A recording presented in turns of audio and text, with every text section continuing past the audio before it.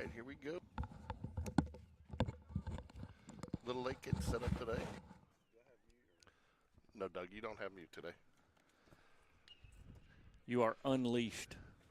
Richard Moon on the mound for the Jaguars today, folks. A little different view. Got a few different holes, but we'll make it work. It's not bad. Oops. I think it went a little too far.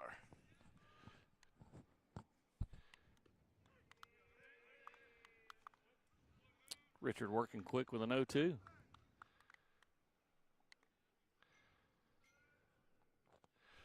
All right, right field's a little shaky today, but we'll make it work. We got center field and left field good, though, today, so we've been neglecting those guys a little bit, so we'll take care of the center fielder. They're people, too, right, Doug? Absolutely. Loving the outfielders. So, full-man crew today. Yeah, good to be back. Thanks for letting me take the day off yesterday to get some actual work done. We got the Pirates today from Palestine. Can you guys hear me? Oh, I can now. There you go. I turned you down, Doug, when you were getting set up. I still can't hear you guys. There you go. We can hear you. There you go. I can hear. All right. Doug, always causing problems. You know, technical difficulties are my specialty. Yeah, the instructions on how to work your volume was in the coach's show. Oh, I just got called out by one of the coaches down there a second ago for not listening to the coach's show. Did you really? Yeah. I was like, well, okay. Everybody's dogpiling on you. Well, you know what's interesting? That means that the coaches are watching the broadcast because I haven't told any of them. What do we got here? Fouls that one into his own dugout. Still in the first batter. I tried to flip the script on it and everything, but I don't think it worked. That's fine.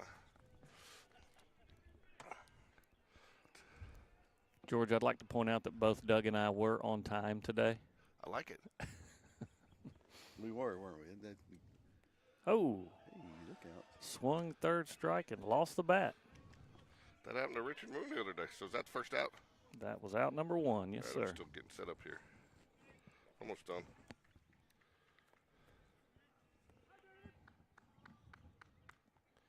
Jaguars 18-6 on the season here. You had a chance to get it up to 21-6 here with 3 games. We play Palestine today from the great state of Illinois. I think they probably stayed up late last night watching Illinois play Iowa State, and they may be a little tired. They've had a rough start, though. They're already 0-2 to this tournament. Already. I'm not sure that was the best game of the day, though. I turned it off after that, Jared. I didn't. Did you watch anything after that? You know, there wasn't anything important on last night. Really? I'm pretty sure I saw the first #1 seed go down. I believe you're right. Congrats to the Bama faithful there. Well, 3 out of the 4 higher seeds lost. Yeah. Or lower seeds lost, I guess. Getting you a Diamondcast update here. Looks like Mr. Moon's throwing in the mid-80s right now. 84, 83. We'll say low mid-80s. Nice stroke. Fly ball to center. Right to him. Is that Chap out there? Who's that in center? Yeah, it looks like, yep, that's Chapman. Is that Salmon right? Yeah. I believe so. I didn't get a chance to get the light up today. Game 2 not working. There we go. Now I got it.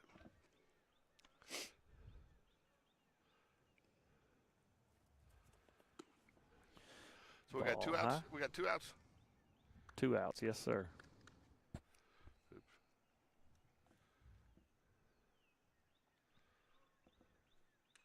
A good throw. George, you say you lived in Palestine before? No, Arlington Heights, which was a suburb right next to it.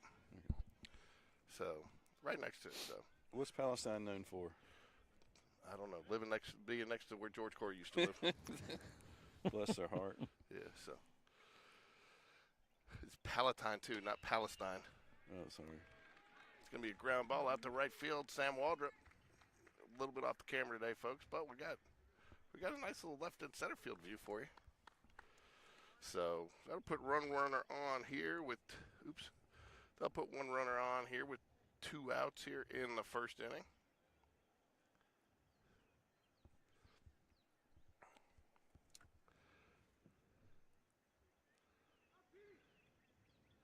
Richards looks solid so far in this first couple of batters. Yeah, Richard throws strikes. You don't necessarily have to worry about that. You know, he ain't gonna. There he goes. A little hit and run action. Out to Sammy again. He's tracking it, and he's got it. And that'll do it.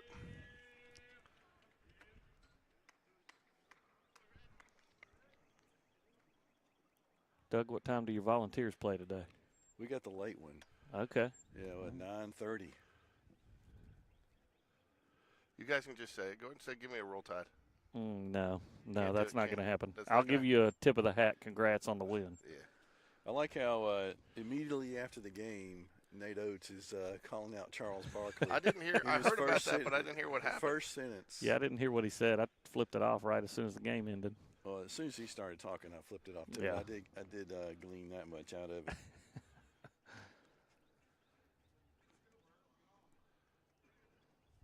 That's a big deal beating North Carolina. It is. That's Big deal. It's a big win. Actually. Yeah, it was a great game too. Honestly, fun to watch.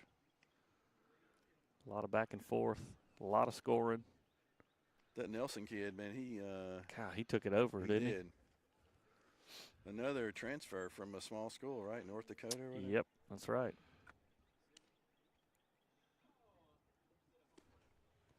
He was, and he did. He took it over, man. I'll tell you what, too. I didn't like he missed the first, but I didn't mind him missing the second because you really have no chance. Oh, yeah, sure. Because otherwise, you bring a long court pass into play. You know, what are you trying to do? Well, I feel like I'm really loud.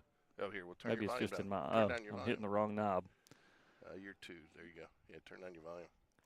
Yeah, Oh, there we go. Hello. Yeah, I got you. Because you're not as loud as. Just sounded loud in my own ear. Hold on a sec. Let me make sure we're all talking here. What's going on here?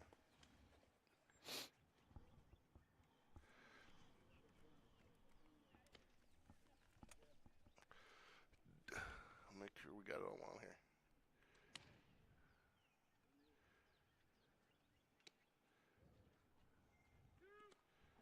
Hello.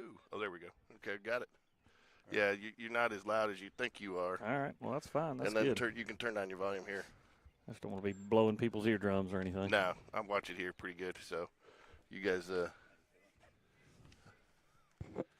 We got the Nick Saban, Dabo Sweeney matchup on Saturday, don't we, with the Alabama Clemson. I don't think many people had that in their bracket. No, they didn't. So, Doug, bring your mic a little closer to your mouth. There you go.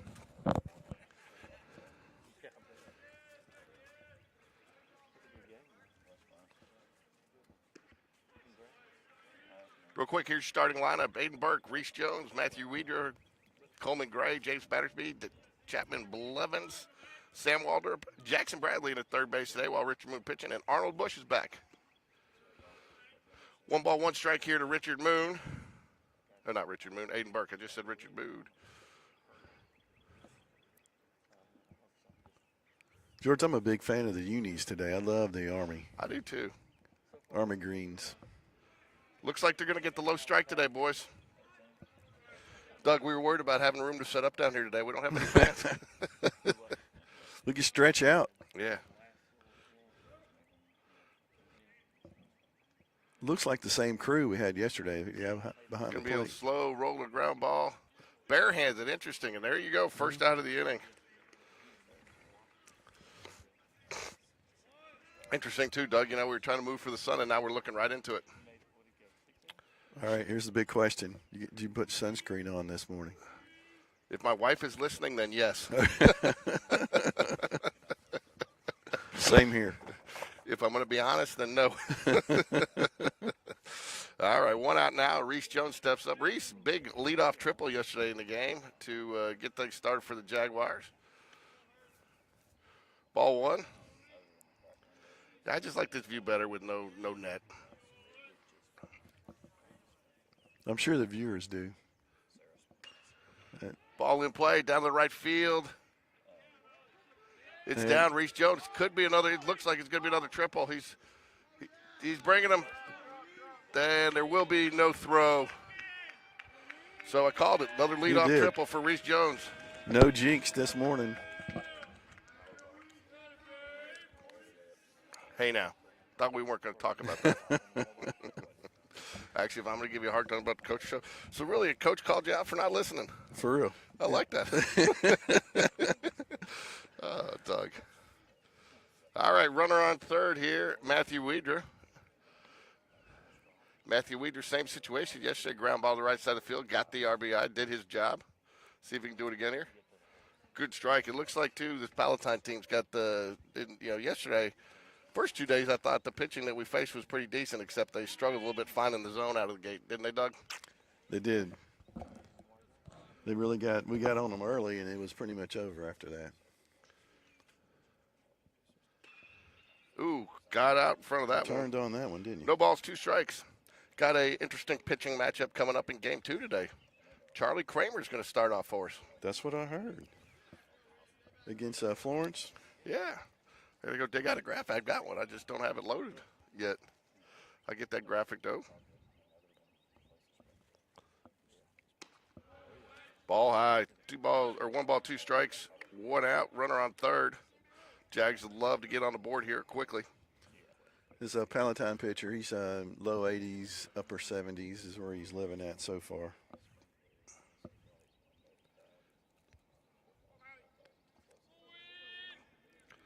Thanks to Sean Jones, I accidentally left my mouse here last night, and he brought it back to me this morning. Found it in the cup holder right where I left it. Oh, geez, he broke another bat. Wow. That's got to be a record of some sort. I mean, wow. That's the Atlas, isn't it? Yeah, and I'm not sure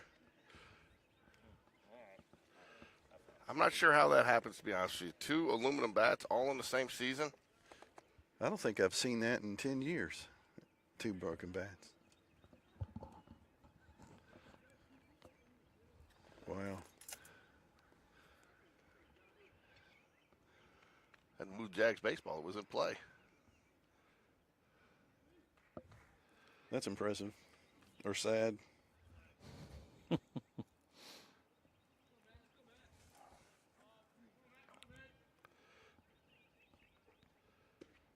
Ooh, just a little low. 2 balls, 2 strikes here to Matthew Weeder with a new bat. And that's the Savoy Special, right? Yes. Pick me out a good one, Bobby. That's right. Jared, if you didn't know, you're required to quote You got all that one. It's going to be a fly ball deep right. Is it going to get out? Tracking. Oh, you got it. Nope. But Matthew Weeder does get the sacrifice fly. Jags are on the board. Good at bat, and the Savoy Special pays off. So Palatine, they lost Hoover 7-9, and it looks like they lost to Chelsea 1-5. So what I've been told, though, on that Hoover game, and I don't know it to be true, but I thought if you go look at the box score that Palatine was beating them, and Hoover came back and won in the last inning. Yeah, I think that's correct. Let's see if I can't verify that. Ball low to Coleman Gray.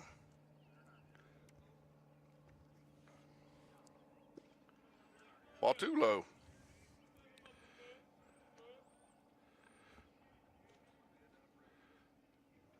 Two balls, no strikes to the catcher, Coleman Gray. I guess we'll see if he gets on an Andrew Thornton sighting as the courtesy runner. He tends to be the one that the Coach Smith's been going with. Could be Jacob Bird, but I'd put my money on Andrew Thornton. Ball 3. It looks like Hoover scored 6 in the 6th. Wow. Yeah. Yeah, I heard that Palatine kind of imploded. 4-pitch, 2-out walk. Yep. There goes his on-base percentage. Is that Thornton or Jacob Bird? I can't. That's the only That's thing. Bird. That's Bird. That's the only thing I don't like about the green uniforms. I wish they'd gone with a different color for the numbers. They blended too much, hard to see. Or maybe that's just me. No, you're right. I can't see him either. Well, the name is a little small in there, too. So it's... All right, that'll bring up James Battersby, first baseman for the Jaguars. Runner on first. It is Jacob Bird who is running for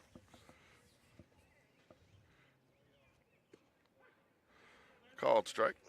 In case you were wondering, Doug Gianmarcos was excellent as always last night for Wendy's birthday. So one of the servers there that we know made us a phenomenal carrot cake at home from scratch. Oh, wow. Wow. So You're a real regular then. Yeah. So it used to be. So we don't know it a ton, but we same person, and it's tough to get in there, man. That place is always popping. I was waiting for the call. Hey, we got an open spot, but did Jared, you get one? I did not. Grayson Brock took your spot, Doug. So we had Aiden Burke, Grant Walter, Sean, and he's going to be an easy. Yeah, he lost it on the transfer. Yep. Seen a lot of that this week. Well, what'd you get, George? I didn't even order myself. She gave me 2 half orders, mushroom ravioli and the veal tortellini with vodka sauce. Mm-hmm. Good choice. Very nice. I tell you what, too, they had some wings there that were like some Asian type, hot wings. It's going to be a fly ball right side of the field. Should be caught by the first baseman. Oh, second base. Oh, did he get it? He did. We're looking right in the sun today, folks. So it's hard to track the ball, right now. So, anyways, they had some Asian wings with some Asian dipping sauce. It was phenomenal. So, since we're running a little bit late, we'll go ahead and do this in the second inning here. Starting pitcher today is Richard Moon. Second start on the season. Started 1 game down in Gulf Shores against Mobile Christian. And against you hadn't really seen Mobile Christian. Everybody thought, that they didn't hit very well. Well, they put up 14 runs, double-digit runs several times this season. It was a combination. James Battersby and Richard Moon. I think two hit gave up 1 run, so they really shut down a good hitting Mobile Christian team. So expect good things out of Richard today. Yeah, he's been solid every time he's been on the mound. So.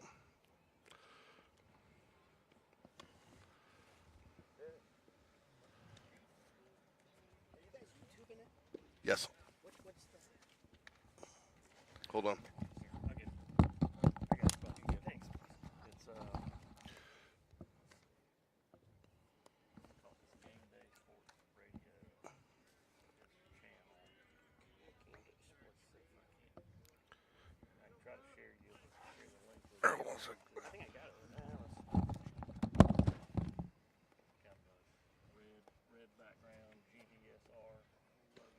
Good cut by 19 here. Second time he's done it this season. Is that it? Second time he's done it. Awesome. Thanks, guys. Sure, man. No problem. Feel free to share the link. I'm going to now, yeah. Word's getting out, George. Yep. All right, 3 up, 3 down for Richard Moon in the first. Oh, no, 4, I'm sorry. That'll bring up Wackler, I believe is how you say it.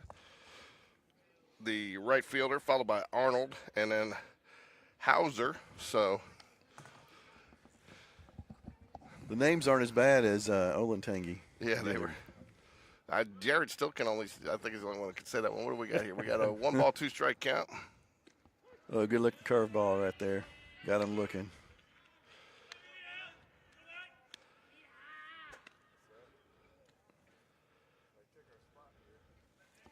Sorry. See, George, I told you somebody's going to get after you about taking That's this. all right. I don't care. I didn't see the Neil Walker reserved sign up here. It's coming. Did Neil say something? I'm not Oh, listening. nice hit there. It's Fly right ball to him center. Chappie tracks it. A little late on the. Neil, just pull up beside us. We'll get you a headset Yeah, on. we got it. We got 4. And we did 4 wide with Coach V the other day. Nice little interview with Coach V. That's right. Doug, at the middle of the inning, I'm going to get some. And I even gave you, Doug. See, I gave you something to put your feet on there. I appreciate, and duly noted. Duly noted. And if it's too tall, you can take the top case off and just put your foot on the bottom case. You can't hurt those things. All right, no balls, 1 strike here to Arnold, the batter for Palatine. O'Neill had Ruth coming in right there. 1 ball, 1 strike here. 2 Unless outs, you want to join us. top of the second here. Here, slide it down, Neil, and then you move closer. 1 run, a 1-run ball game. Jags lead after a Reese Jones triple in the first inning and Matthew Weedra sacrifice fly. Called strike. 1 ball, 2 strikes here to Arnold.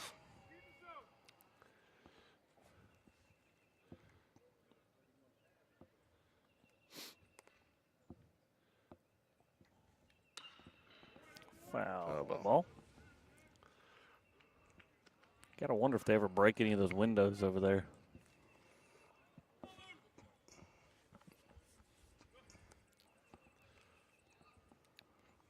They're definitely in play. Yeah. Oh, got him. Swing Got and him a miss. swinging down low. And that to be out number 3. Is that the, as John Bistritz would say, the first 3 up, 3 down inning of the game? It is. As we move to the middle of the second, your batters for Spain Park coming up will be the center fielder Chapman Blevins, right fielder Sam Waldrop, followed by Jackson Bradley, who's at third base today with Richard Boone on the mound.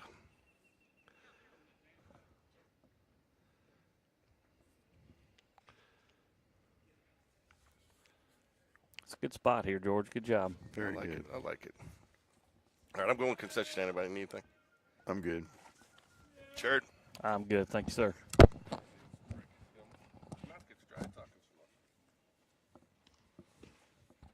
I don't think George's mute button's working. I don't think it is.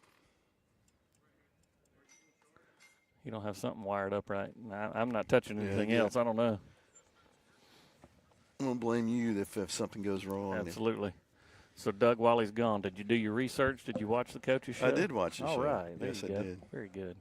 You know, he gave me a test yesterday. He was Did like, he really? yeah, walked up and he had a little pre-printed test out to, you know, Had to true, pass the false. quiz. Yeah. You know, trust and verify. Right. That's right. That's right. That's funny.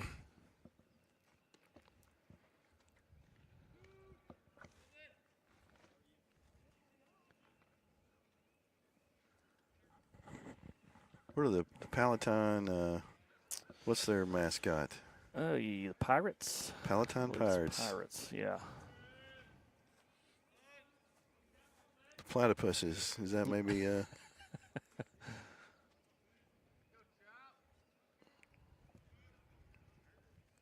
right, Chappie's in the box.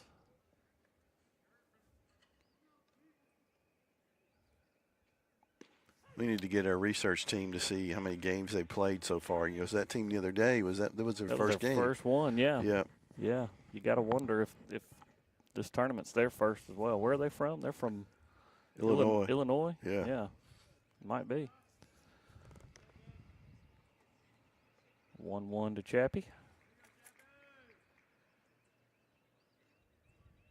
So important to get this first runner on. Yep. It'll look good. Yeah.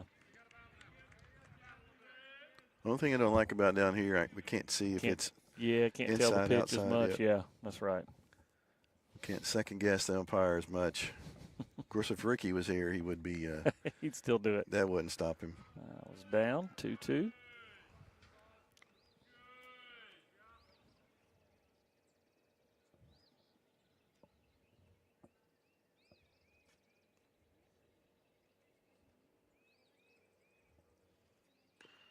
Puts it in play right to the first baseman. Looks like an easy. Pitcher's going to get there. And then sails it out into left field. I love the throw around when you yeah. you throw it around the outfield. Yeah, I like it. All right, here we go. What do we got? Got one out. Chappie just grounded out. Here comes Blake Patrick after a good outing yesterday. Tell you what, he threw so hard yesterday, he set his parents' landscaping on fire. Did y'all hear about that? No, I did not. Yeah, that's what I was talking to his dad Ground ball, about. shortstop. There we go. Get the throw. oh, good. He bobbled it. He Just- bobbled it.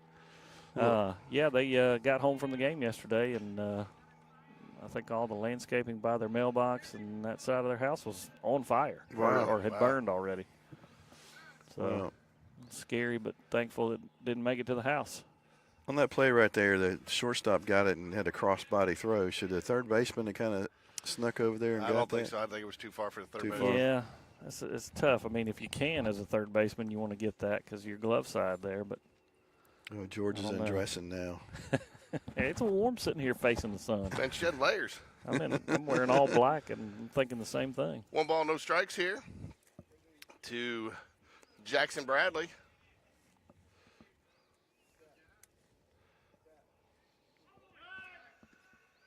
Pick move, but Sammy gets back.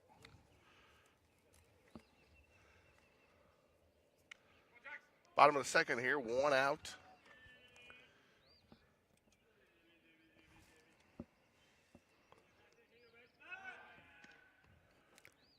They must have been scouting us a little bit because we've been running the bases a lot. It's a little bit better pick move than we saw from Middle Tennessee Christian yesterday, too. Did you see that, Jared? Yep. He turned it, he just lobbed it over. Yep. He is slow-mo. Yep, so. Yeah, several picks already here. I'm nervous about Sammy stealing. 1 ball, no strikes here after 3 pickup attempts. We had 5 stolen bases yesterday. Wow, yep. Fouls it back out of play, even count 1-1.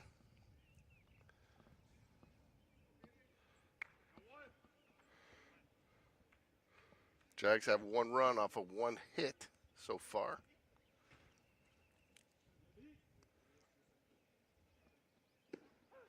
Ooh, Called strike call inside that corner. Strike. Yep. I tell you, this I don't mind it because he's been consistent so far, but this umpire's living on the edges, high, low, and in and out. He was yesterday, too. Yeah, he likes to put it. He wants you to put it in play. Living on the edge. Is that Aerosmith? Yep, good one. Good one, Doug. That's what I bring to the table. Just a little off-color, off-the-wall pop culture. Pop culture. There you go. Ooh. Tell you what, you don't want to be taken with 2 strikes on you anything close in the zone with this umpire. Doug and I decided that we can't decide, Jared. You have to break the tiebreaker out there. Those Pampers or Loves on the uniforms out there. We were always a Pampers family, so with all our kids. You had your own factory to supplying you, didn't you? I tell you what, man, there was a time where I felt like we should have bought stock in it. It's 3 balls, 2 strikes. Good batter by Jackson Bradley, battling back from a 1-2 count. Probably think Sam Walter probably on the move here. Pitcher gives him a check. He does not go. Oh, got him. Jackson Bradley. He goes. Oh, then he goes after the Delayed pitch. steal. Delayed. Yeah, I like that. I like that heads-up base running right there. And 2 outs now. I'll tell you, that was something else. I don't know if you picked up on it. Reese Jones yesterday, just talk about his baseball acumen that he's got. He's sitting there and takes his lead and realizes it's and the pitcher, the second pitcher that came in yesterday was throwing nothing but curveballs, and his curveball was probably in the 58 to 62 range. And as soon as he recognized his curveball, he took off. Got there easily. Just great awareness on the base pass.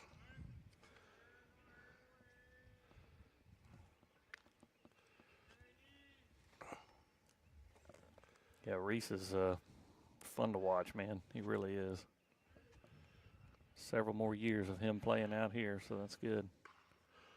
Fouls back. Arnold Bush back in the lineup after a contact attacked him yesterday. You know, as a professional as his dad is about the snack of the game, you can see how that's trickled down to his son and his approach to baseball, being a professional when it comes to. Did you see the guest appearance yesterday on the snack of the game, Jared? No, I didn't. I missed that. I'll show you here in a minute between innings. Fouls are back. No balls, 2 strikes here to Arnold Bush, the number 9 hole hitter. After this, we'll turn it back to the top of the lineup. Aiden Burke, shortstop. Doug, I thought you were going to fire up the grills out on the porch today.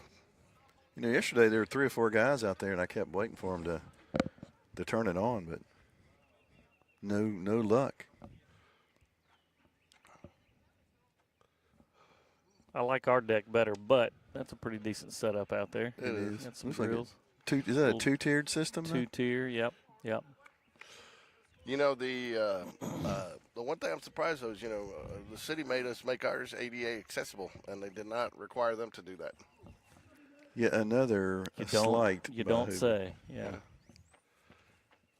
I got him. Strike 3 looking. This pitcher's dealing, man. Yep. This pitcher's dealing. Yeah, We're he's gonna not have to. bad. I'll tell you, too, and I think Coach Smith's over there talking to Sam. He must have missed a sign. I think maybe he was trying to get him steal. I'm not sure it would have mattered at this point. Let's go, Chap. Sorry, I didn't realize. Oh, so here's your. Oh yeah, what you got now? Special. Oh, nice. Slimer Yeah, was that came out. When did that new Ghostbusters come out? I don't know, recently. So It's out now. Is it out already? Yes, I it wanted to is. see that. So The franchise is over $1 billion in revenue now.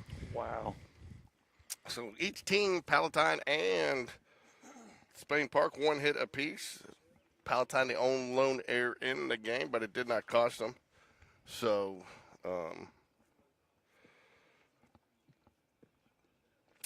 Mulhern is the pitcher for Palatine. So far, through 2 innings, 35 pitches, 20 strikes, 9 batters faced. He's got 2 strikeouts, 1 walk. Moon back out after 2 innings of work. He's given up 1 hit, no runs, and he's had 3 strikeouts and no walks. That's what you like to see.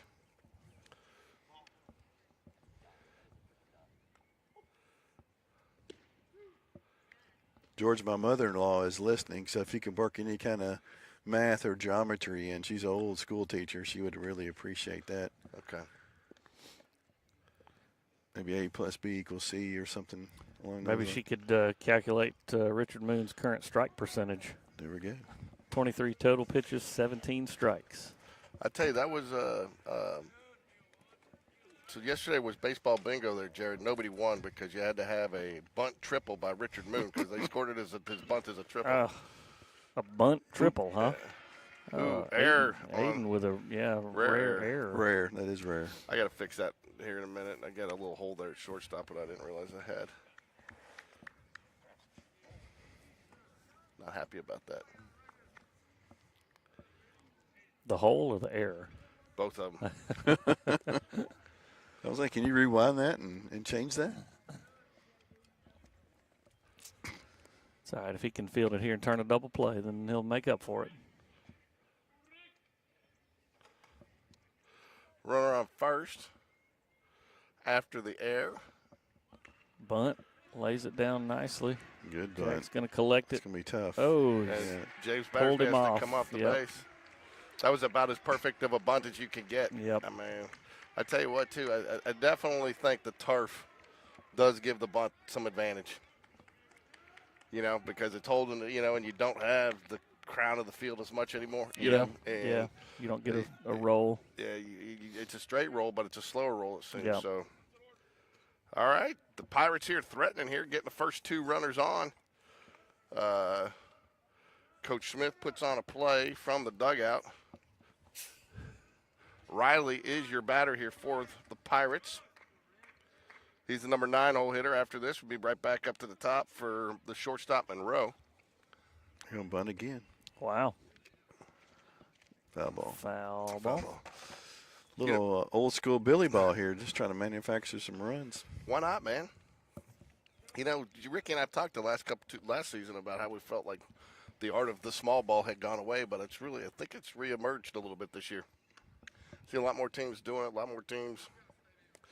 So, middle infield at double play depth, corners in. Well, if you can get that first run and then, play with the lead, it just changes your whole strategy. Foul. That was the bunt. So now would be you should be swinging away here. It's not out of the question to be bunting with 2 strikes on you, but most people do not do it. I saw a little bit last year in majors where they were swinging on 3-0 pitches. Have you seen that? If some of the strategy changed. Give them a green light. Yep, I mean, green light. I guess if it's the perfect one and you're going to take it for a ride, but There's a flies that one. looks like he's got Chappie's tracking it. in. He got it. All runners hold. I think the scenario was that they were up. They were up big, had runners on. Might as well let them. Yeah. Yep. Yeah, I don't mind it there. So we got 1 out here, back to the top of the lineup for the shortstop Monroe. 0 for 1, his first at bat. He struck out. 2 runners on. Palatine love to tie the game up here. Jags would love to get out of here with no damage done from the air and the base hit. They scored their bunt to base hit, which I think is probably accurate. I'm not sure if Jackson throws that down the line, he gets him. Yeah. There it goes. Another bunt. Man. 2-out bunt. Oh, and Richard can't collect it. Oh, I'm sorry. 1-out bunt. That one I think you got to hit score in air. Yeah. Yeah. Yeah. So and I think that's just a function, too, a little bit. Richard didn't seem to get off the mound quite as quick, and just not him pitching as much, because Jackson has to stay there and cover third base. Right. Well, and it was down that side. And so, I mean, it just didn't, and it got a little bit deeper and behind him. Again, I'm not sure if he feels that cleanly he gets him as deep as that had gotten, but I think Dunn's going to come out and just do a little reset and just kind of get everybody's attention. I think this is a Dunn wake up, guys. I mean, to me, they've been playing somewhat asleep. They've been a little bit asleep at the plate. I mean, taking a lot of pitches. I mean, we've had, one strikeout looking, 2 strikeouts looking. Is this the lollygag speech? Yeah. So. Yeah, 2 strikeouts so far. My guess is they'll keep the middle infield double play depth and bring in the corners again. Go to home for the force out, try to turn it in the middle. We've heard from Ricky other than last night when he was bashing Nate Oates. Have you heard from him this morning? Is he up on the slopes? He gets so aggressive, too, in his comments. He does. A lot of bitterness there. There's man's. I don't know, man. The one sitting next to me, Jared, I mean, you should have seen him. I saw the steam coming out of his my hair might have been on fire after that Auburn loss. I think I did about 2 innings by myself while he was sitting there just getting, that's right. As you could tell, he was replaying the whole game in his head after Auburn lost. So it just still stings a little bit. I'm not going to lie, especially with Bama continuing on like they have. They had Bruce in the suit last night. I know. Just hate it for those guys, A lot of promise there, but you got to do it. Hey, did you guys happen to check out the ball? Let the ball. No place to put him, Richard. We got to throw some strikes here. 1 ball, no strikes. Did you guys look at Hubert Davis? Did he have a black eye? I don't know. I think that's skin condition. Yeah, I couldn't tell, but it's always been there. Yeah. But when I interviewed him, it almost looked like a bird, like maybe he took an elbow in practice or something. Tough crowd. Get aggressive in practice. Ooh, there we go. Blew it by him. Hey, Ruth, have you watched the coach's show? I heard some of it. Yeah. Okay, well, you can get on the headset for Doug then. Doug, that joke will only last the weekend. Once we get there, you'll play. It'll go away. That's right. Everybody will forget it. Rick will get back on the headset. I made the whole family watch it. Arnold is going to get that one. He's pretty confident under there. Yep. There we go. He's going to go. Here's the throws coming home. Oh, and he is They're there. going to get him at third here. Nobody was home. Yeah. Jack was still in being the cut. That was a good read on Palatine. It was. We have a tie game, folks. Nice little sacrifice fly. Arnold Bush played that pretty good there. I mean, he came in running from behind it. 2 outs, so now we got a 1-1 ball game here. Coach Smith going to come out and make sure everybody's on the same page on the first-third situation. I tell you right there, they manufactured that run, a couple of bunts. Yep. They made us make some plays that we couldn't make, and they put themselves in a position to get that run. Very, very solid coaching by the Palatine Pirates, in my opinion. The baseball gods would be happy. There you go. I guess the old school baseball Old school baseball, Not that's the right. strikeout home run baseball gods, but the old school. That's right.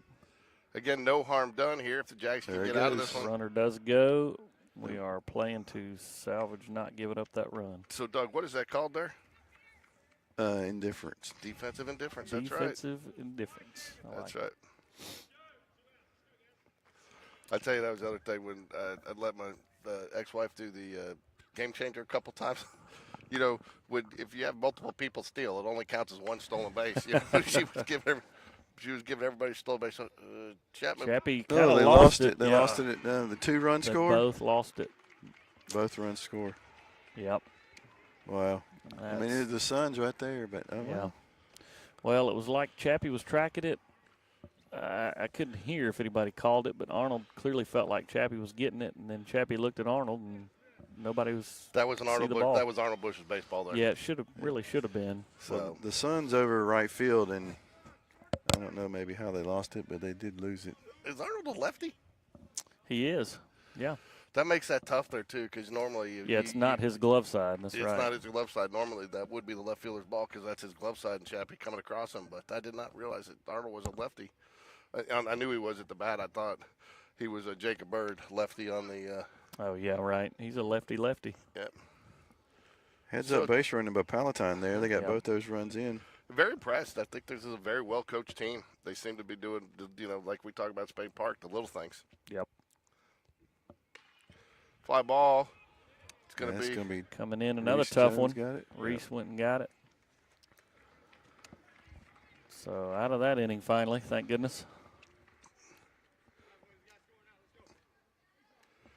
That's one of the things I've kind of enjoyed. You go to the Vestavia game where we broadcast from, sit right on the dugout and sitting here, you're just this team seems to always be very positive. Yeah. And nothing seems to Yeah. phase them. Mhm. And guy makes an error, they're come on, we got it, let's go. That's Let's right. go get them. And most of these guys seem to care more about their teammate than they care about themselves. Yeah. It's part of the culture, man. So, anyways, Pirates pick up 3 there in the top of the third to take a 3-1 lead here. We will lead off with Aiden Burke, shortstop. This will be his second at-bat. Had a ground ball back to the pitcher his first time at the plate. Jags will look to get these 2 runs back. This is a quick game so far. Yeah, it's moving. It's moving. See, Doug even got a little table there with what I set up for you. He finally read my contract. Yeah, that's right. Finally. He was worried about you walking out. I only want green M&Ms, George. That's you got to So- pick all the other ones out. So it's interestingly enough, have you ever seen it watching behind the music or Yep. whatever with Van Halen? yeah. Van Halen in their contract had no brown M&Ms. No Browns. Huh. And the reason they said that they did that, they finally years later, so they had to have M&Ms in there, and they said the reason that they would do that is because there were some specific things that were unusual that were kind of pertinent in their contract, and they said if they walked in there and they saw no brown M&Ms, they knew that they had read the entire contract, Yeah. and they felt good about the other things. If they walked in there as brown M&Ms, they knew they had to do a bunch of follow-up work when they got there to make sure that they were ready. And I thought, that's pretty creative. Yeah, that's good. Wasn't because they were high maintenance or anything like that. Who was it? Who was it that did the only green M&Ms? There was somebody. I don't know. That was what I was referencing, but I couldn't. I forget who that was. So Jacob Bird running down to throw a little bit. Wondering if you're going to see him go into left field after that.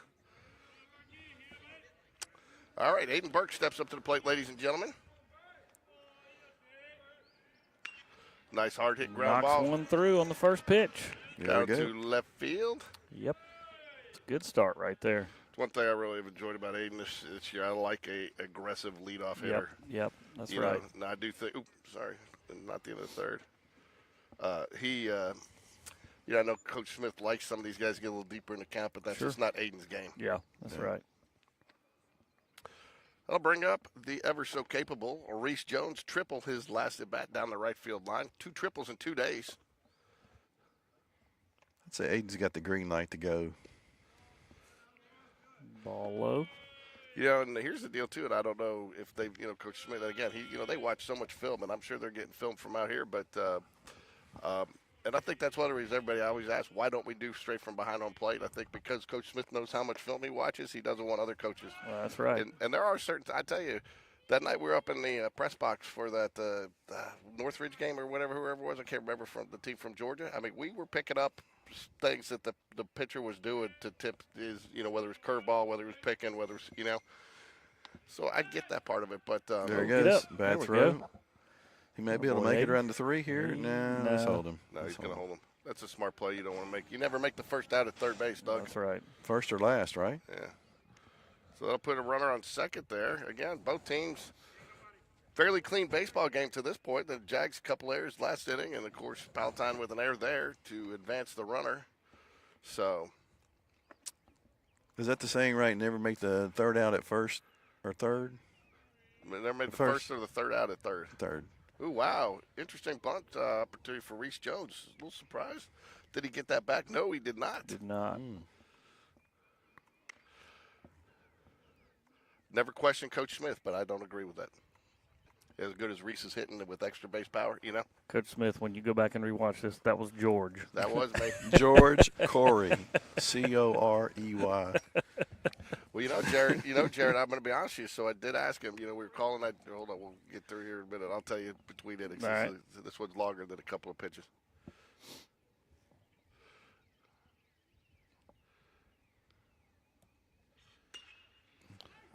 Pops that one up pretty We got deep. tag But right fielder's opportunity. under it. Aiden is going to tag, and he is going to get there easily.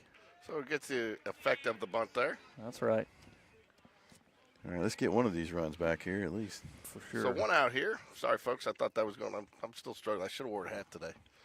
Good thing you have sunscreen on. Yeah, thanks, Doug. SPF -50. Hey, man, I just want to see how my daughter comes home from the beach tomorrow, man. She's been down there all week. Oh, yeah, that's right. We got They'll broken all, bat here. They'll all be peeling here in the next week or two, all the beach goers from spring break. We got to come up with a nickname for him for breaking For all two the breaking, bats. yeah, Bo Jackson. Bo Jackson. Breaking Bo him used to over his break knee. me, yep. He did it on purpose. He played for Alabama, didn't he? That's cute. Oh, There in the we go. dirt. Pass Aiden is ball. going to We'll get take there it. for sure. That pass ball on that one. Yeah. I think I couldn't. It didn't look like it bounced. Yeah, he easily could have collected that. Let this one back. 3-2 now. 1 ball, no strikes here to Matthew Wedra. Nobody on now. Again, what has been a pretty clean game to this point. Both teams have gotten a little sloppy here in the 3rd inning. It's about time for Weidra to hit that encore sign out there. Yeah. Ooh. Dropped his glove and ball. Lost the mitt. Look Still a got the little- strike called. Yeah. Did Bo tell the Bear no? Was the Bear coaching in Alabama when Yes, because it was what, 80, 82 or something? 82, 80, somewhere around 81, 82, 83, Yeah, but somewhere in that range. That was close. I thought it was the other way around. I thought we told Bo no because we had too much talent. Was that it? That's it. That's As Bear closes out his career in the Liberty Bowl. I mean, we have too many trophies in the museum. Off the handle. slide that one out of play, off the net. Hey, I got one going to Southern Union / Auburn. They 2 of them, actually. So So there you go. we'll see how that goes, though, after all the spring break drama this week. I tell you what, I'm glad I didn't go down there. Drama, huh? Oh, my gosh. Oh. And it was mostly the girls all started stuff. And, I mean, a couple of them came back early. You know, they're not all staying together, but they just love to start crap. You got your fans here, Jared. My number. Oh, that's number gonna be one that's and gonna be number two close. That's fan. gonna Oh, His that was stand-up off the double. fence. yes. He got a hold of that one. Yeah. Whatever bat He that He was. was close to hitting that encore sign. He was. You put the request in that if it's that easy, why don't you do it every time? That's right. I thought I had a chance to go. That's a double for Matthew Wedra with the Savoy special after breaking Wonder Boy. Actually, it's Wonder Boy 2 because Wonder Boy got broke a couple weeks ago. There you go. So second bat, I mean, in the same model. Maybe they should be sending those back to the manufacturer. Oh, see I'm what's going sure. on. I'm sure. Sounds like a bad batch. Coleman Gray now up for a nice little ground ball. Should be fielded cleanly by the shortstop. It is. Advances the runner, but Coleman Gray out at first. All right, we got that tying run 90 feet away now. Yeah. Again, got one on a pass ball earlier. And I'd love to have another opportunity for one of those or a James Battersby base hit. He's due. He's due for one. What are you talking about? James was pretty solid. He was game day. He was player of the game. The other Player, day. that's why I'm saying he's due. He was what, 3? Oh, no, it was Reese. Yeah, y'all Reese was, y'all yes. were trying to debate between the two. I heard Dude, that. mean, it's hard when a guy is responsible for 5 runs. Yeah. Three runs Yeah. across the plate and 2 RBIs, and he went, 3 for 4, 2 for 3. Yeah, It's a pretty solid day. that's right. And his dad's bringing the snack of the day. I mean, you can't really. That's Yeah, what kinda- did he pick yesterday? Bubble gum yesterday, which I thought was a Bubble nice gum, little okay. creative. Yeah. Something that lasts the entire game. You get Old full- school. Oh, he got That's foul a ball. good one. Wendy, if you're Foul? listening, I'm not chewing any gum. Don't worry. Are you not allowed to? Nah, I got TMJ. So Oh, your yeah. jaw, Yeah, you that'll do it. Yeah, so.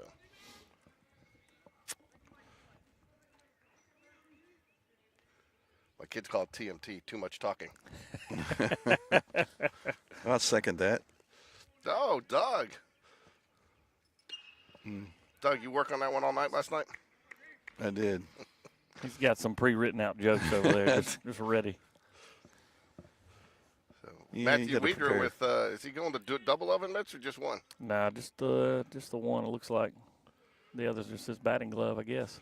2 strikes here to James Battersby. Ball high. You can't go full on penguin out there. Have you ever seen the double oven mitts? I don't think I ever. I don't know. I don't think so. Somebody's bound to have done it, though. So tried to get him to chase there, but way too far out of the zone to chase on that one. Going to be down the right side. Is he Good going to damn, nice get? guy. He's tracking it. He's got it. Yep, unfortunately. Well, we got one back. Yeah. That is the 3rd out of the inning there, folks. Jags strand 1 but get 1. It's a 3-2 ball game now as we move to the top of the 4th here. All right, you had something you were going to tell me in between innings.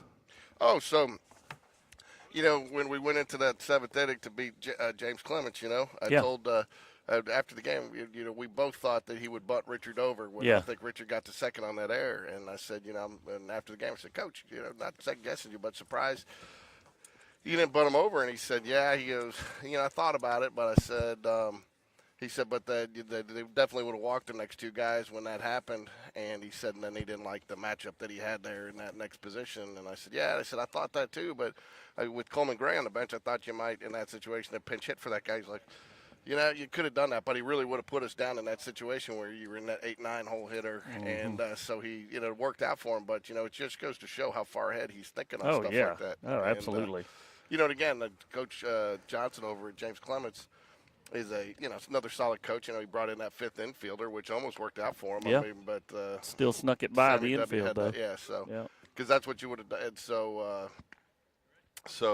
But yeah, just the strategy of it. It worked out, and I thought he liked the matchup he had there with the guy in second rather than butt him over, and it's the one that worked out. Yep. You know, so. Yep.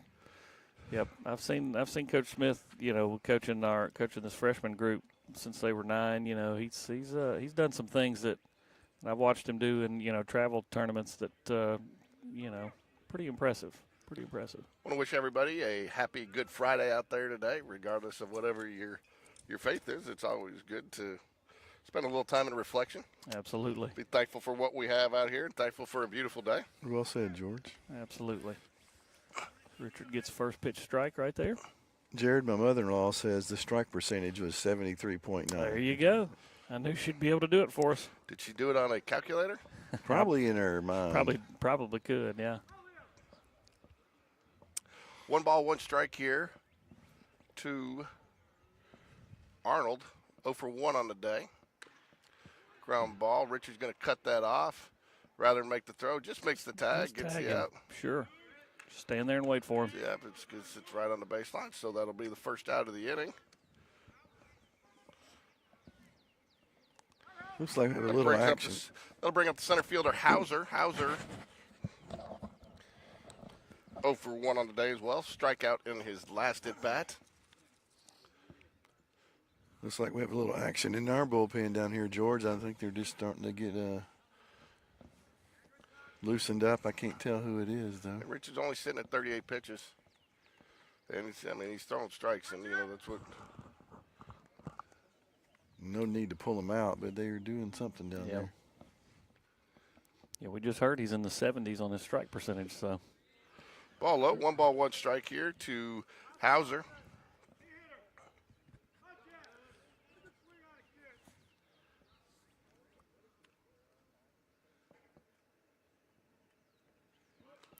Tries to bunt for a hit.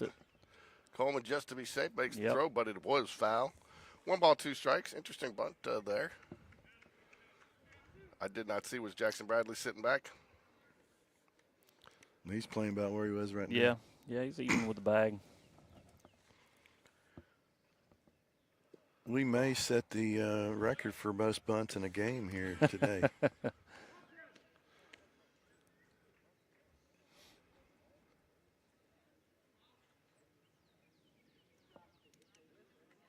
Did y'all see the end of the Yankees game? Ground ball going to be foul. No, what happened? Soto rung him up. The tying run was trying to score, and that was a good investment on their part. Kyle Cahalan was very excited about that. Is he a Yankees guy? Yeah, he's yes. Slightly. Yeah. 2 balls, 2 strikes here. And he gets got him swinging. Coleman Gray with the tag. That'll be out number 2. I know some of these teams they go throw it to first instead of third. I've seen them do that, especially too, depending sometimes with the batter. If you got a right-handed batter, they'll go to first, and if you got a left-handed batter, they go to third. So, look good. Good pitch. That brings up the catcher Hellman, also 0 for 1 on the day. First pitch strike there by Richard Moon. Nobody's surprised with the 79.1. 73.9. Oh, he bounced that one. If you're going to do it, though, that's the time to do it there. Yeah, do it with nobody on. Yeah, but just the story's telling her just how far ahead he's thinking. And even coaching third base, doing it at it's just knowing exactly where he is in the lineup and the moves he wants to make. It's just. Yeah, very calculated. Again, when we do some of his coaches shows, not that Doug would know, but when we do some. You'll hear him. He can go back for like 2 games and call pitch by pitch of what the count was and what they threw. And I mean, Doug, I told you, you just got one more day of it. I kind of like it now. Get through tomorrow. It's kind of become a bit, right? It is a bit. What's on first? Who's on second? Who's on first? Ooh, that's going to be a tough play. Richard forgets to get over. Yeah. And he is safe. A little delay by Richard there. Kind of forgot to go cover the bag right there. So that's what we call a mental error. Yeah. Not sure if that'll show up in the scorebook, but yeah. Again, though, no fault of Richard Moon. I mean, I think that just is a function of he pitched, 5 weeks ago? Yeah, it's been a while since he's been up on the bump. Pitched, so it's just one of those things. It's for some of these guys, they do those drills every day, all day. Right. That's right. Well, and you got to think, when they are doing those PFPs, they got to be working in anybody they're going to consider throwing, but he may not be getting quite as many looks doing that stuff. He's used to playing third, so he's not always thinking like a pitcher. I got him on the back. Going to make the throw on the snap. He is back, though. A little bit slow on getting the ball out of his glove, or he might have had a chance to get him out there. A game changer does score that as a hit, which is how I would score. Cause, there's no, there was no physical error on that play. That's right. It's mental. But again, you even see people that pitch every day getting laid off getting over there. And again, sometimes too, you don't realize how far that's going to drift them over. Yeah. James was pretty far in the hole on that. He was the only one who had a shot at it. Reese Jones would not have had a shot at that ball. That's right. 2 balls, no strikes here. Looks like he's missing low here. That didn't look too low to me, but we are kind of farther away, so it's hard to tell now. 3 balls, no strikes to the second baseman, Riley, for the Palatine Pirates here. There it is. There he goes. Comes back with the you got to have that one. That's right. Yeah. I tell you, one thing I know about Richard, when the pressure's on, I saw it in basketball too this season, he steps up. Ball 4. Out there. Hudson, there goes Connor Langston. I think we probably will have a Connor Langston signing today. Yeah, it'd be good to see him get out there on the mound. Got a nice 5-pitch walk there. So now back to the top of the lineup for the Pirates. Shortstop Monroe now batting. 0 for 2 on the day. 2 outs, 2 runners on. We got 2 outs. The scoreboard's got 0. Did they walk away? Yeah, they must have. Yeah, because I know we got the strikeout for sure. Yep. Oh, there's a ground ball to Reese. Can we turn it? There it is. I guess if there's 2 outs, there's no need to turn it, right? Yeah. Scoreboard was just way wrong. We turned it. We turned it to the one. No, we did. I got game changer. I know what I'm doing. Yeah, you're on folks. it. I can't see your screen from here. The sun, the glare. Yeah, I have a hard time seeing it too. But if I'd had my hat on, I should have brought my hat. George, I was going to tell you too. Even though you haven't gone out and cut out that section, I did find the Brooke Smith interview the other day. That was a good listen. It was a good listen. I saw her last night at the freshman game. I told her the one thing that stood out to me that you just don't think about is she was talking about, how all these teams and the families come and go, and they're always there. They're always still there, and she can't share kind of from one team to the next what that previous team went through with the next group. Yeah, I never really thought about that. She was kind of talking about that state championship team and how they were, and then all of a sudden they were gone. And there's her and her family, her kids, and Will, they're all still there. I tell you, Coach Smith really put that championship team into perspective too, because he was sitting there talking about how great it was in the celebration. He's like, but next day it's over. It's over. Yeah. And he says, if you're counting on that to make your mark, That's right. He goes, you better have a bigger purpose in That's your life right. than, and while it's special and it's great and it's an accomplishment, but like he said, that, he moves, that team moves on, and he's looking at the next one coming through. That's right. That's right. And so I used to work with a couple of those guys, and they would always talk about that season. I'd ask them about it, and they said halfway through the season, they kind of had a come to Jesus meeting. Huh. And it was, they weren't really performing, and he had threatened to really, just switch out the lineup. Shake it up. Yeah, shake it up, and then something clicked, right? And they got on the run. Yep. Well, and he will tell you, and he's told that team that was not the most talented team he had in that series of, they got a Final Four, they got an Elite Eight, that was not the strike. One ball, one strike. Right. The most talented team he had, but they were scrappy like this one, and this team mirrors that team a lot. So I think, if we can, I think for us next week, getting off some success early in area play is going to be critical. Yep. Fouls are back out of play. We need to get us some Scrappy shirts from Scrappy Doo there, right? George, is this the most talented broadcast team that you've had? It is. Season? I'm just gonna go ahead and let you think yes. So we should, when Rick's back, we should do 4 wide with Rick. That would be that'd be entertaining, wouldn't it? Come around turn 3, 4 wide. We should do that for the last little area series or something. Jared, me and you wouldn't get a word in edgewise if Rick was here. What are you talking about, Ricky? 1 ball, 2 strikes. 1 ball, 2 strikes here at Chapman Blevins. Ooh. Yep. It's in the dirt. So I tell you, that's not 100% true because Ricky will just disappear in the middle of the broadcast. There goes Miller. I know sometimes you have to track him down. And did you go get him on the broadcast today, Miller? He is. He's going to come talk to me. Is he between really? Games. All right. So got some little Miller. nuggets to ask him. That was not a good swing. Yeah, that by was Chapman. kind of a delayed decision, I think. Yeah, to that swing was at that ball.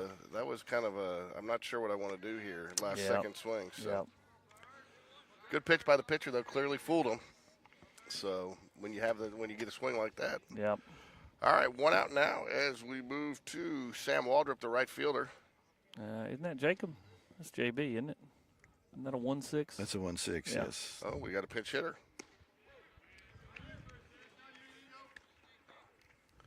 Wonder what that's about. Jacob Bird now in for Sam Waldrop. The game changer's not updating. Ball.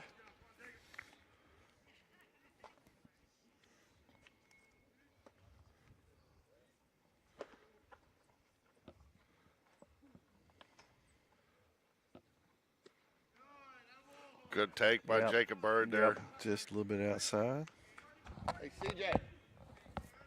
You'll come talk to me between games? Since you're not pitching today? Now George's mute button works. I muted you. You were Thank rattling all around with that headset. Sorry. It's all right. I thought I meant to hit it.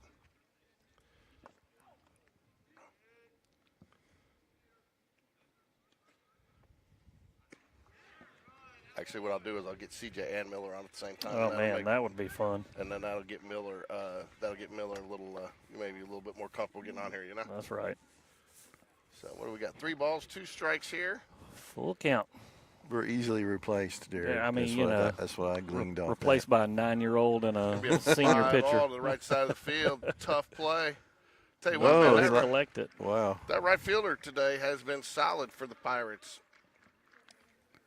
Wasserman is the right fielder for the Pirates. That's 2 in foul territory. Yep. He's come a long way for him. I'm going to guess he's got a little bit of speed. Looks like we have McQueenie and Connor warming up in the bullpen here. McQueen's probably not going to pitch today. That's probably just a little throwing session from him. It's my understanding he's going to start the game tomorrow.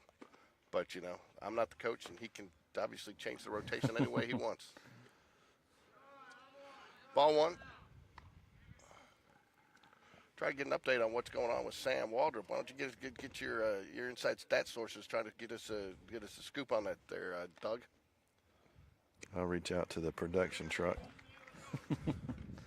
Yeah, interns. We gave the interns the day off today, so it's all on you. That was nice of you, George, for Good Friday. Yeah.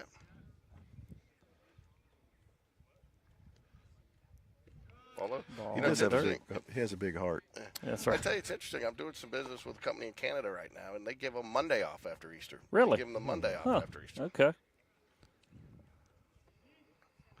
That way you can travel and spend Easter. And right. and still have a day to get back. Which I thought was interesting. I like that idea. 2 balls, 2 strikes here to Sam. No, it's not Sam Waldrop. Jackson Bradley. Jackson Bradley, sorry. Like I said, I can't see the numbers, and Game Changer's way behind. Good hard. Ooh, right up the middle. Up the middle. Good hit by Jack Bradley. Hard hit ball. Yeah.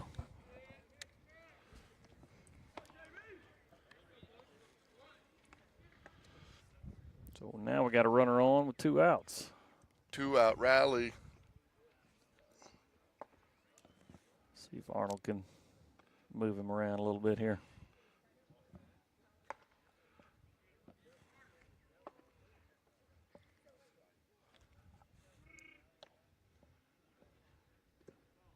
Shows bunt. We'll take it. We'll take it. How do you score that? How do you score that one? Because to me, that's nothing. That's probably just because, I mean, he blocks it. It's in the dirt, so I don't give it a wild pitch. Yeah, he just lost track of it visually. You know, and he did a good job blocking it. Just scored it a little bit away from him. So, you know, to me, I don't score that as a wild pitch or a pass ball. I scored it as a stolen base. I know the pitcher's not going to like that, but, you know, because he wasn't going on, but he goes off of it. But, you know, I don't put that on the catcher or the wild pitch on the pitcher there. Let's see how. See what they do on the Game Changer, right? If it catches up, is it caught up yet? They give it a pass ball. Pass ball, really? Yeah. For me, I'd score a solo base off the read, you know. So, oops. 3 balls, no strikes here.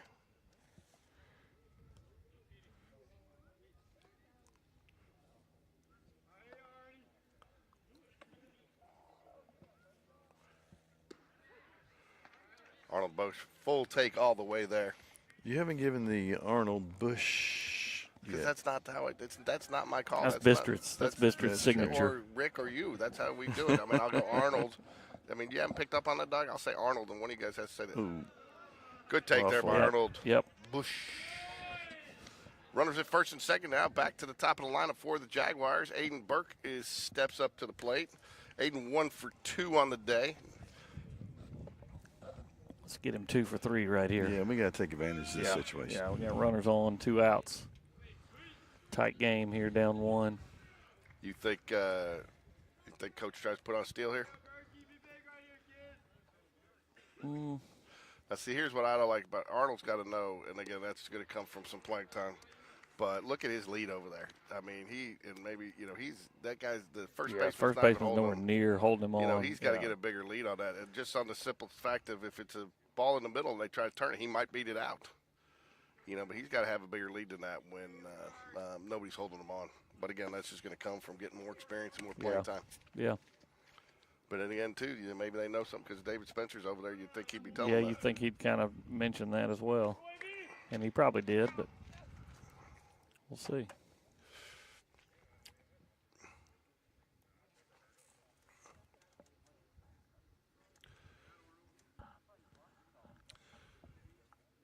Ooh, fouls about it. Hard cut.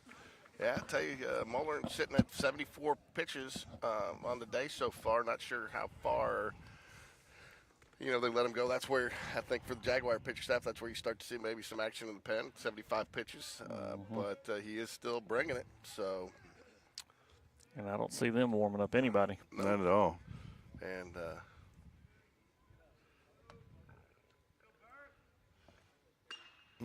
Skies that one up. Center fielder calls it and makes the catch. Man, I hate leaving those runners on base. That'll be the third out of the inning. So Jags strand 2. We go to the top of the 5th. Pirates lead 3-2. It's about time for the snack of the day, isn't it? Snack of the game. That's probably second game. So we'll have the I feel like we're getting shortchanged, though. We should get one for every game. Yeah, one per game, right? Yeah. third base Otto, followed by left fielder Peterson, and then the pitcher Mulhern will bat the 2, 3, 4 hole hitters for the Pirates.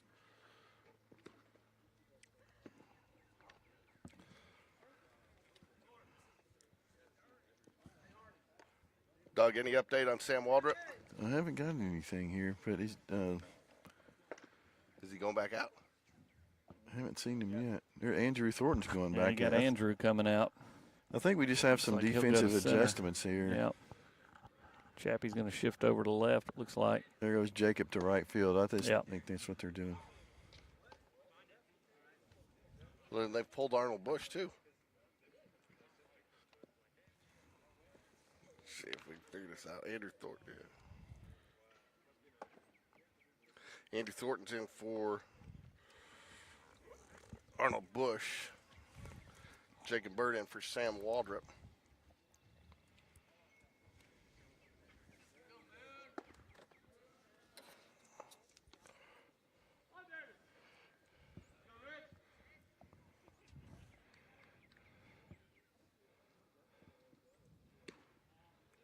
Pitch a little high.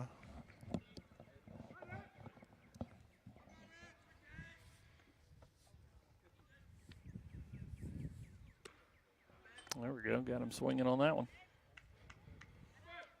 1-1 is your count.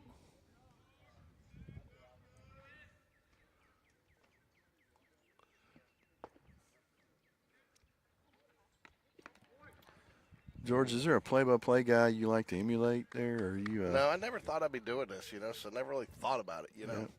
So, but, I do, and, and then I kind of got into doing the color with basketball because Mike Lorino, my partner, with Game Day Sports Radio, is, who kind of got me started on this.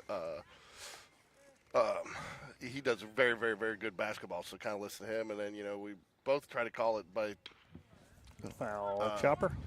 Radio too, because you realize we got a lot of parents driving around, having on just listening. They can't Yep, watch it. can't see it. Try to do. That's why, call out the strikes, even though you can see it in the inning and stuff. That way, people who may not be able to be watching, or some people at work, like Wendy's at work right now. She says she's got it on, but she really can't watch it but you can listen.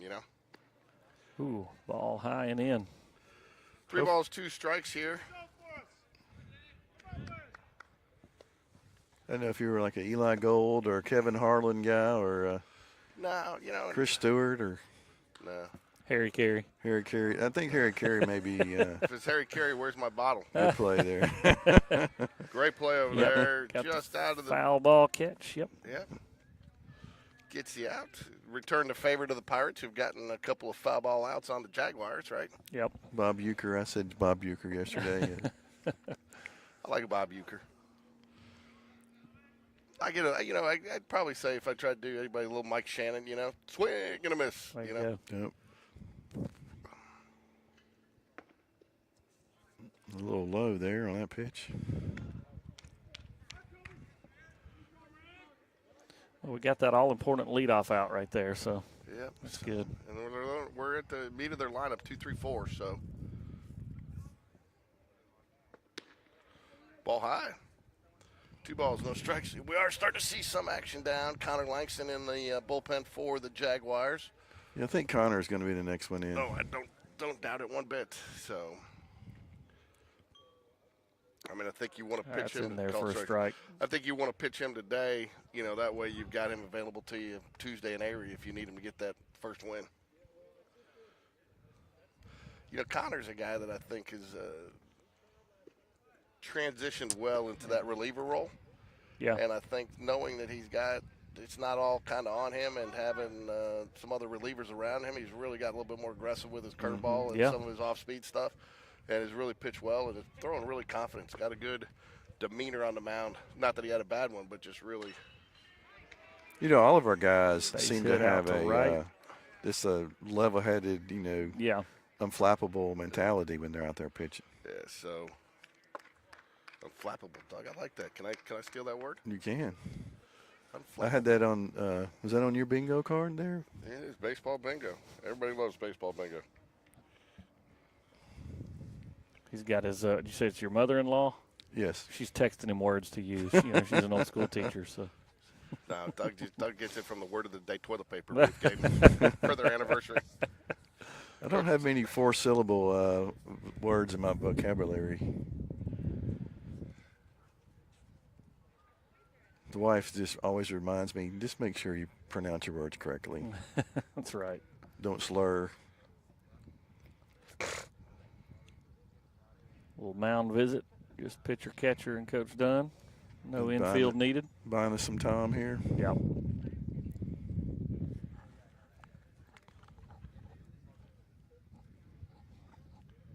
Little breeze all of a sudden feels nice. We got a little chilly out here yesterday while you were working. Yeah. Yeah, I went out to the freshman game afterwards last night. It was a late one. Chilly out there. Still hadn't heard from Jay Bradford either. I'm kind of disappointed nothing from Ricky or Jay. Where You is know, old checking- Jay? I mean, they got the JV tournament this week. Yeah. Jay and I are calling the JV game tomorrow after. There you go. That's one of the reasons why I got, if you look at tomorrow's card, it's already up. I've already loaded the broadcast information, but it's got Connor Langston, and then it's got Max Vincent. I put a JV player Nice. on there. You know, Very nice. JV are people too. Meredith will be happy. She was, but she, you know, she actually texted me. She goes, "You realize he's Runner. A little delayed advances. steal. Yep. well, the ball was in the Yeah. the dust a little bit, so the walnut. Do they use the crushed walnut out here? No, it's just No, they upgraded over here. Macadamia nuts. Is that it? Yeah. Is that it? Jay is probably studying right now, breaking down the opposing team's lineup. Yeah.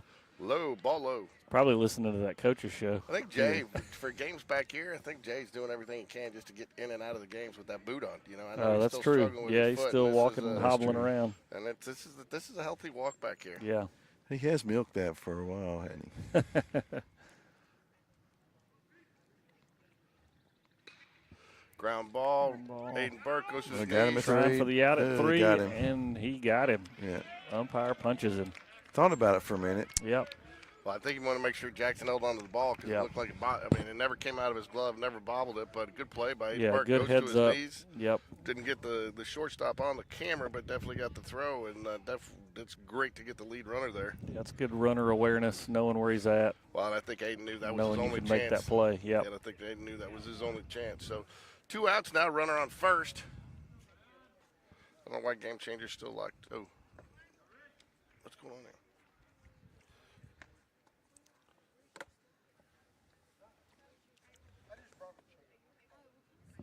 Oh, there we go.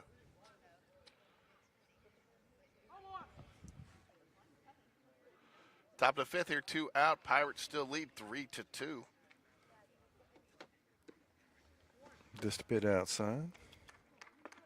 I tell you, Doug, too. Again, it's hard to tell from here too. So I'm not criticizing the umpire, but he did seem like his strike zone got a little tighter yesterday as the game went on. Did it not? It did. Kept shrinking.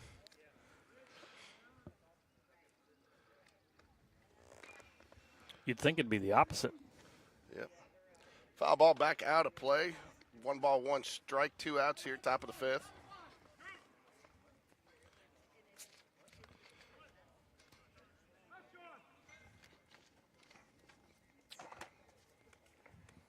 Beautiful day out here, much warmer than it was yesterday. It's a great day to play two.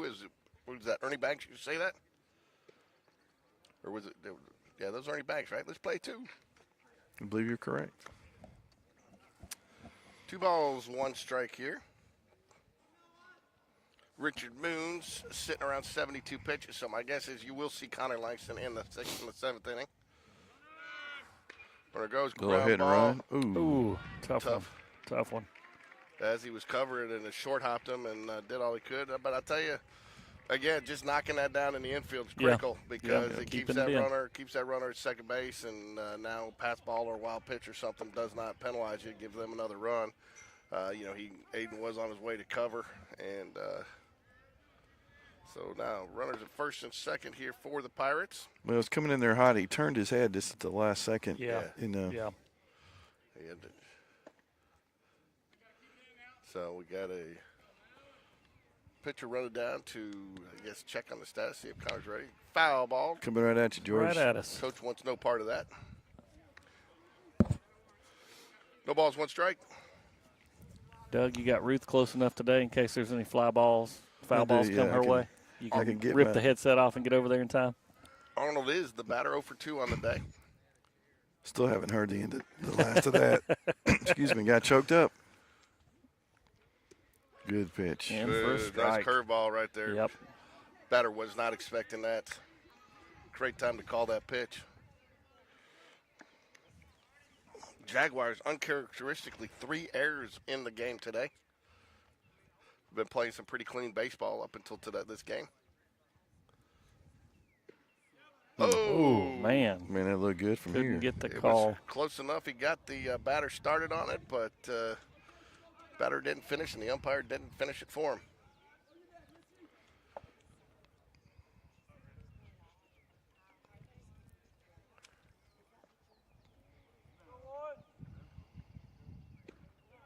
Oh, Man. tried to come back with that curveball, evened up the count. 2 balls, 2 strikes, 2 outs. Runners at 2 men on. There you go. Lots of 2s in there for you, Doug. You like that? I do like the 2-2. And the Jags have 2 runs.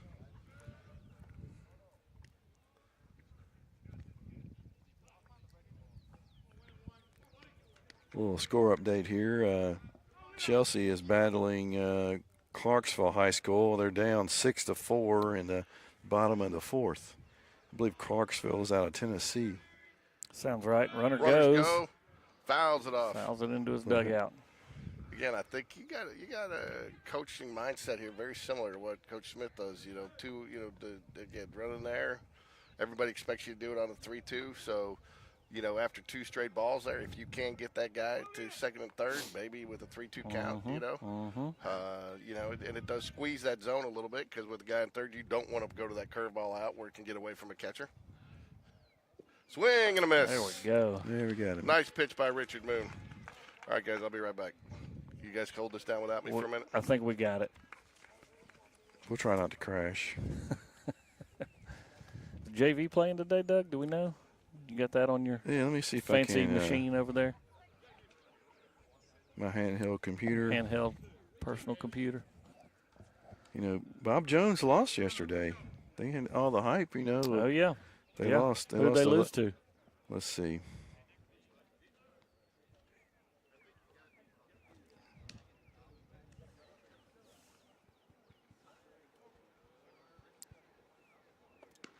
Rossview High School. Not sure where they're from. I've never heard of that one.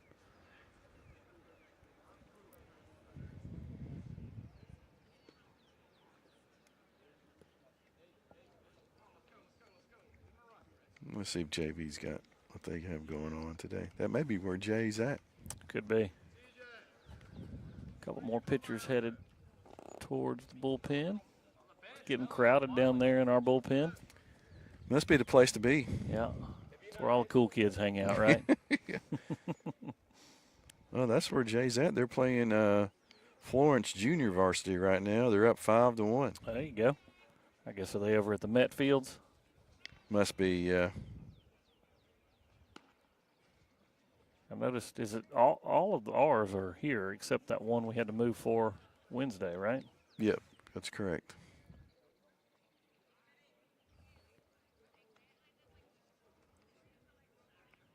I remember last year we were playing over there, and they had the kid from Illinois that was throwing 100. Did you see him? Oh, yeah.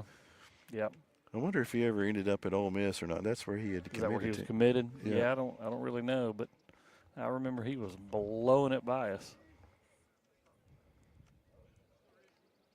Is that Richard up to bat? So we start the bottom of the 5th. That looks like it's Reese. Oh, Reese, I'm sorry. Yep. I saw A1. I couldn't see 2 1s. Help if I looked at Game Changer, I guess.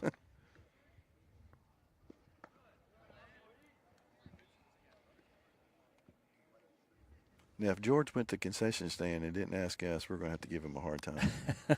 I'm sure that's where he went. I see him down there. He's about his second or third trip so far this Yep. game. Is that right? He did buy me lunch yesterday, though. You missed out. Oh, man, I should have been here for that. Did he buy you a concession stand hot dog for lunch? Yeah. No, only a water. I said lunch, but Reese takes that one. it's so important here. We got to get this. Yep, got to get First Reese batter on on. here. He is 1 for 2. He is always a threat to hit and reach. And there, That's gonna be- shortstop backhands it. Oh, he's he safe. beat it out. Yeah. He's safe. Even if he catches that, Jared, I think he's safe. Yeah, I think he was there. The ball was deep in the hole over here, and the shortstop really momentum was coming toward us Yep. and taking him away from first. That's right. Yeah, I believe I would score that an infield hit. Who got that? That was Reese Jones. So I got the update on Sam Waldrop. He's got a pretty good little gash on his leg Uh-oh. from sliding, and it's reopened, I guess, and it's bothered him. So Yeah. he's having trouble running. So Better safe than sorry. We're going to need him in the long haul. yeah, so he ended up called strike there. There's my favorite player. Cooper Cole, 1-3, walking by. Anyway, so he ended up having to pull himself out of the game. And then I don't know what happened with Arnold Bush there, other than maybe he's still having some trouble seeing that ball. Yeah, could be. Could be in-game adjustment on that one. Yeah. What did he aggravate his leg today, or is this an old injury? No, Kevin said that he had been, it's been there, but pretty much every time he slides, it opens Yeah. back up, as Yeah. he just said. But apparently it was really hurting him today. He said it really hurt to run. So We have the depth to cover for that. That's Yeah. one of the strengths of this team. That's right. They go, 27 deep? That's right. And 2 picks in a row over there. Again, worried about Reese. He's a quick runner. He's a quick base runner. Always a threat to steal. I imagine he has the green light. If he picks up on something, he can go. Any update on the new snack or no? not yet, man. I know you're. Are you getting hungry, man? There There he he goes. They must have known he was going. Matthew Fouled Weeder it fouled away. away. Leonard said that was unknown. Just so you know, too, I gave Leonard a hard time. Told him he needed to buy some new bats for Matthew. And he said that was Aiden Burke's bat that he broke. Oh, nice. So Ooh. now Weeder's breaking everybody's bat, huh? Yeah. Matt likes to hear that, doesn't he? That's $500.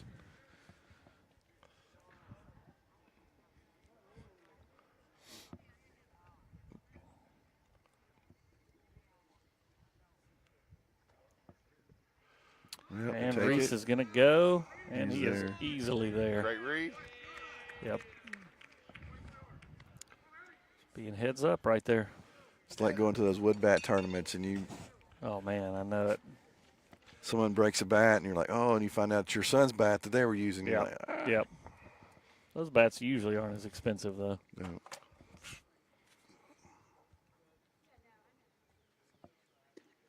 Man, he Strike wanted three. that one. Golly, Yeah. he swung out of his shoes almost on that.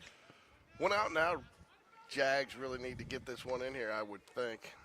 You probably, running out of outs here and have not had the bats going today. We need a Coleman Gray special Yep. right here, Yep. little gapper. Yep. Coleman's due, He's been hitting the ball, but he's been hitting it right at guys. And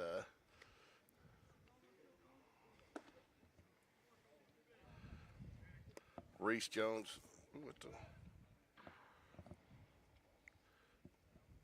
I would say Reese still has the green light here if he sees something.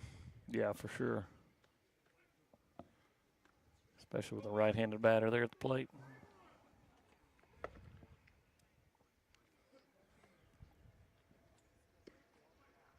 Ooh. Ball one. What's going on here with Game Changer? Oh, I see. I know what it is. There we go.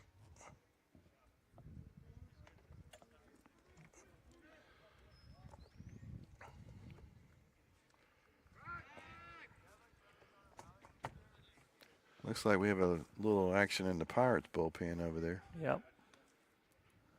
First time today. There we go. Got Game Changer back up.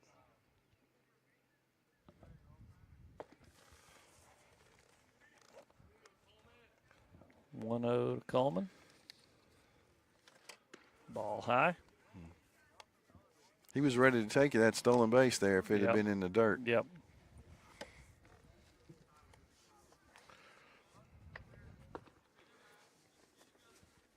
All right, look out, folks. George he's dropping his pants now. He got shorts on him. Just keep the butt crack out. You know, I did that when I was in high school one time. Not that people really care, but came home. My parents had a bunch of people over, and after playing a baseball game, I used to wear shorts under my uniform. And that day, I forgot him, didn't realize it, and just pulled them down in front of everybody. Drop trowel. Drop trowel. So needless to say, some eyes got pretty wide. You're like that dad in that Take strike one. that show. I can't remember the name of it right now. Set in the 80s. What is that called? He's always sitting around watching TV Al Bundy. in underwear. I'm even taking my socks off, dog, so I don't get the farmer's tan going. That He had about 4 there. There we that go. all the kids give me a hard time about. Good thing you put sunscreen on those toes. Yeah. Looks like who we running for Coleman now? Tyler Walker. Is it Tyler? Yep. Good. There you go. One out here. James Battersby will step to the plate for the Jaguars. James 0 for 2 on the day.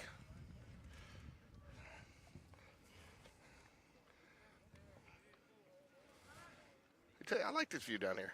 I mean, I know we're still looking through the net, but But your camera's not. Yeah, The fans at home are not. yeah. And there's always some type of trade-off, you know. That's right. George, you need one of those mirrors that you put up that you see people hold trying to get their face in, some sun the way you're laid out there. Yeah. Oh, coach is going to come out, have a little conference at the mound. Yeah. I'm going to take this opportunity to pull a George and Go to the restroom. strip Hey, down to my shorts and T-shirt. I would recommend if you gotta go to the restroom, you go to the far side. The plumbing's not working on the closest side. Is that personal experience there that you caused that or no? Doug, you're solo for the moment. Well, I can't. When I see a layup there, I got to take it.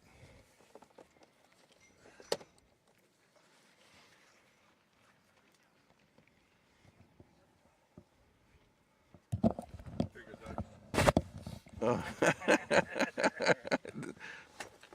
He did bring out the mirror. I don't know what the official terminology for that device is, but Oh, there you go. for those at home, Jared has disrobed as well. I need y'all's prayer. Oh, he's going to take it.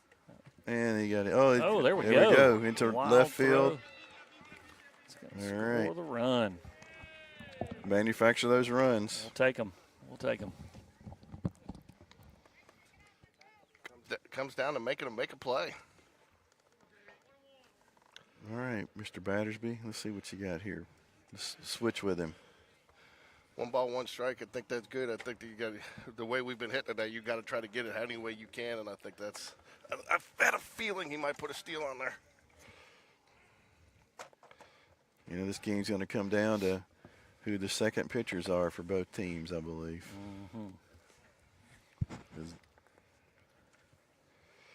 Mulhern at 92 pitches. Goodness. It's going to be a pop fly. Looks like the catcher's Foul dialed in on territory. it. And Oh, he Oh, dropped, it. He Oh. dropped it. George, that's an error in your book, isn't it? technically, I'm a little easier on the catchers, but yes, you actually can score that as a foul ball plus error. And then what ends up happening is it doesn't go against the pitcher, and it also doesn't hurt the batter. So if the batter gets a hit here, it still counts as a hit on his average. Yeah. All right, the ball knows, right? So you give us an out there. So let's see if the ball knows. So let's see what happens because extra outs means extra runs. So this is where your James Battersby, you got to make them pay. One out here, runner on second, runner in scoring position. It is Tyler Walker. Second baseman is holding him on, so a wider hole over there on the right side of the field. Swing and a miss. And got him. Strike three. James Battersby goes down swinging. That will bring up Chapman Blevins. 2 outs. Runner at second. Need to score that run.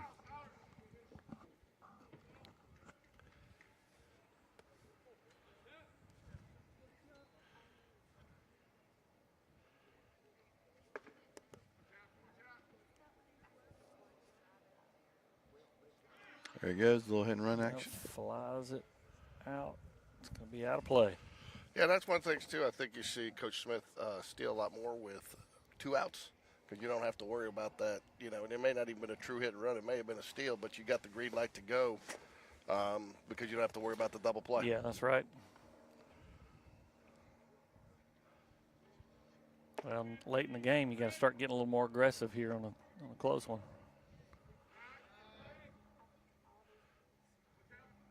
Tell you, Jared, I don't know, Doug and I were talking, kind of enjoyed going 9 innings the other day. Yeah, full game. Real full game. I like that overtime pay too, Jared. Yeah. See if you can get your mother-in-law to figure out what's 1.5 times 0 for us.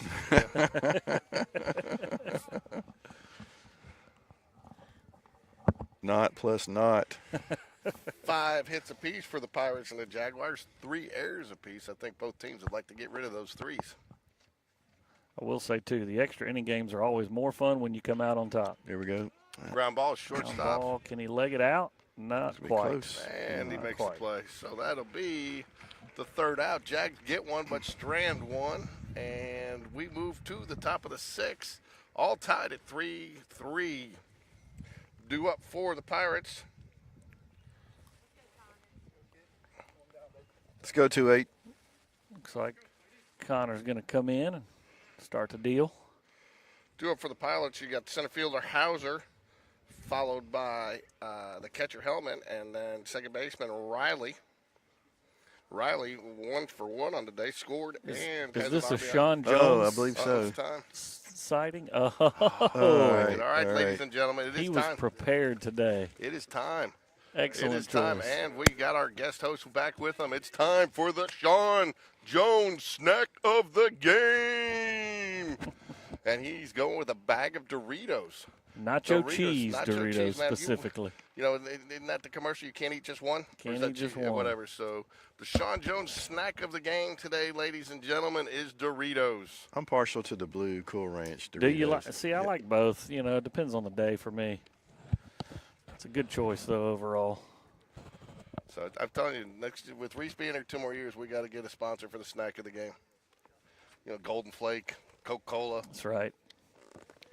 So, yeah, we move to the top of the 6th here, folks. Here comes Neil Walker. I think he's wanting to join.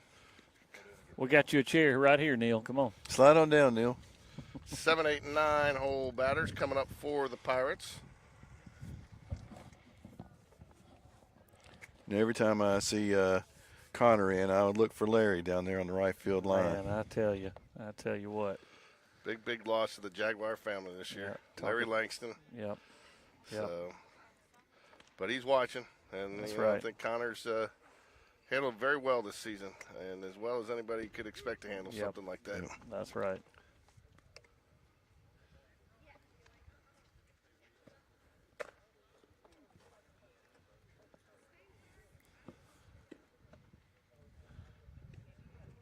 Larry was a staple at all the events, really. It really was. So Connor Langston everywhere. comes in as the relief pitcher. Richard Moon now is off the hook for the loss. It'll be a no decision for Richard Moon. Richard Moon will close the book out on him.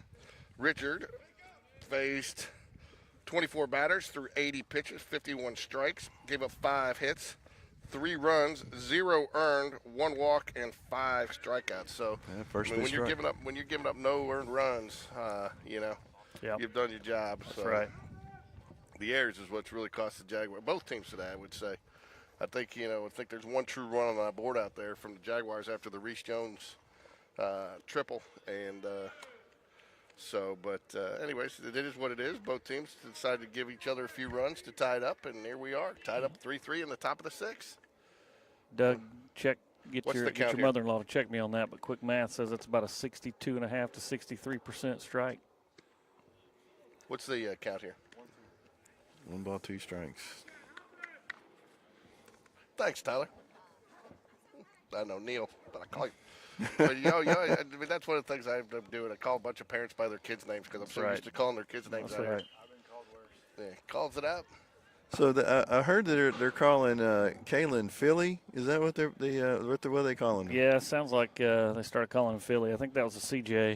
It might have been a CJ special. Apparently, our Bat Boy's got a nickname, which I'm hoping to draw out of. Yeah, him, we gotta find that out. I do, but from what I'm told, only the boys can call him. Okay. It's only boys allowed. He told his mom she can't call him that. Oh, Hey, good great grab, play, Aiden. great play. Nice catch.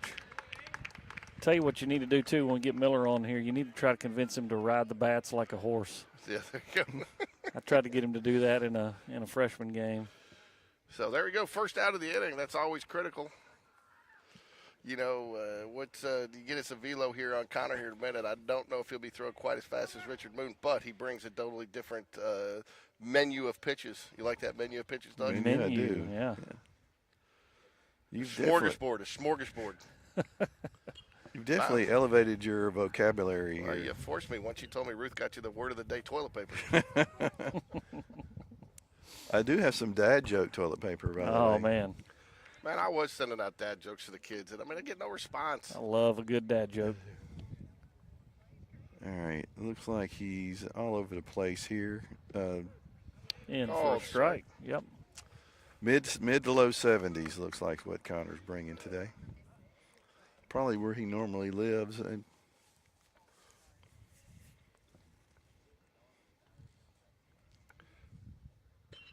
Oh, Ground wow. ball, Fishing for Jackson that. Bradley. Digs that one out of the dirt to hit ooh, it. got him off a little bit. Got Nice the stuff. tag applied.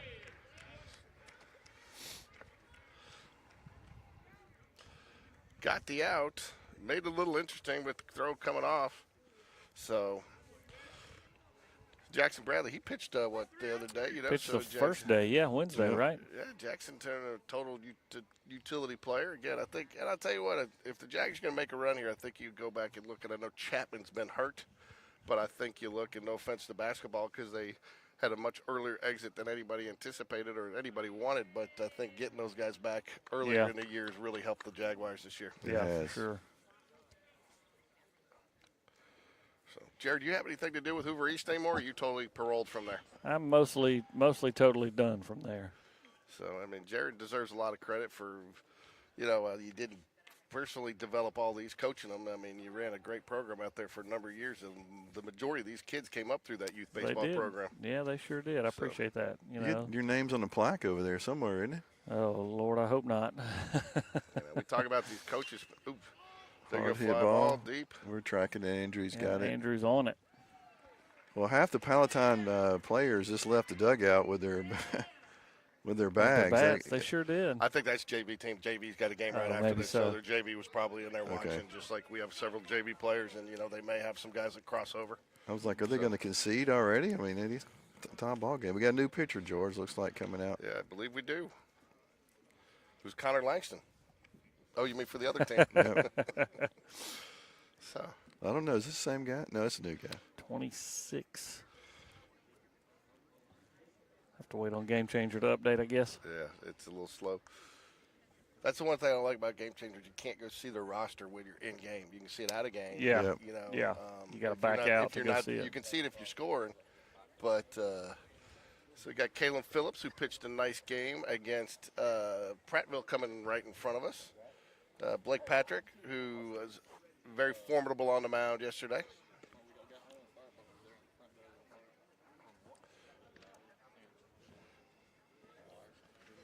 Talking about the old days. I remember when these kids were 6, 7 years old, man. Jared, how did we do the All-Stars? There were 2 All-Star teams, and there was it wasn't what do they call it, American and National? Yes, yeah, it's changed over the years. I think back then it was national and American. Do you remember was it 5 or 6 year old when the national beat the American or vice versa. You know, they Yeah, had there was the year that we changed from. You talking about? Yeah, that was like 6 years old, right? The year Yeah. we changed from. It was truly like a T-ball thing to go into coach pitch. Yeah. And yeah, they got us on that. I can't remember. Was that a scrimmage or was that an actual game? I think it was an actual game. Actual game. We yeah. were on the other team. I think Chapman was on that team. Probably Richard Moon was on the we'll just call it the A team, and we were on the other team, and we snuck out a win. Snuck it out. That's right. Hey, Doug, I know you guys are into movies and TV shows. If you guys, when you talk about it, if you have not seen The Boys in the Boat, have you guys seen that movie? Highly recommend. I've seen it show up. Phenomenal movie. Watch it. And what made me think about that is you had a bunch of guys that was back during the Depression, and they went to Crew to basically get some money and a place to, into college and called strike. Anyways, and the freshman team that had never rode before beat the varsity team, and they actually went on. And I'm not going to be a spoiler for you, but it is an excellent movie, and it's a true story. True story, is it? And there's an actual documentary out there that was done very well, and I watched it, and this movie follows the story very closely. Nice. What's this new golf Jacob's movie that's out there right now? Have you seen the highlights for that? It's supposed to be inspirational. Nope, have not seen that. So we did not get a new picture, did we? Did it not? That's not a new picture. Still is not updated. Yeah, I'm getting word from the truck that there is a new picture. Ball in the dirt there. 1 ball, 2 strikes. Looks like Evan's going to get him a pitch hit opportunity here coming up.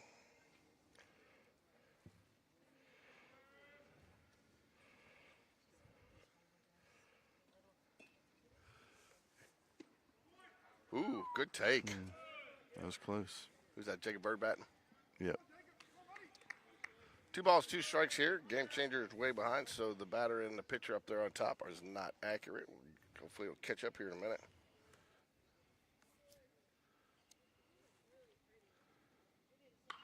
Good. Right to the shortstop. Ooh, he beat him. Oh, it was close. It was close. Good hustle. Nice play there by the shortstop to get the out. Played that hop very nicely.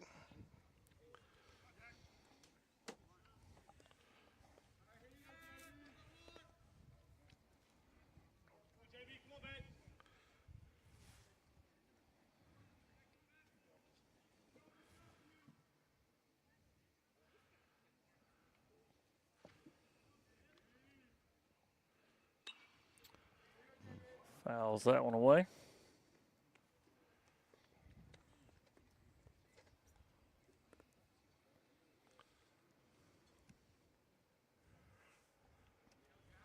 No balls, 1 strike here.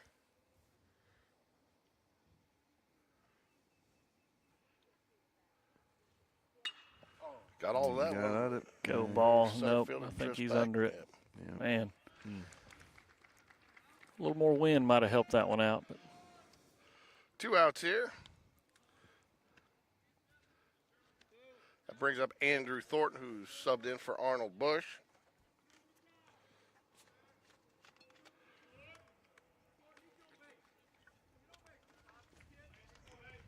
Andrew's a fun kid to watch play too. He has fun in everything he does. He does, man. He's always has a smile. That's right. Shows bunt with that speed. He's kind of like Jordan. I always told my daughter, even when she's crying, she's smiling. You know. Yeah.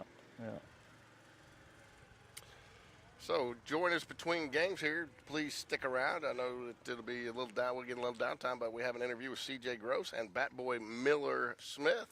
Good cut. So Miller Smith's been a nice little addition to this team. The boys have really enjoyed having him around.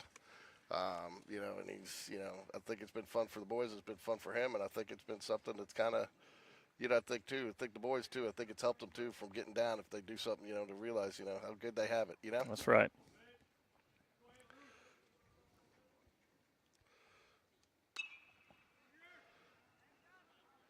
Not a play. How's that one way high? Got Mom's diving over there and the other. I've heard just several times Coach Smith's been looking for Miller. Where's he at? He loves hanging out with the pitchers in the bullpen. So I think he's pitching. I actually got a little video clip of him from when he was pitching with his cast on, struck a kid out. Oh, yeah.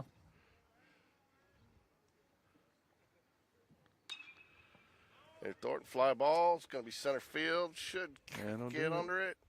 And it does. That'll be the third out of the inning there. All right, it all comes down to this.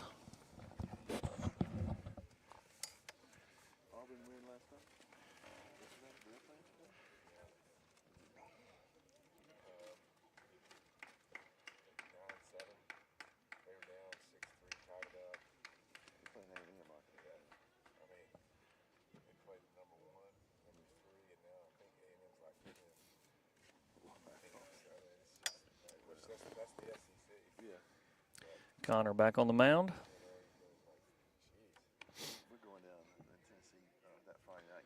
There we go. The game changer just got up. Finally updated. Well, just updated. Tell them we got Jacob Bird, Jackson Bradley, and Andrew Thornton up to bat. It's been running about an inning behind right now.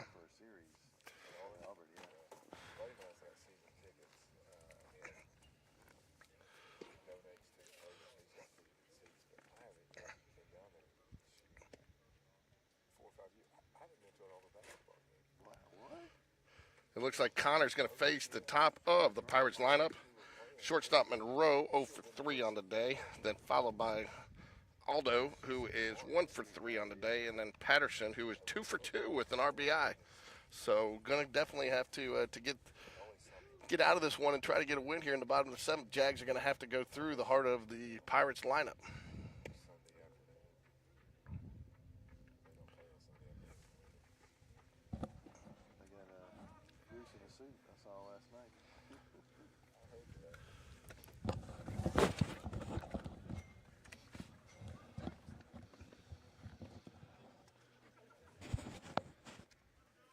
Top of the 7th here, all squared at 3 apiece. Pirates have 3 runs, this is all unearned, and the Jaguars have 3 runs, and only 2 of them are earned. It's going to be a liner right to Reese at second. Good catch. 1 pitch, 1 out. Yep. Be nice to get 3 up, 3 down here, and then come in and walk it off. Yeah, with the Jags are at the top of their lineup as well, so they get to take this to extras. And I think 9 o'clock, we're coming up at 11. We'll be close to be able to get an 8th inning in there if it does remain tied. Nice called strike, Connor Langston. Good first pitch right there. Yeah, our opponent has not shown up yet, I don't think. I don't see him anywhere. Florence? Yep. I hear some hitting. Maybe over there in the barn or something. Doug, we're not at that league where you can count on the forfeit anymore. And a little looping liner to short. They got 15 minutes. Out number 2. 2 pitches, is that right? No. That was 3. 3 pitches, 2 outs. So Sherman was the pitcher that went in, and I'm sure we'll be back out. We finally, like I said, game changer's moving a little slow. Let's see what we got here. Clear the count.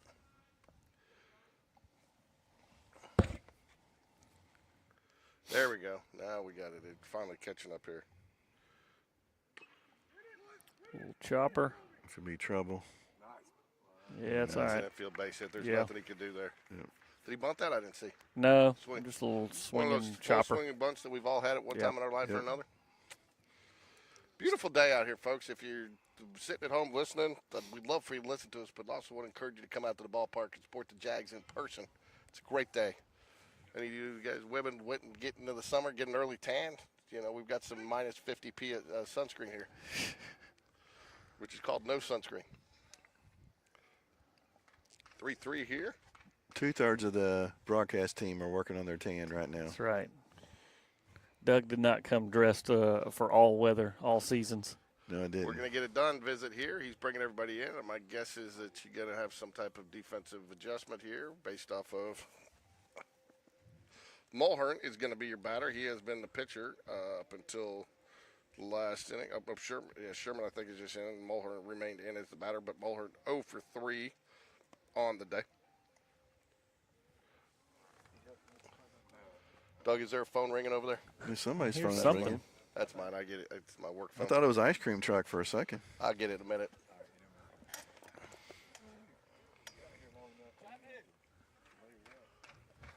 probably your wife calling to say make sure you put sunscreen on.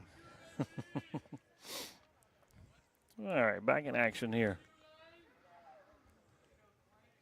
Wind is blowing a little bit left to right here from left field line to center field. Somebody else ringing now. That's not me. Is that me? That's not me. So behind us. All right, here we go. Connor Langston comes set. Runner goes. Swing and a miss. He's there. Throw not. Oh, He's keep tag there. on him. He almost overslid the base, but he did. Well, they called him Got out. the out at the plate. Yep. Oh, for Strike 3. We'll take it. was it strike 3? I think, or was there batter interference? I think that was Oh, batter was it interference. interference? Yeah, batter Okay. interference. Yep, that's what it was. So batter interference. That's what I thought. Because he didn't. Yeah, because he had just. Yeah, it was not. Yeah, there was a that's 0 true. count. I did have that one on my bingo card, so I'm looking pretty good. So batter interference. Don't see that called very often, but the umpire was all over it, and he was pretty aggressive. Hey, Doug, will you pass that brown bag down to me, please? All right. Good Lord, it's heavy, Jared. Good luck with that.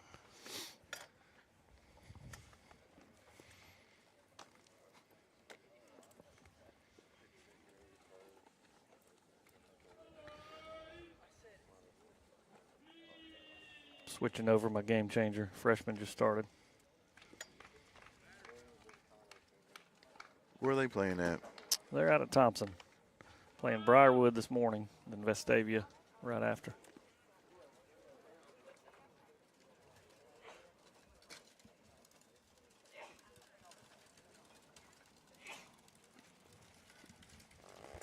Here comes our opponent, I believe. This is the Florence team. Yeah, Florence Falcons. Is that? I believe that's.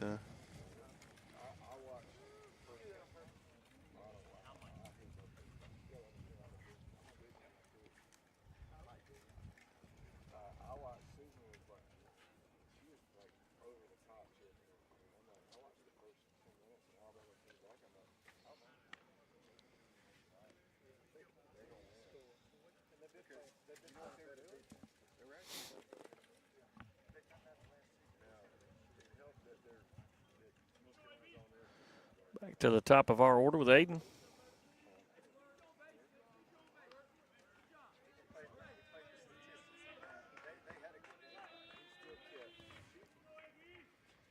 Gotta get this first runner on here. Called strike. Called strike.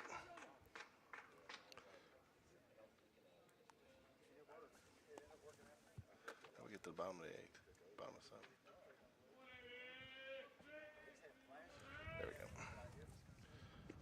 we go. Ooh. No balls, 2 strikes here to Aiden Burke in the bottom of the 7th. Wind's picking up a little bit, but not bad. Not registering much on the flag, but can hear it coming through just a little bit coming from behind us. Yep.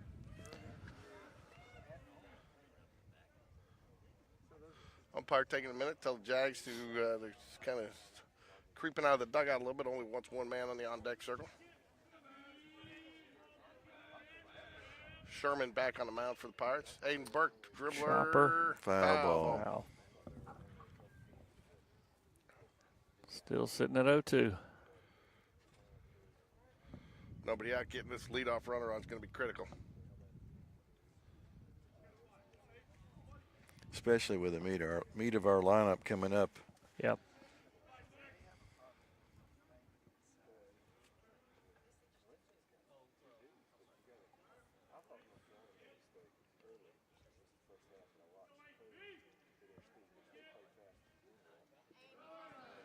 Sees that one in the dirt.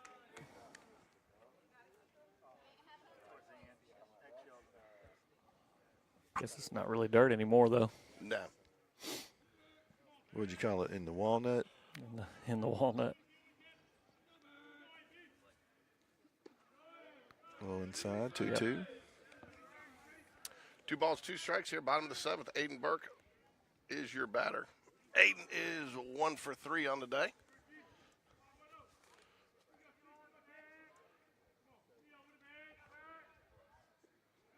Ball Worked outside. it back to a full count.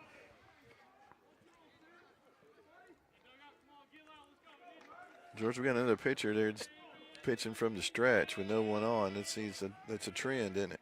Yeah, and I mean, you see a lot of relievers just going straight to that. And I mean, I know.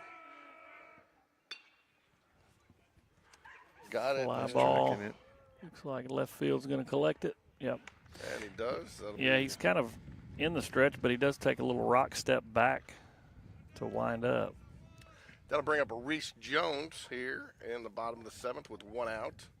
All squared, 3 apiece. Been a pretty, other than that 3rd inning, pretty clean game. A couple of infield base hits.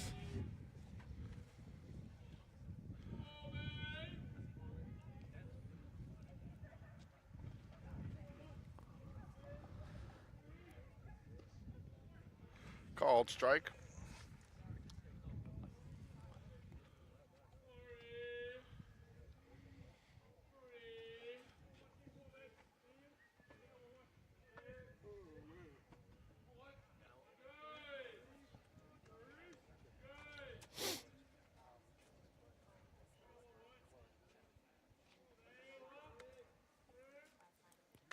Ground ball, shortstop. He's on it. Fields it nicely. And that's the 2nd out of the inning. All right. Got to do it here. Got to do it here. We're playing extras. Yeah. If we have time, I guess.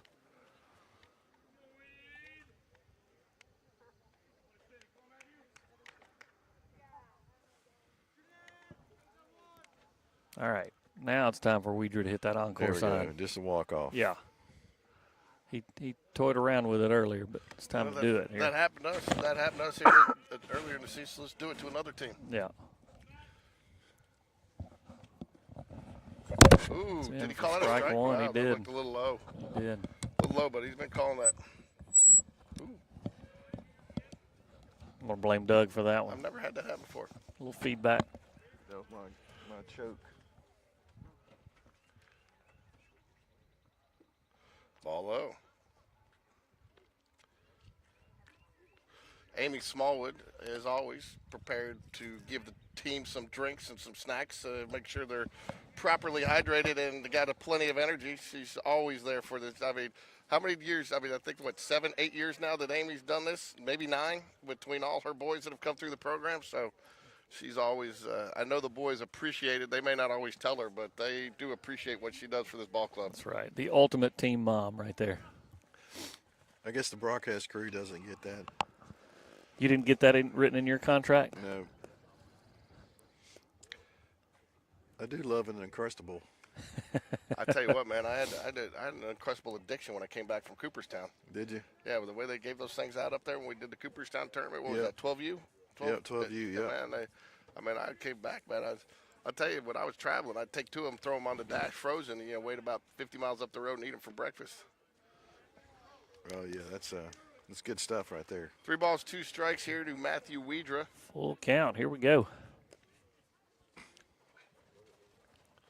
C.J. Gross delivering some hydration down to the bullpen.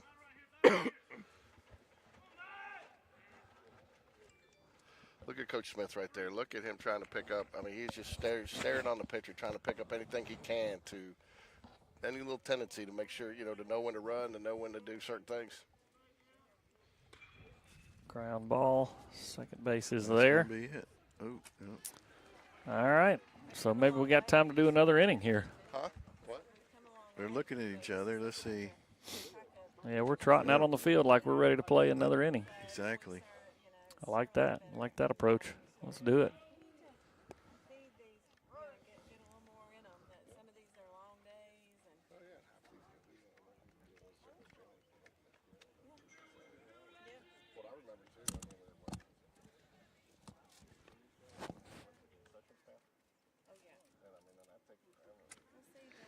Here we've been having Sean Jones do the snack of the game. Maybe it should be Amy Smallwood. Maybe it should be.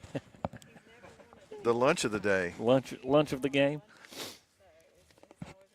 What was the Todd Blackledge thing they used to do on college football? The Todd's Taste of the Taste Town. of the Town. Taste of the Town. Yeah, that's true.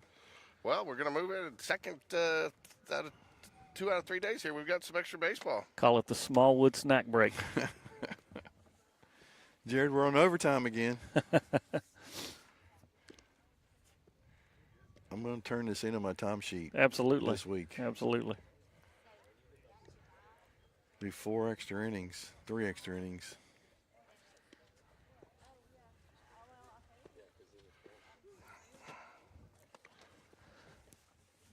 Quick check in on the freshman game. They're up 2-0 right now.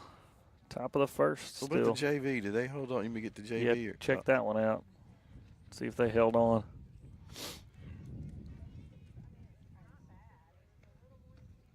Yeah, JV looks like they ended up winning 10-3 over the JV. Let's see, they have a doubleheader today. Nope, played the ball. Just the one. Yeah. So Jay should be done with that game changer, and so hopefully he'll reach out to us and give us a thumbs up. Good pitch by Connor there. Strike. Yep. I think this is kind of why you went to Connor Langston there too, because you know he is a starter. Yeah, he can go. He can go a little bit for us. And when you have a 3-3 ball game there, you know, and you see the way it's going, you don't want to maybe burn 2 or 3 guys every 1 or 2 inning guys. Yep.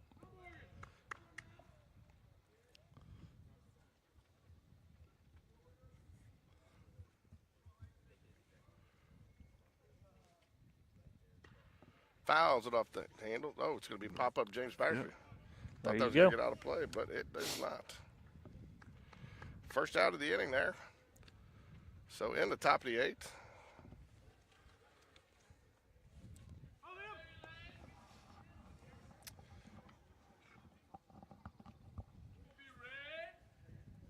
Arnold back up to bat for the Pirates.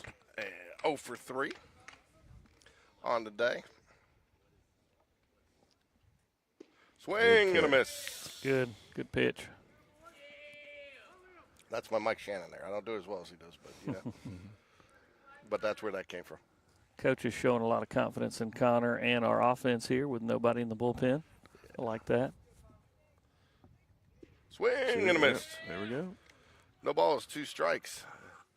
So you got him to chase 2 low there. Do you go right back there? You maybe bring him something high here, Doug.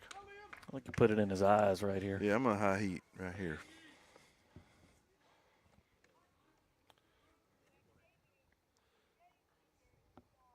Oh, ground ball. Slaps it. It's gonna be Jackson trouble. Bradley's going to get. Oh, he does get it. Oh, got him. He does Got get him. it. Great Great play, play. Jackson Nice. Bradley. Great play. That one makes the highlight reel. Yeah, he stayed with that ball. Bobbled it just a little bit, and you know that one's a little easier than a couple of other ones because he's actually moving more towards first base. Yeah. But it's still not an easy play by any stretch of the imagination. That's but right. But that was the right play. Good job for him getting over there and making that ball. Great play, Jackson. Got some fans right behind us. That's what I tell Ricky when he mutes it and he yells something to one of the players. Because you can pick it up in the other mics. You know, I got him to stop, criticizing the umpires actually on the mic, but then he'll mute it. He'll still mute it and you can still he'll hear mute it. it and still hear it, and everybody likes it better. Everybody kind of jokes about it, but then I say, we got a fan behind us. Yeah. I got the feeling he just walks around normally just cussing the umpires under his breath, just wherever he's at, I will tell you, Mike and I crack up a little bit because when we do the basketball games, we sit on the visiting because it's just the way it's better view and it's just less fans over there. But I tell you what, man, when you do a basketball game, there's 100 extra referees over there in the stands. Oh, yeah. And you hear every one of them, and every one of them knows something. There you go. That was Got dirty. to chase that one. That was dirty. Shouldn't be allowed to throw a pitch like that. Yeah, that was in C-17 for sure. Hauser 0 for 3 on the day is the batter. 1 ball, 2 strike count to him. Ground ball. Rounds it up the middle. Reese. Nice. Be Oh, he that's gets tough. to it, but just can't quite. Gee, guy lost it on the transfer there, I think. Yeah. There's going to be an infield hit Yeah, anyway. for sure. I mean, that's Yeah, I a don't tough think- ball to play right there. Unless you're Peyton Wood, who I was told is usually doing the book these days. I mean, he's tough. Let's see how he scores that. So, the Pirates in business here with 2 outs, runner on first. That would be the go-ahead run if they can get him across.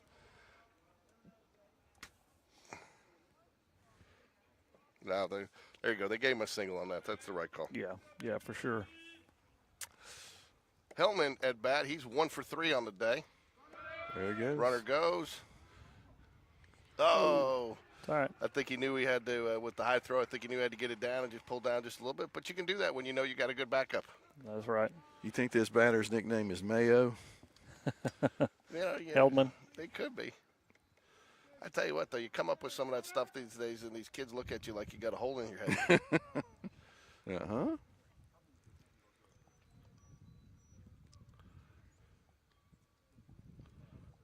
I think that would qualify as a dad joke, kind of. Yeah. Ooh, puts that one in the Behind you, dirt. behind you. Runner's going to get to third. And we don't need to give him this right No, here. we do not. Makes it 2 balls, no strikes. I'll tell you what, though, did you notice there, Connor? And again, that happened the other day. Something Connor did regular. You know, he's pointing the pitcher, pointing to the ball. Catcher couldn't find it. Yeah. Pointing, giving him some direction. Because I mean, that's a big area back there. That's a lot of real estate to try to find a white little ball, especially. Now, I will tell you, that is the one thing, Doug. We were talking about the wall and the net going down. Yeah. I did notice that coach came over yesterday after we did the game and was throwing just to see how the ball came off. And he did note that if it falls, there is some weight right there. It is hard Tough to to see. Yeah, for sure. So. Not a dark wall back there to provide any contrast. Yeah, so it's in, just blends in there. And again, I'll tell you something else too. Just a little surprise. You know, you got that Hoover logo with a lot of white back there on it. You got it down the line. You know, so I mean, there's some stuff it can blend into. All right, just don't lose him here. That's right.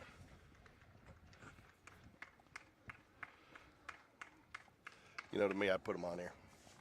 I know he's just one, but you get the force out in the middle, and now you're throwing 3-run with a guy at third. You know, you don't. I mean, I would say put him on, but I'd throw no regular pitch. I wouldn't worry about throwing a strike here. I'd throw your best pitch, and if it misses, it misses. You know, because you don't want to serve one up down the middle, 3-1, trying to get this batter. You know, if you get him, you get him. If you don't, he gets on first. Now you give yourself a force out. And I know it's a first and third situation, but you know, I don't want to give up that right there, but it's going to be a fly ball check. There we go. There we go. Boy, that's I like Andrew. that a little better. Macy, Just pop my out heart was center. beating a little bit on that one, but your boy pulled it in. So No, that was Andrew, actually. Remember that was they put- Andrew? Oh, yeah, they Chapman put moved to him- left, so they well. moved Chappie to left. So Andrew Thornton, great play there. My heart was beating a little bit on that one, but glad to see you got the out, and we come back up, and that's going to be bring up for the Jags, Coleman Gray, James Battersby, Chapman Blevins. Unfortunately, they're all 0 for on the day, so hopefully one of them will get their first hit here. That's right. It's time to change that over.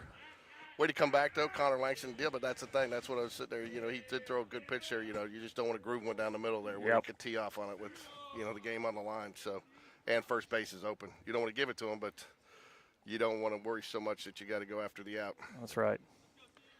I think you got to start thinking now. If we don't get runs here, do they let us go 9? And do you keep with Connor in there, or do you keep somebody? I think you go Connor. I mean, Connor's gone deep enough, and he's pitching well enough right now. And I mean, again, I don't think you can really fault the pitcher for an infield base hit.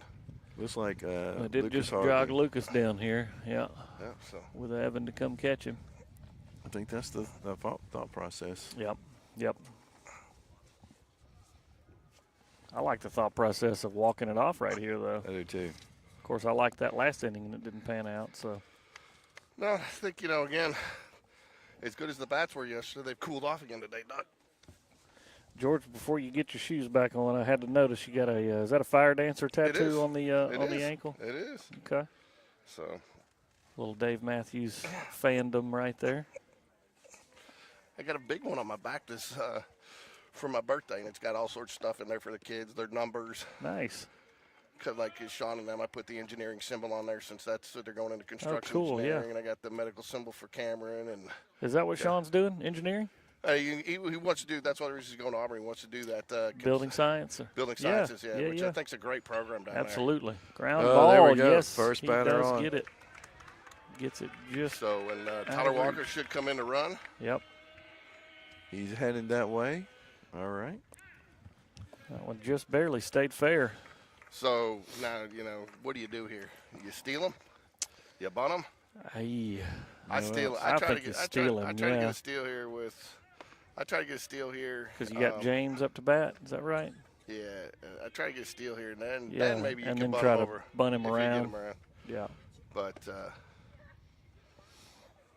Yeah, I like him sitting on third with one out. I tell you what I like is this big hole. The way the second Yep. baseman's Oh, playing yeah. over there to cover. You know, they've got the second baseman. Ooh, He must have stepped off. They Yeah, got he the did. second baseman in the cover for the steal there, leaving the shortstop at a regular position, but that opens up a hole there. Big hole.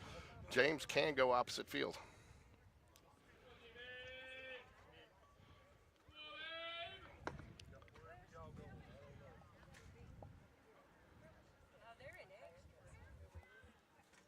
He does There's bunt the him right out of bunt. the gate. A nice bunt.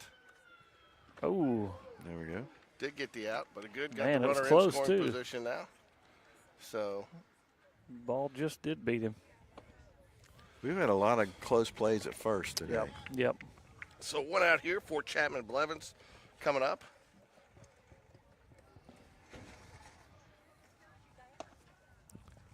So it looks like Lucas is warming up. If that's the case, if we go to 9. Ruth Cole with an interesting shade strategy. That's a new style. You haven't noticed that? Sitting next to Doug. She's a few chairs down. She got a whole towel on her head. Got a blanket on her head there. It's I like it. Boy, you got a panty on your head. Great movie. Oldie been a goodie. All right, now Chapman Blevins steps up to the plate. 0-for-3 on the day. It's Has pretty on been time. putting the ball on play. Tyler's got happy feet a little bit, but he does Got a not nice go. got a nice sized lead there. So Yeah, if anything, yeah. Big lead. if and anything gets in the dirt, He's ready for it. Chapman fouls it back. Yeah, so I mean he's got an opportunity here, get a good read on the ball and go. Arnold Bush and That's It's Hagen. Hagen Holly Holly. running down to Oh, dear. got him. Stay in that rundown, see if you can get him to make a mistake. That hurts. That hurts. he was going there. That does hurt.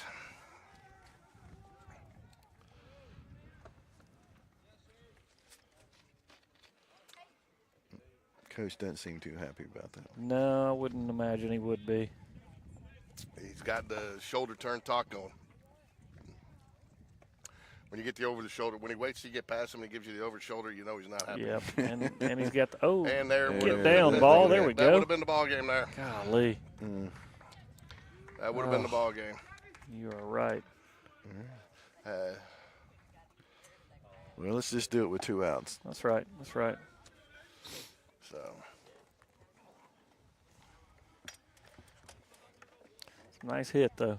Nice hit. We got Bird, and then we got the JB brothers coming up here. Yep. I think you definitely steal him here to get him in scoring position.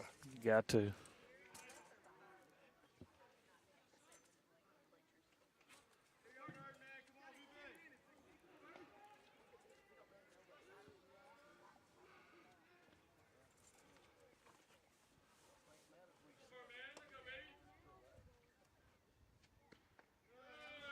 Okay.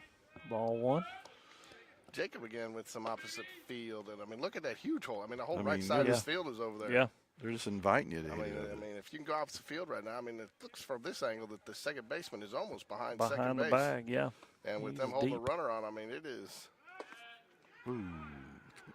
That was It was close. close, but he That was there. close. You know, Yeah, the, he was the back key in. there. The key there is where he's putting that throw. He's putting it low, so the first Yep. baseman doesn't even have to barely move Yep. to make the tag. That's right. That's what's making that so close. It's a great throw on a pickoff move. And he's done that several times. That's got to be his normal pickoff move. He didn't just get lucky doing it once. I mean, he must work on hitting Yeah, that he's spot worked every on time. that. That's right. That's where you want it. He's really thinking about our runner over there.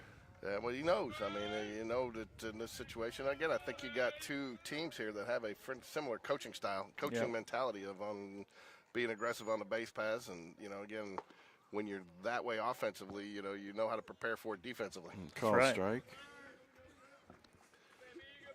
1 ball, 1 strike here. 2 outs. We need one in the dirt. Not Yep. sure if they will let us go 9 in the tournament here, so we may end up with a tie. Hopefully not. See if we get a steal here. I'm feeling we're going to go with a 9 innings. So you got Florence over there. They look like they're taking a nap in the shade. You're not anywhere warming up. Yeah.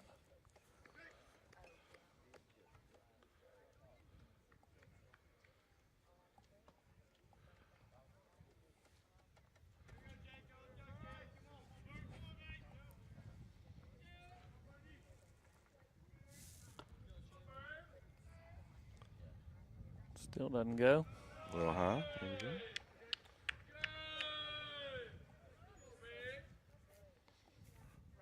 Chappie's in his head right now.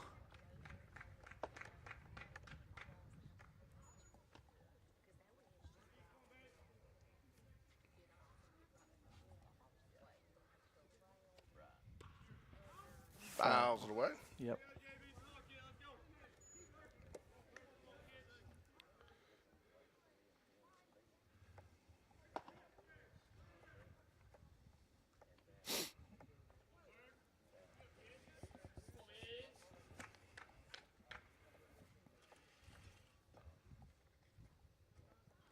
Two pitch. Oh, picks over. Pickoff play. Pitcher's best friend when it works.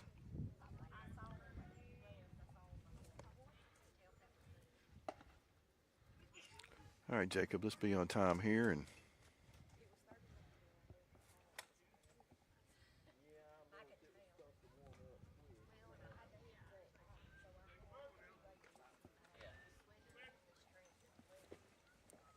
we kind of cut the tension with a knife out here, can't I was just thinking. Oh, get There it down, is. get Oh, through. he There's did. that. Oh, Oh, second what a- baseman. And he loses it in the transfer. Did lose it, thankfully. That's a tough play, though. I mean, you yeah. got to give that guy credit for it. Maybe that's how they can get him over there. Yeah. But I'll tell you what, man, that is a huge, huge stop for the Pirates. If he does not knock that down, Oh, Chapman we're going Blevins to comes third. to He's on third. third Yep. easy. And he might even try to score him there. You know, I don't think he probably would have, but you never know because that was. So now We have the other Jack JV. Bradley. Jack Bradley. You know, we've named him Jackson Big Time Bradley. Let's Big see if he can time. big time here. It's Big time- Time that's right. Bradley's up. It's time to be big time with his offense. Let's go here, big time. Come on. Jags need you. Pirates, we try to be as fair as we can, but we are all Jag announcers. So please don't take offense. Calls for time. That hole not quite as big over there between first yeah, and well, 'cause second. it's not but holding, but again, but it's that's still where there.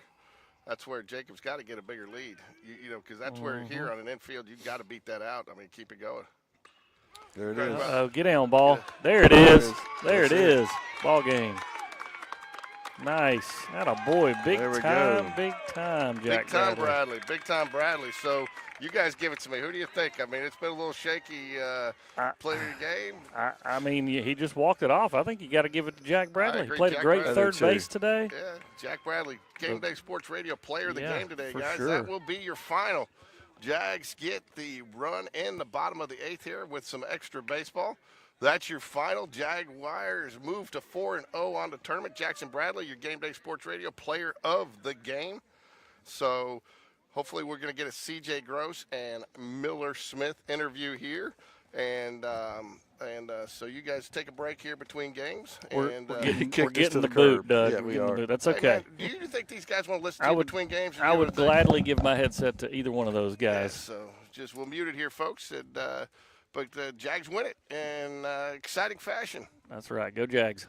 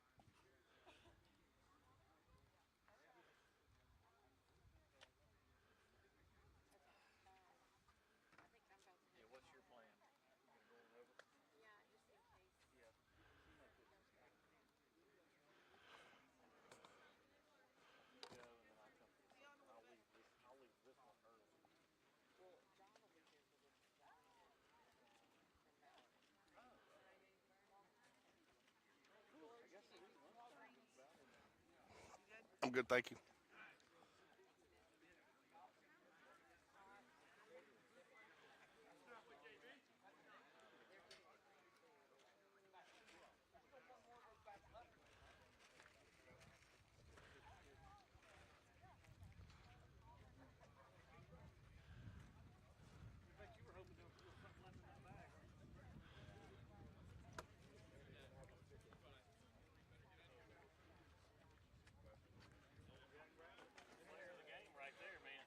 Thanks, man.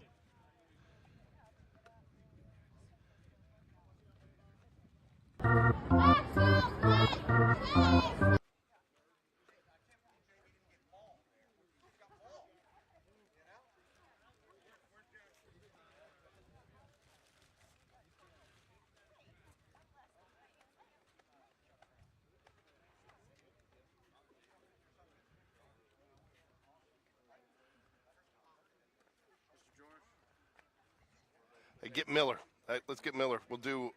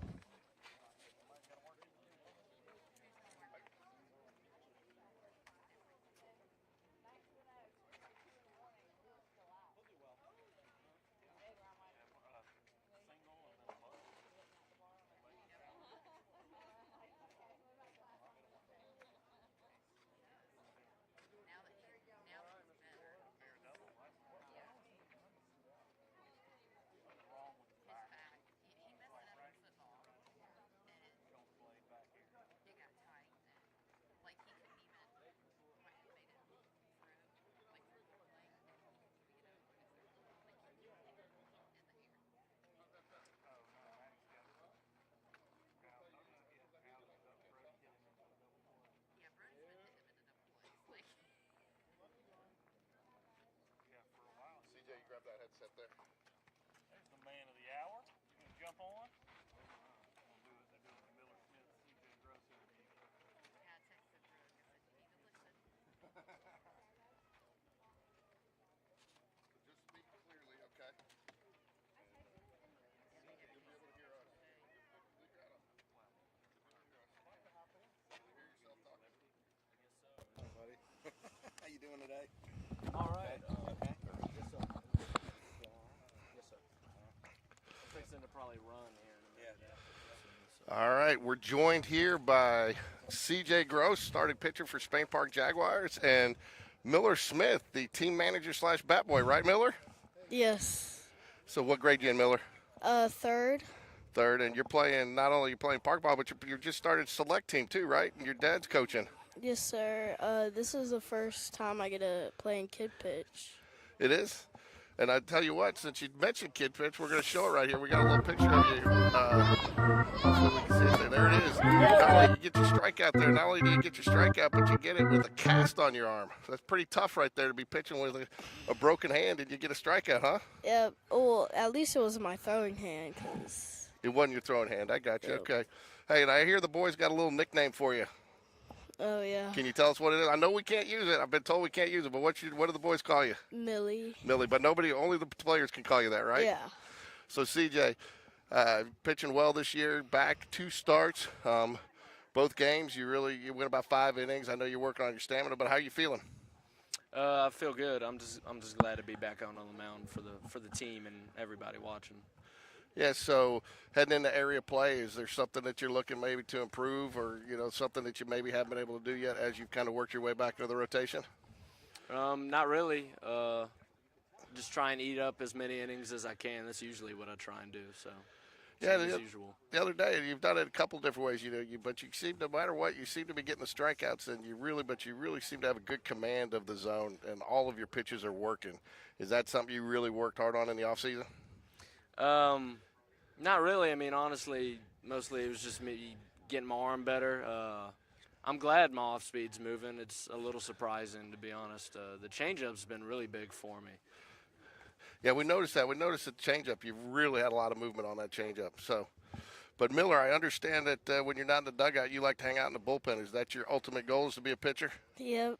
Well, I mean, I would honestly prefer both, but either one's fine. So you seem to have a little command on the mound, though. Did these guys are you giving them pointers, or are they giving you pointers on your pitching? W- Or a little bit of both? a little bit of both. A little bit of both. So what's it meant to you to be a part? Because these guys have really accepted you, CJ. I mean, you guys have kind of accepted. He's like a team member, isn't he? And you guys like having Miller around, and and he really kind of inspires you guys a little bit to see, and the next generation. So talk just a little bit about what this guy's meant to you guys, the team in general. Yeah, I don't know. I mean, when he walks into the dugout, everybody, Miller, just messing with him. He kind of brightens everybody's mood. He's kind of our mascot. There you go. And Miller, one of the things I noticed about you, you take your job pretty seriously, don't you? I mean, you're not in there messing around. I mean, when the bat goes down, you're out there to get it. When the umpire needs a ball, when they need something down the bullpen, you're running down there. So you look at it as being, I mean, that's your position on the team, is it not? Yep, it is. I don't really get the foul balls because I would have to put on a helmet, which. Oh, I got you. You don't want to do? Yeah. Well, that's fine, but again, Yeah. what has it meant to you to be a part of this team? Your dad's coaching. I mean, you seem to really enjoy it. Yeah, what I like about it is just like I get to hang out with everybody. It's just a fun time. Are you learning more baseball by being in the dugout, being around these guys, and learning a bit more about the strategy and some of the finer points of the game? Yeah. Hey, CJ, we talked to Blake a little bit and Patrick McQueen a little bit about being a pitching staff, and you have a deeper rotation of relievers behind you now, and talking to Coach Smith, that's given you guys as starters a little bit of an opportunity to be a little bit more aggressive out the gate. Have you felt that where you can be a little bit more aggressive because you have strength coming in behind you if you need it? Yeah, I'm never afraid during the game or if I get pulled. Usually as a starting pitcher, I feel kind of anxious coming out because I'm like, well, I just lost control of the game. I like having that control, but this year it's not that bad. Like we got plenty of guys that can fill in, and we can trust them to do their job. I'll tell you something else that I've noticed about you over the years. I know you've got certain exercises you go through, not only physically but mentally. Get right, and you go through some breathing exercises to kind of get your body. A lot of good athletes do that. And do you find that not only helps you getting into the game, but from pitch to pitch? I don't know. Once I'm in the game, I kind of lose kind of everything. Like the pregame, all of that stuff, I'm trying to relax and be chill. But when I get in that game, I gotta get firing. I gotta get going. I get angry out there. I'm sure you guys can tell. But that's what works for me. Like my preparation starts the night before. It just kind of helps me relax and think about the game and take it slow. But when I'm in it, it's time to go. So, Miller, I got to know, does your dad, like at night, does he consult with you on the lineup? Who do you think should pitch? Who do you think should bat? Are you kind of doing the lineup behind the scenes and your dad just hadn't told us yet? Not really. I mean, he just tells me, like, who did good, like, who do you think did good. So he talks to you about it? I get Yes, you. sir. So is your dad different between coaching you and being a dad at home? Yeah, very different. Did he get on you like he gets on your brother? Because I saw one day your brother made a mistake, and I looked up, and he was calling out a player just like he does any other player, and I looked, and it was your brother, and I was like, hey, I like that. A coach, he definitely can wear the two different hats, can he? Yeah, he can. So you looking forward to area play here for Spain Park next week? Yes, sir. CJ, so what's your so you go with area play, just another game, no change in mindset, I wouldn't think, for you. No, sir. I mean, you got to treat every game the same. I learned that probably JV year showing up to T County. I was real lax and I got rocked a little bit. So ever since then, I treat every game like it's Game 7 of the World Series. I don't care who we're playing. I'm going to lock in and beat them. Yeah. And I think you got a little bit, not that you got something to prove because you don't, but the way area ended the playoffs ended for you last year, you're in better health this year. I think you're probably really wanting to have another, anxious for a second chance at area of the playoffs this year, aren't you? Absolutely. So, Miller, when you're not pitching, what are you playing? What position? I usually play about, like, third base, like. Who has the better bat, you or your brother? Me. Okay. He might have something to say about that. All right. But we can't call you Millie, only the players, right? Yes. All right. Because your mom told me she can't call you that. So she said you've made that point very clear. Well, I hope you understand. You've been a big part of this team, and you're a big part of this team as we go forward. The boys like having you around, and you do play an important role. And CJ, it's exciting to see you back on the mound. We're very excited to get you back and to see you pitching so well. I know you're committed and signed with Wallace State, correct? Yes, sir. So you got a lot of baseball in your future, but hopefully we got a lot of Spain Park baseball left in you into May this year. So you guys, thanks for joining me, and go Jags. Go Jags. Go Jags.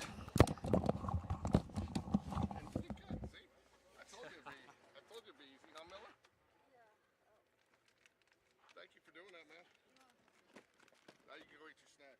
Yeah. Thanks, Mr. Jordan.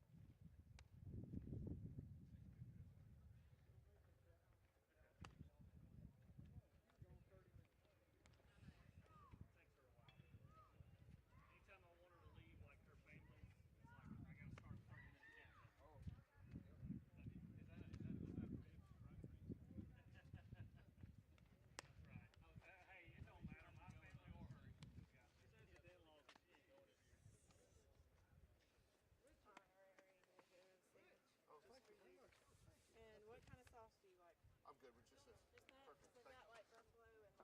No, I'm perfect. I got it. You're perfect. Thank you, Amy. How'd that go? It went great. Looked good. George, I'm gonna leave this one a little early, man. I figured I was going to tell you, Jared. I was actually going to tell you. I was going to tell you. You don't have to stay with us. I mean, we want you here, but I know you know your son's not going to play pitch since he's already pitched. Yeah. So I'll hang for a little bit and then dart off probably. Good. Yeah, man. Got you some food. Doing over there. That's 5-1. Was it Charlie Kramer? Yeah. Is that yeah?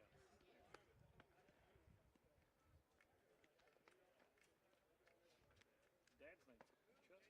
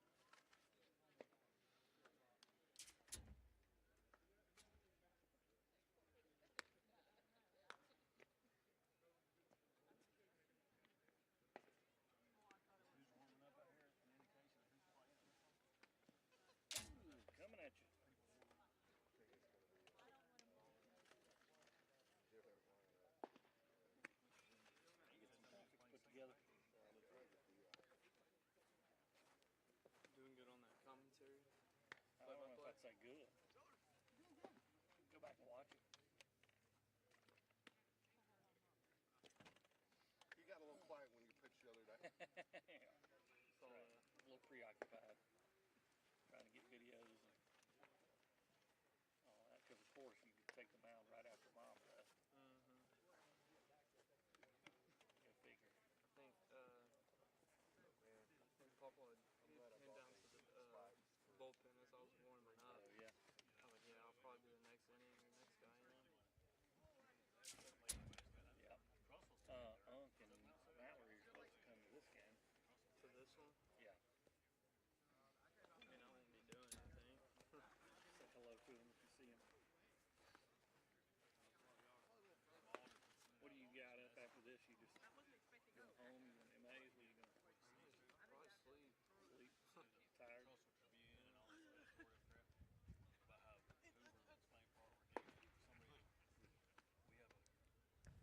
Where's Maddox playing?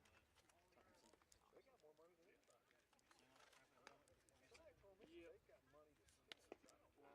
Long haul.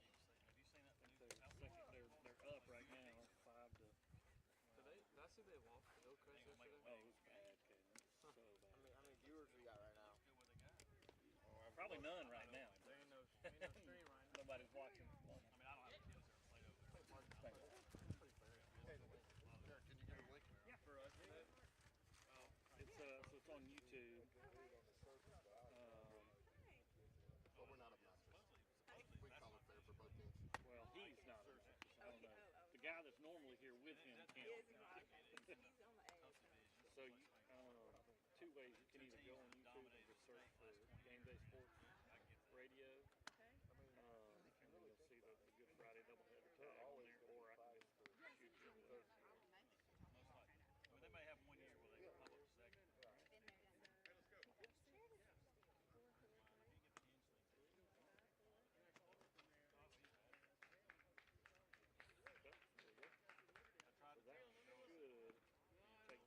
straight to the live feed for this. What number's Bert? Okay.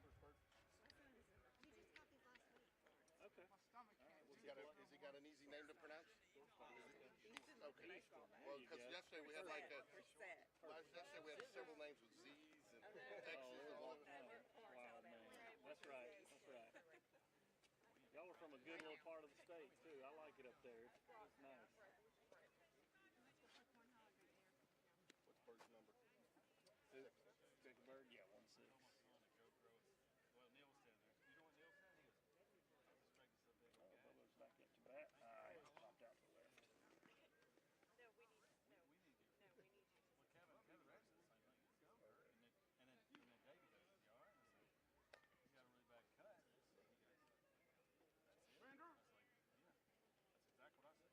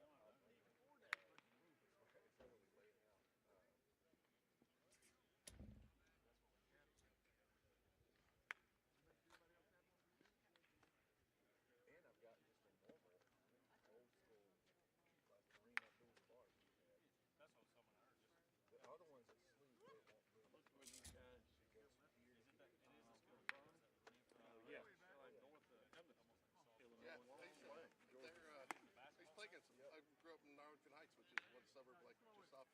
Is that right? Yep. Good enough, brother. I was part of Prospect Heights Little League.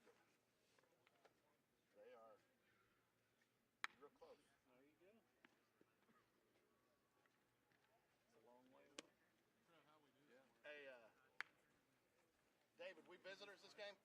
I heard home. Home team, okay. Home team. I like being home team.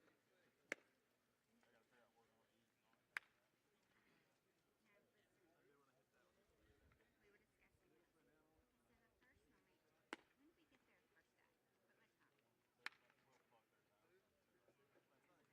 So the first moment, when did we get there first day? What time? Where y'all going? Yeah, well, Grab that one behind you. Let's go right here. Come on. Here's the message. So we'll be at the Oak Mountain game Tuesday. First you got a left. Don't they got an in-betweener game on that Saturday too? Don't they play on Saturday? Yeah, I'll be going. I'm going to. Kind of soft. You going what? Going on a mission trip. First right to be in play. Well, Where y'all gonna build? so we partner with partners with Re-roll or something. We'll go to the one band. World Surgery. So Well, we they put on the band today and we called it. Payne Stewart there at the end with my Have a surgery pants on. Surgery center on the campus.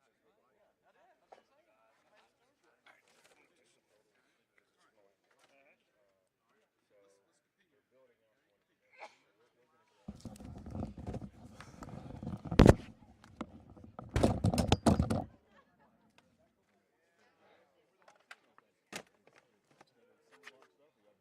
Going Pirates, yeah, right. Cinder block and a roof on it. It even got a attached. What kind of roof you got? Like OSB. Right? Just a place to keep dry if it rains. Pretty much. Now the visitor center they just built is pretty nice, so we got about 35 folks there. It's fine out here, but man. I have no idea. I think I'm going to hear. First time I went, I went to Lewis and we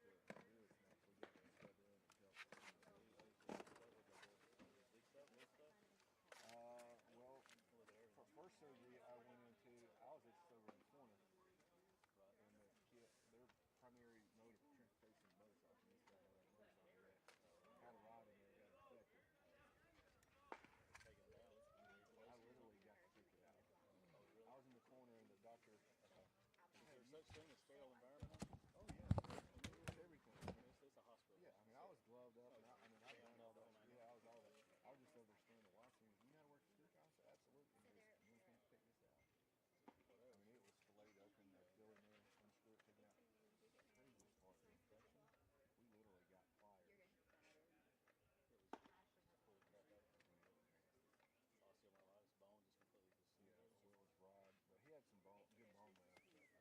Put in another rod, whatnot. Flush it here, dig over here, all kinds of stuff. Flush it and replace it. So I did that. I basically held a knee for an ACL. And then the coolest, which was a little bit kind of, I've seen an open heart surgery, and this one compares to that. The biggest mesh for a hernia I've ever seen in my entire life. She had a hole. No, it was up here. We basically put a mesh right here, set them open. That's where you had a hernia on its belly button?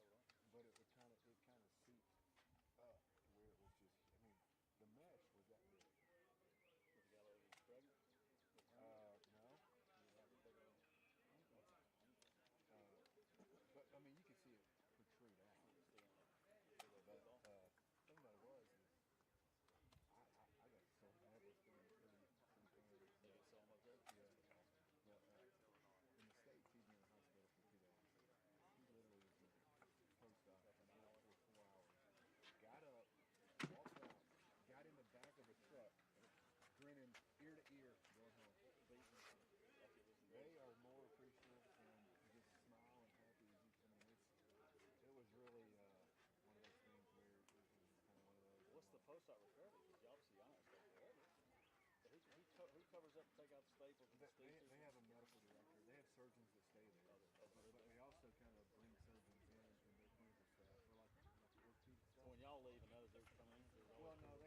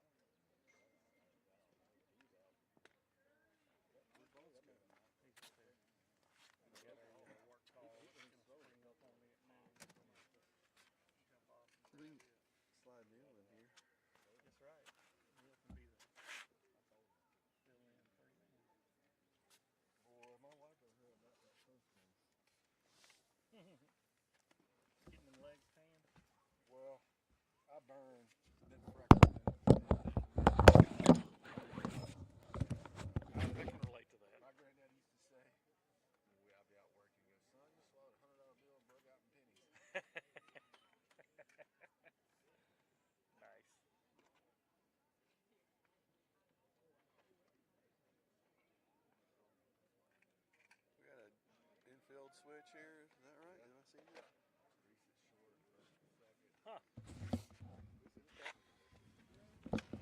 James at 1. Richard back at 3.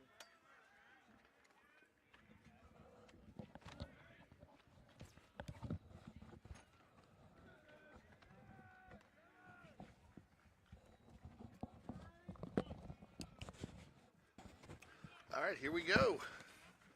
Time for game 2. Come on, Charlie.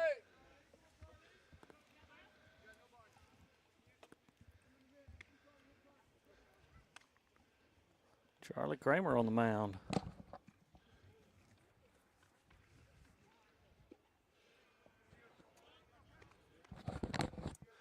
Let's set your Jaguar defense for you real quick here.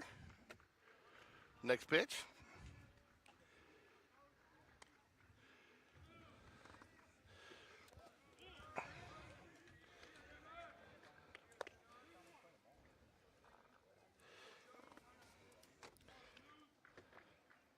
Solomon at bat for the Falcons.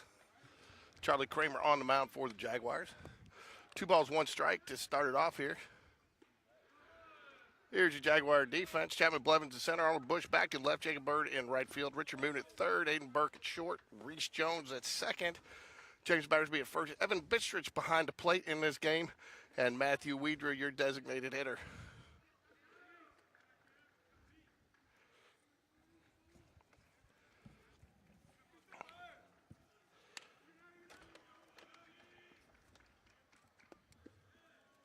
Three balls. That was ball 4, sorry. Ball 4. Ball 4. Ball 4. Leadoff walk.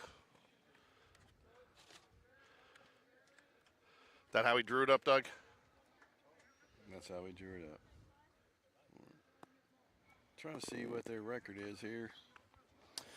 Sounds like they're a pretty good little team.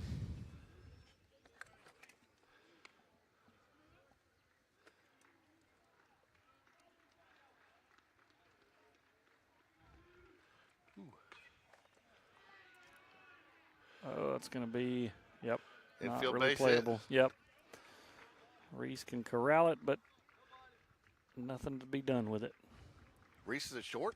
Yeah, they swapped up. You got Reese at Did short. not catch that. I apologize, Aiden folks. Aiden at second. Little flip-flop on the middle. Jerry and I were on here earlier, and we broke that down. Why you were late? You did know he was late. Was today. he was late to He this was late. broadcast. He was late. You know. Hey, man, great little interview with C.J. Gross and Miller Smith. Yeah, I can't wait to tune into that. That's one I will go back and find for sure. Ooh, Squares up and hits him in the back. So we got bases loaded here. Yep. Florence is 14-2 on the year. So 14-12 on the year. They lost to Hoover yesterday, and Olentangy they lost a close one as well. The orange of Olatangi. The orange of Olentangy. Coach Dunn already out for a little visit. Just he, the catcher, and the pitcher.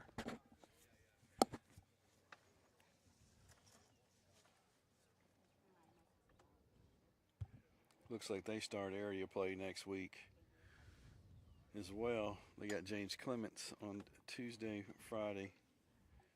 And I noticed in their area they're playing 3 for each area matchup Okay. instead of like. Are we the only ones that only play the 2 and then hold that tiebreaker day?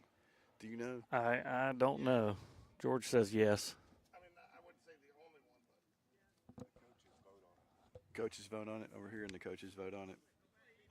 I kind of like that the way we do it. To be honest with you. See, George was taken care of by the lunch from the. Yep. You know, Yeah, of he course had lunch written into his contract. So You don't leave your wingman. You left us behind, Jared. We did not get the. it's okay. He does all the real heavy lifting around That's here. true, So that's true. I guess if I had the cheat code from the coach's show, is that what he was saying? That's That I right. didn't know? There's a strike. Ooh, must have been on the outside. where'd that miss?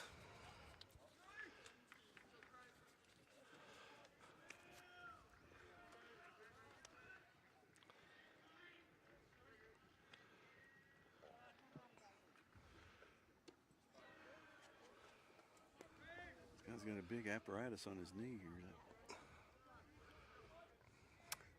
2 balls, no strikes, bases loaded, no place for him to go. Apparatus is another good word, Doug. Nicely Trying to done. work him in there. Ball low. That was the word of the day yesterday. 2 balls, no strikes, and no place to put them. Ashton is the batter for the Falcons here. Ball 4, walks in the walk. Yep. Can't give him freebies. Nope. I think this is where you want to see how the get Kramer getting his first start here. What kind of how he reacts to this situation.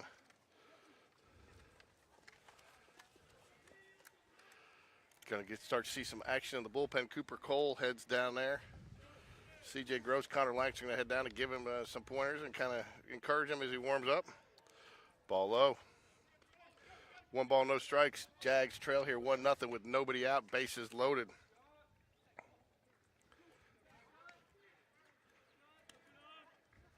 All right, let's turn 2.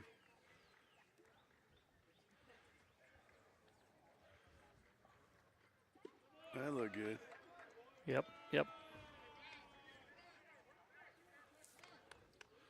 Called strike there. 1 ball, 1 strike evens up the count.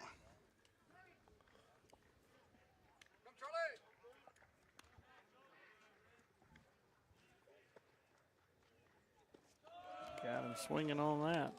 Strike 2.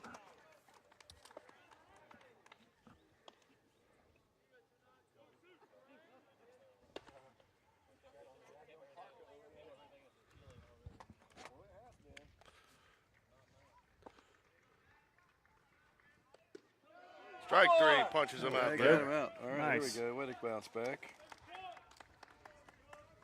All the confidence, everybody. Roll in the middle. Let's go, boys. All right. 1 out, bases loaded. Now we can turn 2 and get out of here with no harm. That's right. That's right.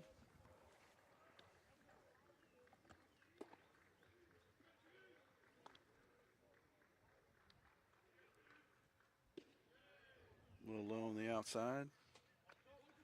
George, what do you did you get the heads up on the infield flip here?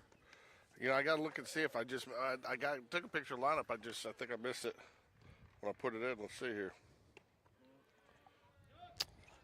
Ball. Yeah, they did have it on the card. I just missed it. So Is that just giving him some reps at short and second? I think so, and especially I think that's one of the reasons why they've been a little reluctant to pitch Aiden. It's Reese hasn't had that action at shortstop, and it's a little different look. Good pitch. So I think going in area, you got to figure you're probably with Aiden hitting 90 yesterday or Yep. the other day. I think Yep. you're probably going to want to pitch him some, and so I just think that's a Just take the newness off of it, right? And yeah. Fouls away. Foul tip. Ooh, got had the to bow umpire. back. Oh, he went down. Umpire's down. Ooh. Didn't really see where it went off of him, but it was such a quick foul ball shot. Looks like he's going to walk it off.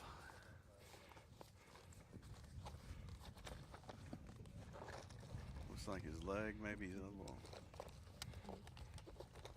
Or it could be parts unknown.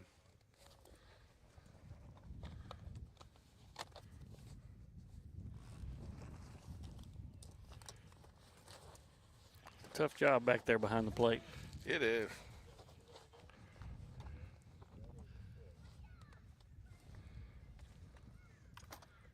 Maybe he's just. It looks like he's fine now. Yeah, I think he's all right.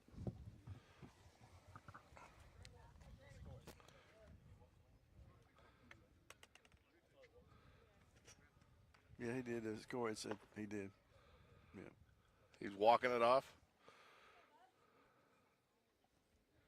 Oops.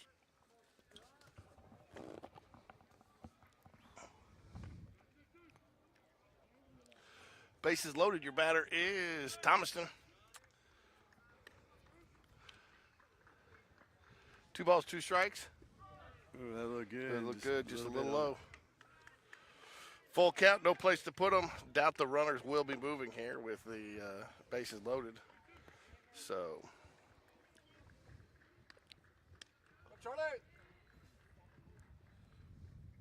in the dirt. It's ball 4. Walked in the second run. Hey, where you at here, bud? Yeah, Reese Reese, Jones going in. Like to see that. Talk to his pitcher. Tell him to settle down. You got this. I love that leadership there. That's Yeah. From a sophomore. But when you got, Sean Jones and Slimer hanging around your house all the time. that's true. I just pictures like bowls of snacks, like in every room. Just where you can just, as you're walking to. Ooh, to wow, the next where'd that room, miss? just grab a snack. And You think he's got like a Dorito room and Yeah. an M&M room? I would imagine. He works for Honda, so I'm sure he's got the little robotics. He just probably There pushes you a go. button and it probably brings the snacks to wherever he's at. Low, 2 balls, no strikes I here say- to Martin.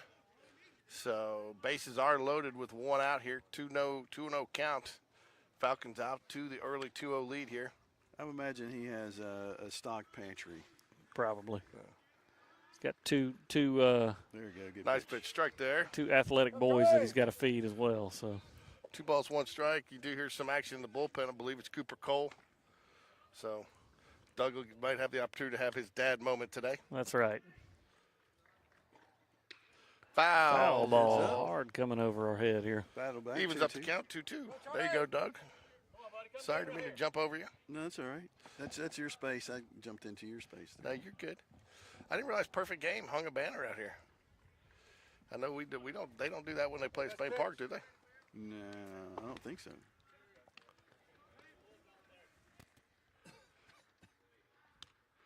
Here we go. Kramer comes set. There Nice. we go. That boy, Charlie! One more, man. Get out of it right here, buddy. Both outs. You got to figure Strikeouts. you got to figure there's some nerves here. First varsity Sure. start, Sure. Yep. Give the coaches credit for not pulling the trigger on them early and letting them try to give them an opportunity to battle through this. 2-0 lead in the first inning is really nothing. So, other than hit by pitch, too, he's not. Nice pitch. Other than the hit by pitch, he's not been really out of the zone. Yeah. Okay, buddy.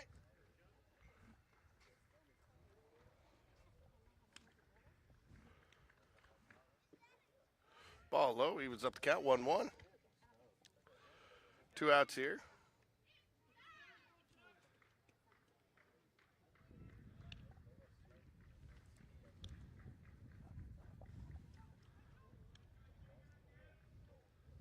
Fouls back out of play. Another hard foul ball over our head right there. Yeah, I did. That was something that was interesting for Miller. He can't get to foul balls because if he does, he's got to wear a helmet. Plus, he thinks he's too important in the dugout. That's right. I tell you, I did ask him though. Said, sell your dad out for me here. Do you make the lineup at home or does he? And he said, well, he does say, that. To give Coach Smith credit for this, he does ask Miller, who'd you think played well? Who do you think had a good game? And he talks about it, and they talk about it. And he says he's learning just as much from being in the dugout as he is from playing. So For sure. great experience for him. And Miller's going to tell him like it is. That's for sure. Swing and a miss. Not a good pitch. Way to battle back, Charlie Kramer. Gave up 2 runs there, but he bared down and did what he had to when he needed to. Yep. So great job there, Charlie Kramer. Yep. 3 strikeouts. Nicely done. George is going to make his first trip to the concession stand for this game.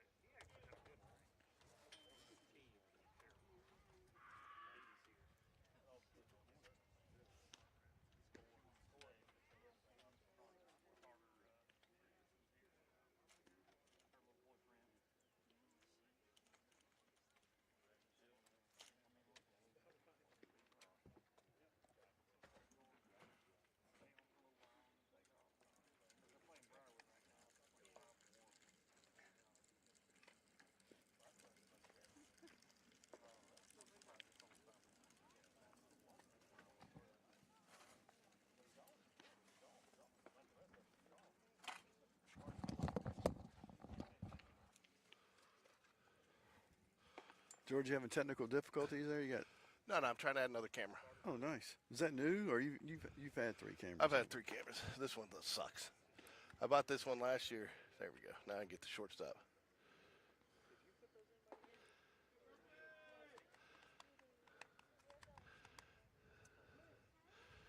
So,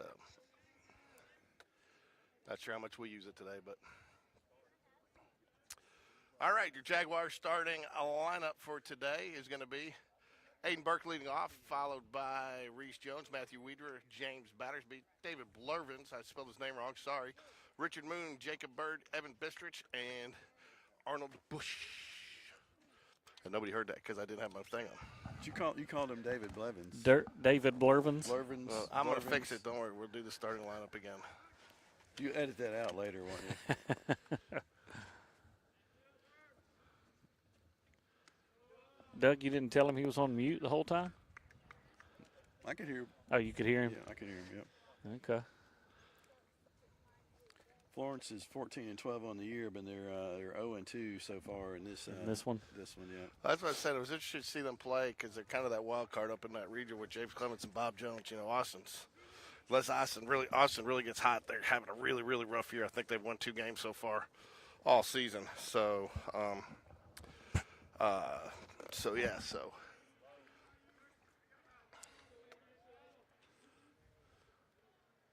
Doug, looks like the player with the apparatus is their third baseman.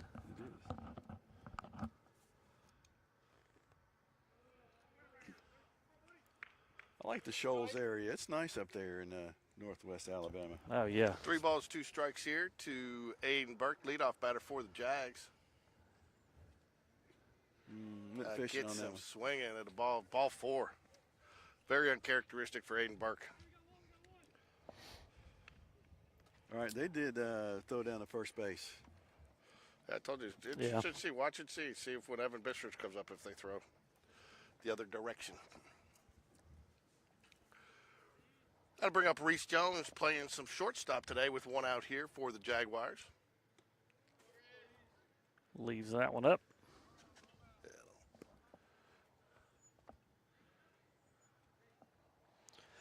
George, you said you were going to add Doug and I with our little baseball graphic up there. I didn't have You time had last time to night. work on that? Yeah. Now there we go, Stroke. fly ball deep, Get in the tracking gap. it, though. Nope, center fielder's there. and that'll be the 2nd out of the inning for the Falcons. I noticed that this morning. Did you but, catch that? I didn't say anything. You know, I had to go to Montgomery yesterday. I had a mutiny from my crew that was working down there. Uh-oh. Yeah, they were running behind, and they didn't. And the company was closed today. They were planning on coming back, and they couldn't get in, and so they didn't want to finish up a critical part that they needed to have finished before the weekend. So George had to stay down there, and I got to Wendy's birthday dinner like an hour late last night. Oh, man. Ball low here to Matthew Weeder. Matthew Weeder on his 3rd bat of the season after breaking 2. He just went third person, Jared. He said George had to stay down there. Yeah. You're like George Costanza. Jimmy. Called strike in there nicely. 1 ball, 1 strike here. I believe it's McCreelis is the pitcher for the Falcons. Nice stroke. There it is. Gets through the hole for a single. Matthew Weeder on base with 2 outs. Coach Dunn saunters by. Gives us a little wave. Runner on first now, 2 outs here for the Jaguars. It's going to bring up James Battersby. Hitting in the 4-hole today with Coleman Gray getting a deserved rest here in game 2 of a Good Friday doubleheader. Would you find out the nickname? Sorry. Man, that was maybe more of a sachet. Would you say? Coach Dunn clarifies he was on a brisk move, a high-speed walk, an athletic coach's walk from the bullpen back. He with purpose. Doug, to answer your question, yes. Miller revealed his dugout nickname that we're not allowed to. Well, it's Not allowed to here, say. but they call him Millie, and then the boys, that's what they call him, Millie, and he loves it. But he's told family members that only the boys. That's only a boys-only nickname. So Pick over. Bad throw. Oh, He did snag it, though. I tell you what, the way they've set this field up, and I know it's Save Spain Park, you feel like that ball's going into the fans over there because you can't even see the net. Can't see the net. That's right. Have you tried this location at home? You know, out there in the netting and. Not yet. I've thought about it, but you know. There we go. Runner goes. He's in very easily. Called strike on the pitch, but Matthew Weeder does take second on the steal. No balls, 2 strikes here to James Battersby. Again, you do see a lot of 2-out steals there from Coach Smith, which I like. You know, again, no risk, no reward. I mean, there's really no risk there. Get him in, especially lefty on the mound, so that is probably going to – that ball is going to get into – that's James Battersby. Does Out not of play. make the No. catch. James might go on the thankfully. right field today. That would have been his second pop-out in foul territory, fly out in foul territory. Now at our house, he could have caught that and it had been out. Correct. Here Correct. they have the out of play over there. Yeah, and I don't know why they did that way, but Yeah, it's kind of the same setup that we have. I guess maybe I don't what know. is our bullpen in play? Is this bull? No, they just have, I guess, have elected to do that. You know, we'd like a bigger field. We just do things better over there. That's right. Tell you, I heard that from somebody today. You know, we got here today and the bathrooms were not stocked. Foul ball. Catcher gives chase, but it's going to get out of play. Reset and do it again here. 0-2. Runner on second. Falcons lead 2-0.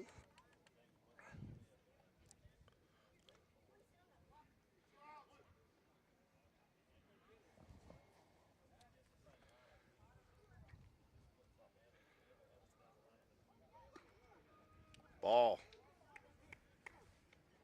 A little high there. David Blurvins is on deck. And Chapman Blurvins, I got it fixed. That may be his new name. You know. Blurvins. Blurvins. I like it. Blurvins. Nickname is born. Hopefully Macy's okay with it. Ball high. 2 balls, 2 strikes. I tell you, you know, that is one thing I have noticed. You get 2 strikes on you, but batter fouls a few away. You do see more of these guys coming back because, you know, that tight strike zone gets a little tighter, and the pitcher tries to do a little bit more. Yep.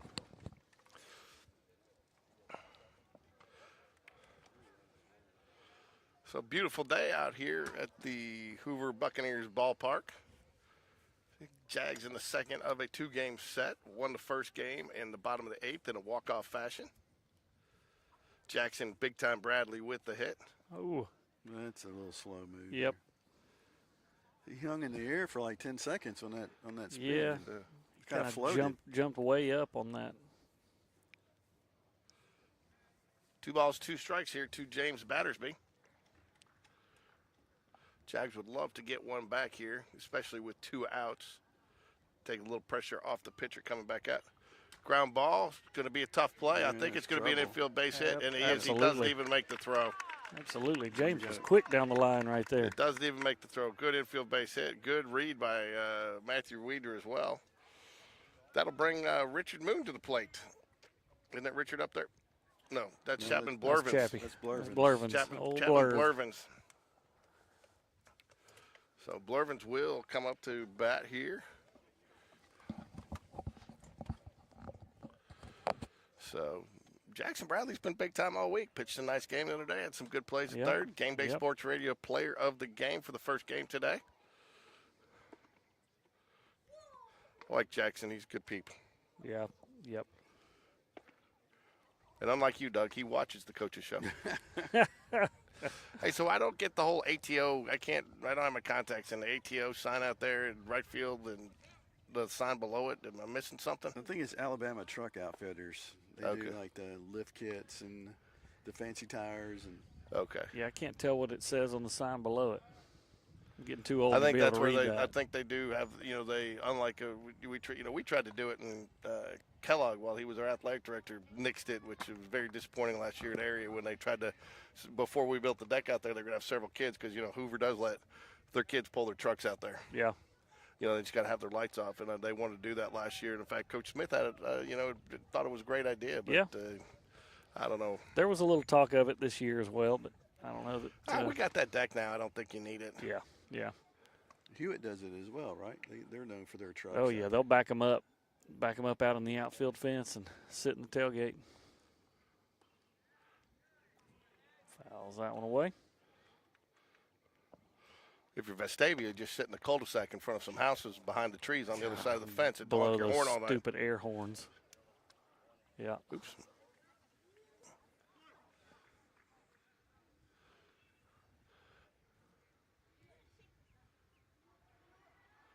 Pick over again. He wasn't fooling anybody on Nah. on that. You call a balk there? Did he? Oh, he sure did. Did he call the balk? Sure did. Yes.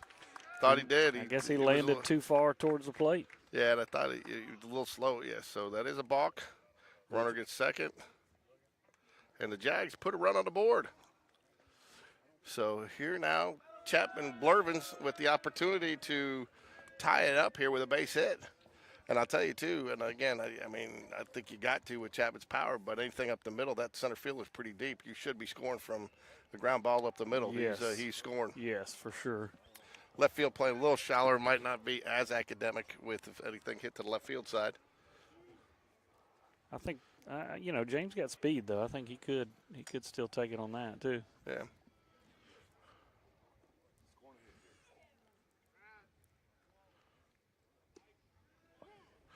I tell you, I'm not going to. No balls, 2 strikes. I'll tell you guys here halftime between innings.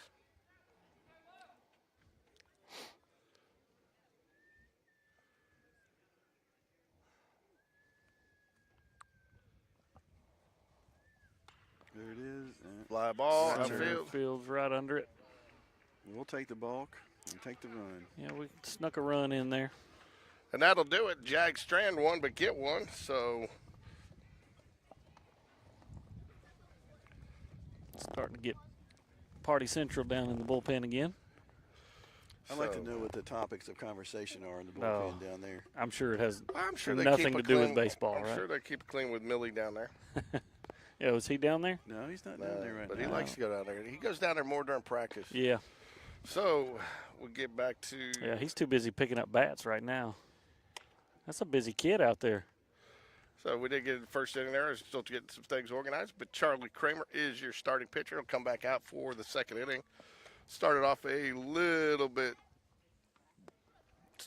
tight there, but the first inning, giving up a couple walks, but really bared down and battled back. Got a couple, 3 strikeouts. I think weren't all 3 out strikeouts. They were. Yep. They sure So, were. and again, I don't think he was too far off, other than the hit batsman. Missing a little low, little high. If he can dial that in, I liked what I saw out of him. Yeah. Yeah. I think you got to shake off the nerves there. That's right. Hopefully he settles down here in this inning and take care of business. Warm-ups have looked good this inning. Yeah, Chapman Blurvins out in center field. Arnold Bush in left. Jacob Bird in right. Richard Moon back at third this game. So what y'all's thoughts on that? For me, sometimes I question that just a little bit. Maybe do you go Jackson Bradley again? Just to give him rest? some rest. Well, rest his arm, because, again, that's where you see some injuries come into play because you come up and you haven't made that throw all game, and then you come up and you got to make that quick throw. I know when Sean played for East Coast Sox and he pitched and played a little third base for him, they would not let him play third after he pitched. Yeah. But I think part of that, Richard's in good shape. And Yeah, I was going Coach to Smith say, I knows think his he team. can handle it for sure. What did he throw, 70-something? Yeah. Ground Yeah. ball. Oh, good play. Yeah, I mean, you're not talking about probably a lot of opportunities for him to have to make a throw in this game, really. No, so. Players want to play. Yep. No, I get it. But Jackson Bradley had a good game last. I'm not Sure, sitten there saying it's a sure. right move or a wrong move. It just there's 2 different philosophies there. And after the game that Jackson played, I don't think it's a wrong move either way. Putting That's Richard right. back into play or letting Jackson get 2 games today. That's right. And giving Richard a rest. I think some of those moves are kind of getting a little limited with the Matthew Weeder situation. Yeah.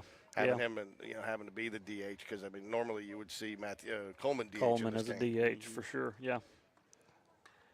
Ground ball, Aiden Burke. Very efficient here coming back. Yep.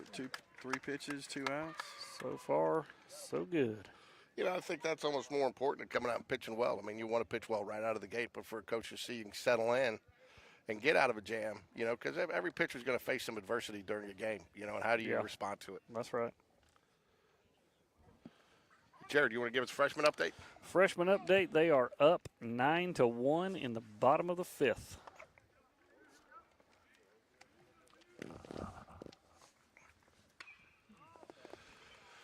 He's got it. Yep, Arnold sets up right underneath it. Just like that. 3 up, 3 down. Folks, Back we'll have off the field. We'll Yep. have the player pitcher tag up there shortly. Got to charge the iPad. It drained during the first game. Faster than normal. So that'll be 3 up, 3 down inning for Spain Park. And they'll get back to the bats. Let's see if I can't get it right this time. So we'll do the starting lineup. You got Aiden Burke leading off. Reese Jones batting second. Matthew Weider in the 3-hole as the designated hitter. First baseman is James Battersby in the 4-hole today. Chapman Blevins, or as I guess now we've nicknamed him Blurvins, is batting 5th from center field. Richard Moon over at third base after a solid no-decision outing in the previous game. Jacob Bird in right field.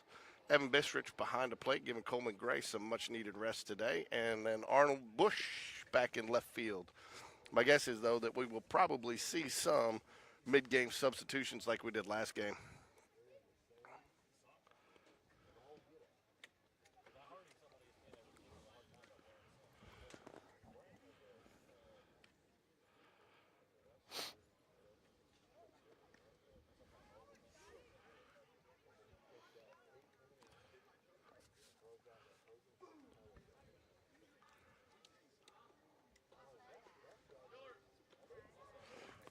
Kind of wish I had brought some shorts. You guys bet. were ahead of the game there.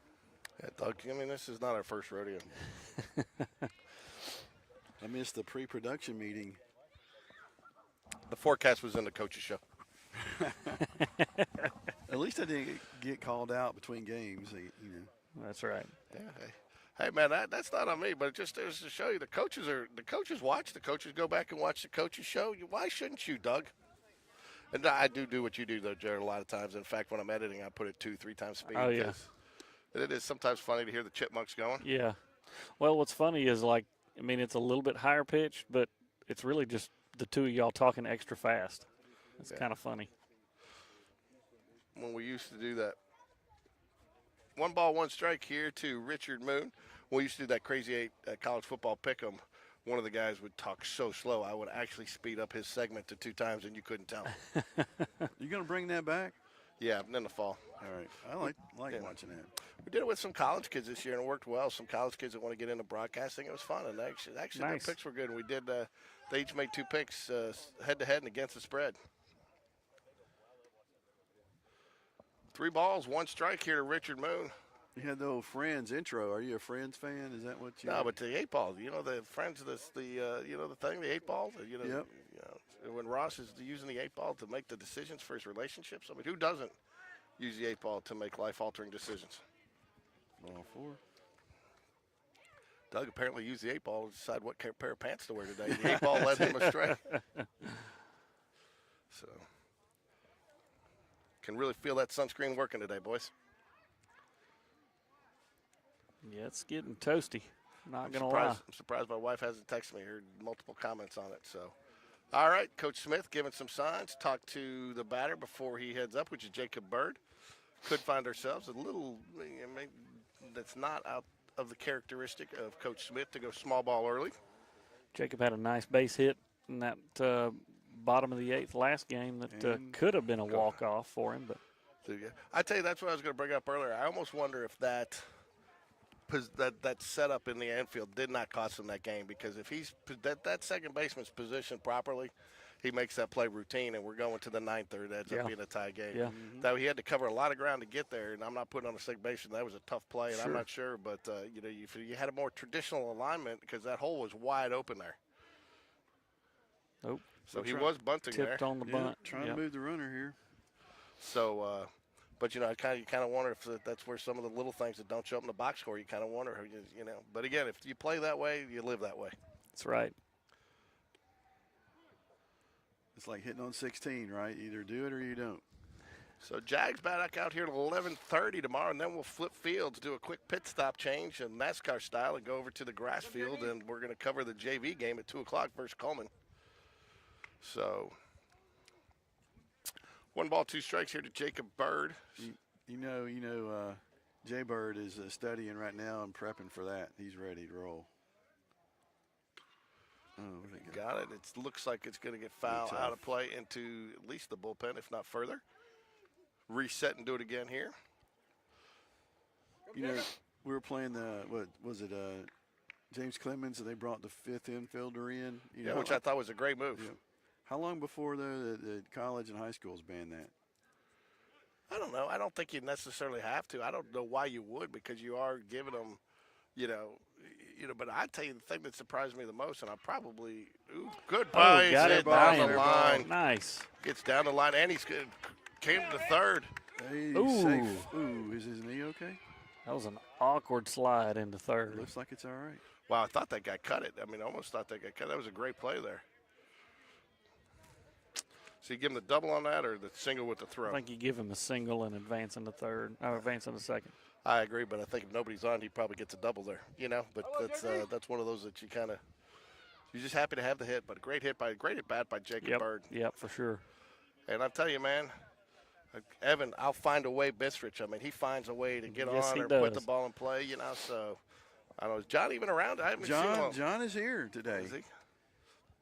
In the house. Nobody out for I'll find a way. Bistrich up, and he's going to There goes bat. the A bunt. little safety squeeze.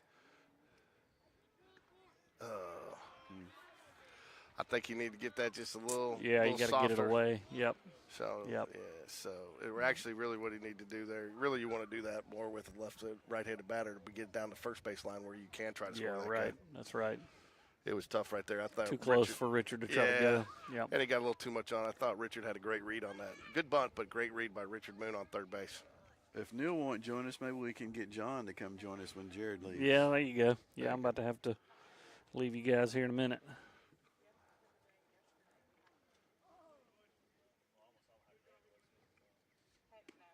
Called strike to Arnold Bush, low at the knees. Great pitch by the Falcons.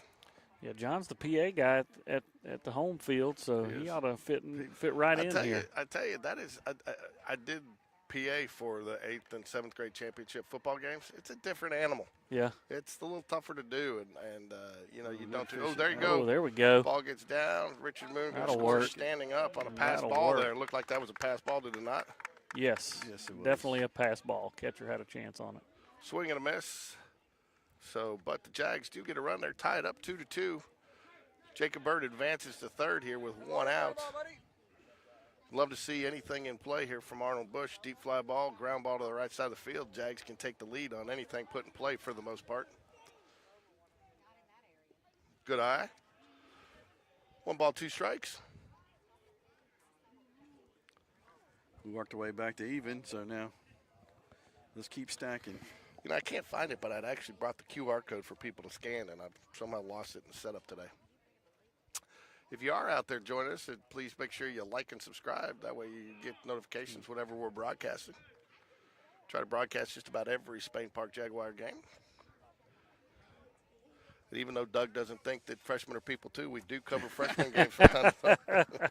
Man, he just threw you Wow. right under the bus. I don't think I ever said that. Goodness. Oh, that's Ricky. I'm sorry. That was Ricky. You're right. That's Ricky. Yeah. Because Ricky one day, I'm not staying for the freshman game. I was like, hey, man, freshmen are people too. That's right. I got him looking.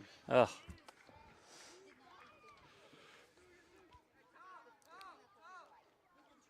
Well, it's benefited having the freshmen play a lot after or before varsity.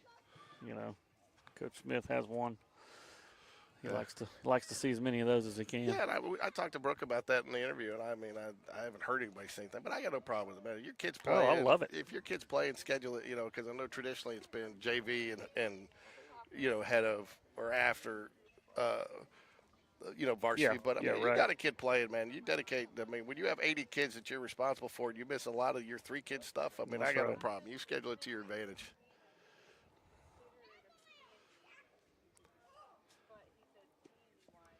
Aiden what? Oh, geez, Doug, did that look like a strike Did to he you? call that a strike? Yes, he Yeah, did. Oh, it you looked gotta be inside kidding. and low. That looked like that was just barely grazing the top of the turf there. Definitely not the consistency of the strike zone that the previous umpire had. Yeah. I like the guy. We've had that was behind the plate. He's called 2 games. I thought he's been pretty fair, pretty consistent. Yeah. Surprisingly, and again, he jumped all over that batter interference call. There was no mincing words or any hesitation there to make that call. When they do that, it's pretty accurate. Yep. I believe he's a vice principal somewhere. Really? Yep. Okay. Doug, you got great little nuggets on everything. You're like the Cliff Clavin of our broadcast. Cliff Clavin. That would make you Norm, I guess. But Oh, I am Norm. I'm about as big as Norm right now. well, Jared would be. Who would Jared be? He went to Jared. Maybe we get a sponsor with you doing the game. He went to Jared. That could be Jared's tagline. Whenever he calls something, he went to Jared. Oh, that's going to be a tough That's a little play. chopper. Oh, what a great play by the Man, shortstop. heads up. Yep. What a heads up great play. I mean, he came in charging hard on that. Knew he was either going to take the short hop or the big hop, but he knew he had to move. And, I mean, shortstop made that play. What a phenomenal play by the Falcons shortstop there. Boys, I'm going to roll on down to try to catch that second freshman game. Enjoyed it today. Y'all hold the fort down, and I will see you tomorrow. We'll see. Yeah, Doug, go ahead and kill that headset for now until we get somebody to put on Jared's. That way you got the mute button.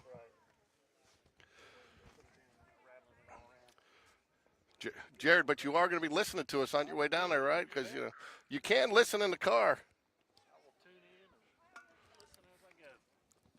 Doug's not even going to move. He likes his chair. Say anything bad about me. All right, here we go.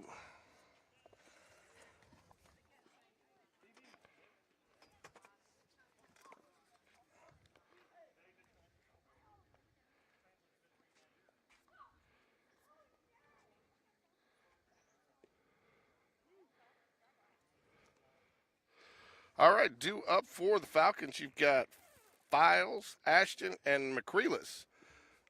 Files and Ashton both 0 for 0 on the day. Drew walks their first at bat, and McCreelis 0 for 1. Ashton with the RBI walked in a run.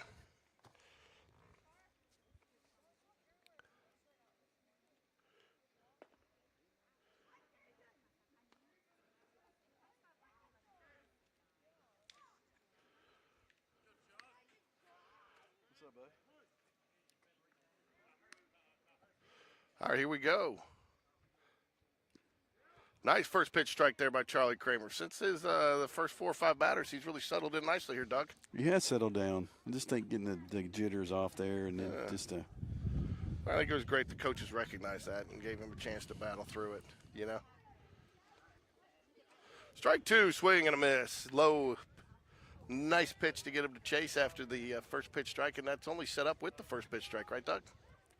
That's correct. I think you nailed it. They wanted to say, hey, how do you handle adversity? Can you come back? And he's done really well. Ooh, fouls it away. Oh, he fouled it. All right.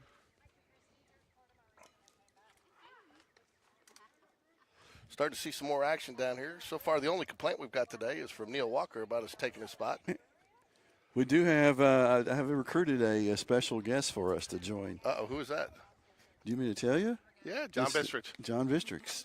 There he goes. He bringing a chair? I don't think he has one. We need to get him a chair or something. Well, you put the top on that box and he can sit on those. All right. I'll do it between innings.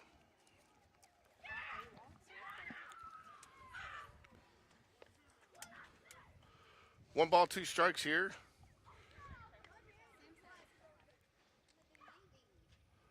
Florence making the trip down from North Alabama. You think they stayed here last night, Doug? Or you think they're going back and forth? I think they stayed here. Ground ball. Richard Moon going to cut it off. Makes the throw on the run. He's kind of patented that play. He's doing it very nicely. Huh? The Shoals is about a 2.5 hour drive. You can't is, get you can't get there easily. Richard Moon's just making that look routine all day long, all night long. He's money. He is. That twirl play he had yesterday was very nice. Now up third baseman Ashton. Walked his first time at bat, and that walk resulted in the first run being scored. Ooh, I don't know where that missed, Doug, but it must have been outside. 1 ball, no strikes here.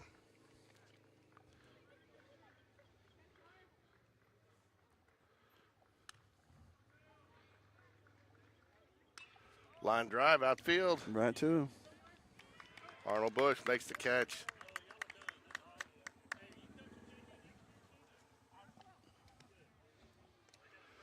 Charlie Kramer from that first inning has been very efficient so far since that first innings. Faced 5 batters, 5 outs. Just jinxed him see if he can make it 6. You pulled the old patented George Jinx there. Hopefully not, but.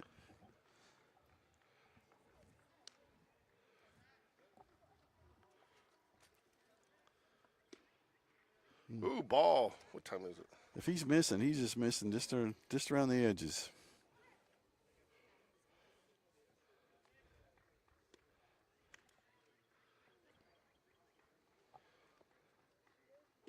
A good cut. Got him on that one. 1 ball, 1 strike. Coaches obviously like what they see out of Charlie Kramer to give the youngster to start today. What is he, a sophomore or junior? He's a junior, I believe. I've never seen him play before. I've heard his name, but just we've never crossed paths. Yeah, I joked around earlier about, remember you guys had him, the Colquitts at Tennessee that seemed like they were there for 20 years punting, right? Yeah. And then, the Blantons over in Oklahoma. I feel like the Kramers, but I think it's just because their family's so involved in everything Spain Park that I said I felt like Charlie Kramer's been here for 20 years. 2 balls, 2 strikes. Like what the junior's doing out here on the mound for the Jaguars since he's rallied back after the first inning. You're going to need those keys, Jared. Swing and a miss, and Evan Bistrich holds on to it for the 3rd out of the inning. Well, he's done really, really well. 6 up, 6 down for Charlie Kramer after the first inning. So that's what the coaches want to see, and that's, as a player, I mean, you love to see a player kind of battle back. It almost makes the game more fun sometimes when that happens, doesn't it? It does. So especially early. You hate to see it in the 6th or 7th inning. So I'm going to run to the concession stand real quick. Doug, do you need anything? No, I'm good. Thanks for checking.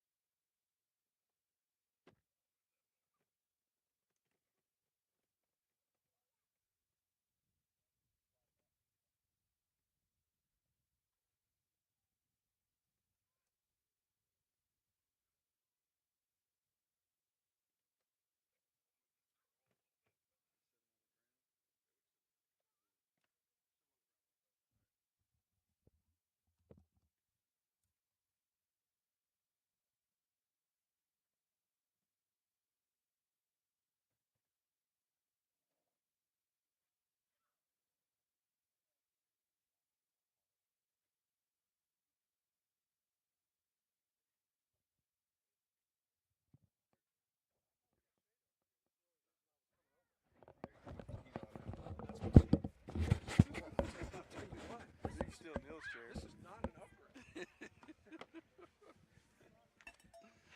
Wow. You thought you were getting like a VIP treatment. It will happen. All right. You don't have a mute button on that one. Oh my gosh. So you're live all the time. I mean, it's just like, This is.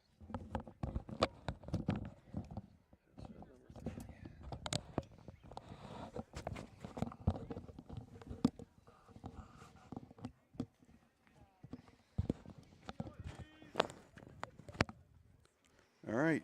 George is off to his usual concession stand run in the middle of the inning. He'll be gone for 30 minutes, but we have a special guest here to fill in for Jared, who had to run to the freshman game. Welcome, John. Doug, happy to be here, man.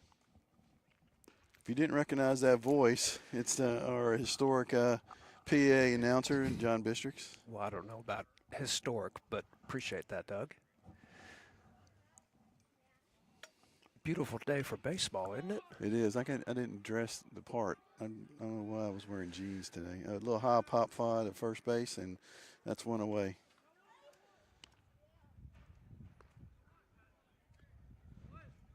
So is this your first time doing the broadcast with George, or any broadcast? This is my first time with the headset on, Doug. All right.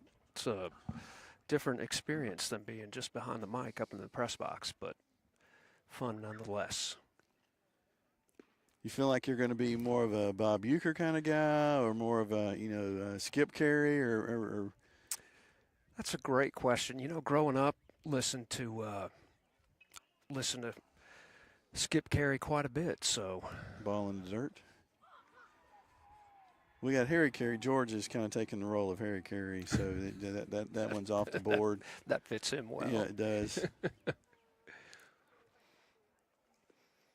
Good cut. Tough pitch right there. I tell you, Kramer had a tough first inning, but after that he's really settled down. And I mean, I guess he's 3 up, 3 down in each of the last 2 innings.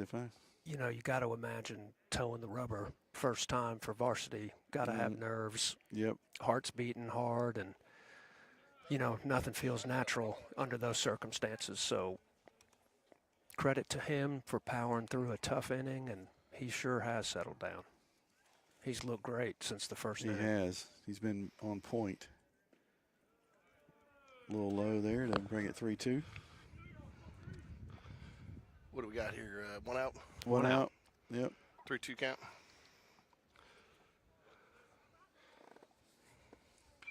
Well, he turned on it, but it's foul. Yeah, he sure did. John, I'll have to warn you now that George will come out with some hard-hitting questions to you. Accountability questions and see how. I know John watches the coach's show. I admitted last night via text that I do not watch the coach's show, George. So you were the one. Doug kept you quiet. Yeah, he did. He didn't send me down the river last night, but I'll do that to myself. I have not watched the coach's show yet. I get it. It's funny, though, because Doug asked like 3 exact questions that we asked that Coach Smith gave answers on the coach's show. I mean, they were almost verbatim. Yeah, I remember the 2-0 count, changing pitchers question. And looks like he's tracking it. Yeah. Well, what they didn't tell you is George gave me those questions to ask. Yeah. Here, ask these questions. Well, I know you do a lot of booth prep, Doug. I would assume that's part of your game prep mode. So I'm the off-color part of the booth here of the Fox crew. John, I know, too, you were going Roll Tide all over your bedroom last night after Alabama won, right? No, I can't say that I was.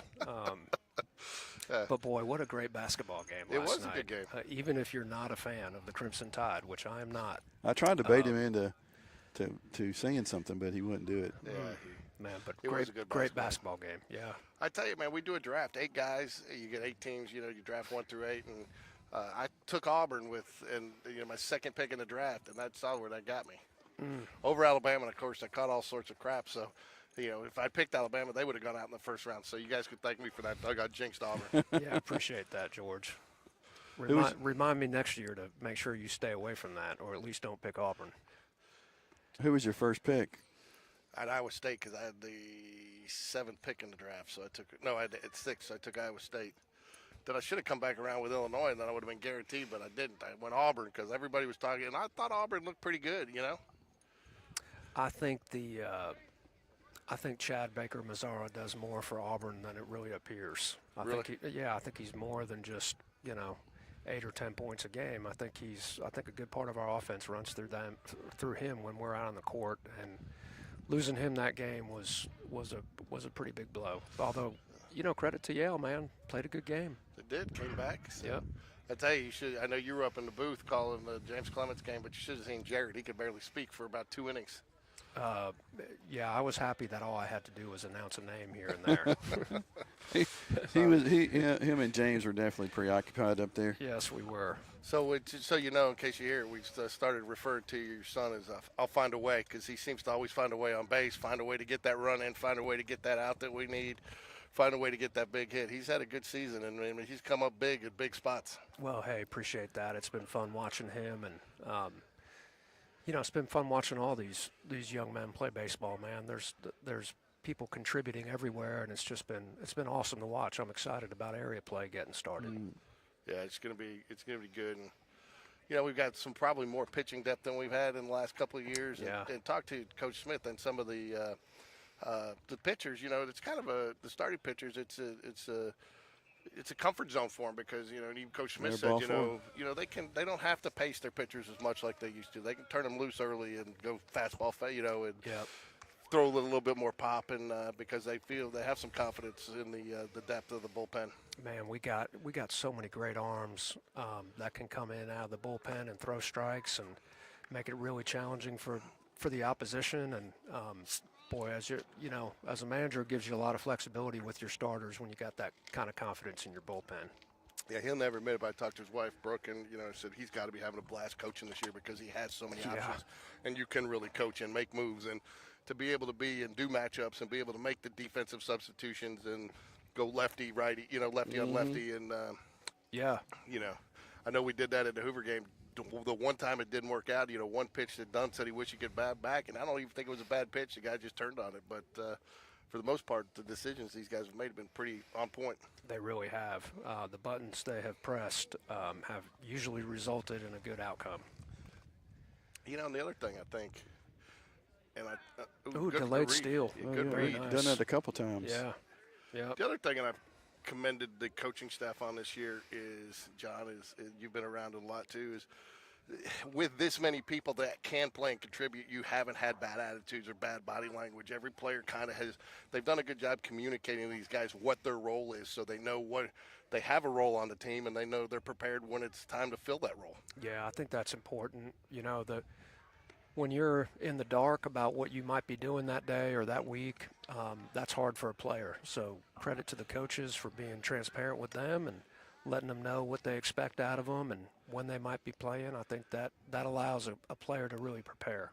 Well, kudos to them too. That they're setting on go. They're ready when your number gets called. Yep. They're ready to step in. No doubt.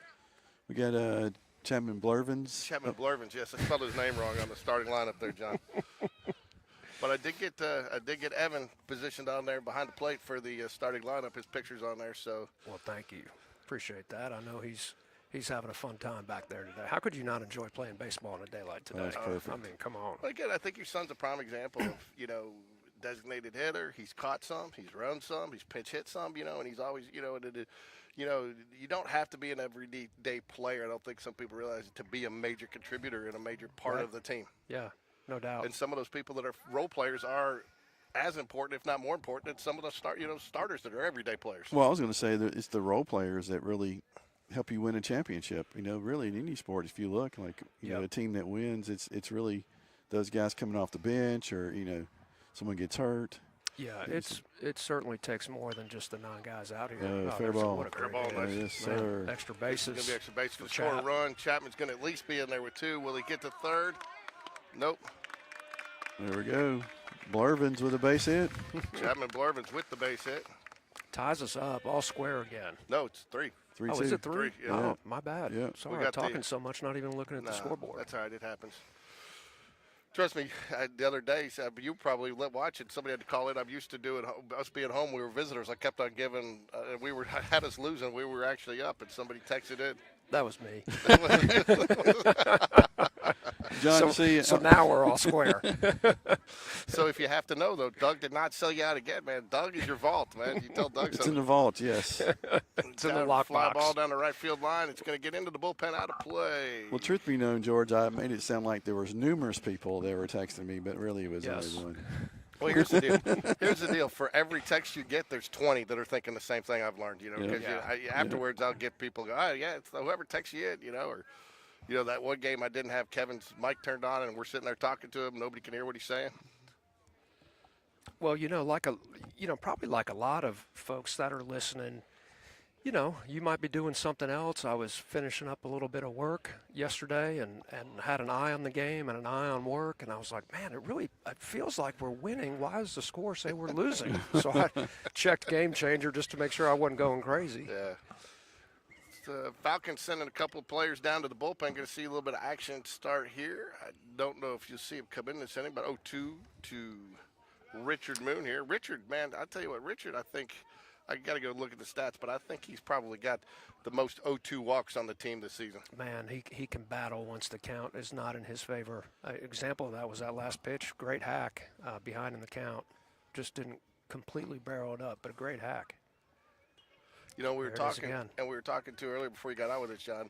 You start fouling off pitches like that as a batter, the strike zone starts to shrink for the pitcher, and it just because now you think you got to try to get him with something on a corner, or you start pushing the envelope, and that's where So fouling those pitches off is just so huge to get that 0-2 walk. Oh, it's massive. You look at a 7, 8, 9, 10 pitch at bat, and how that can, even if the pitcher wins that at bat, that's 10 pitches he just spent getting one guy out.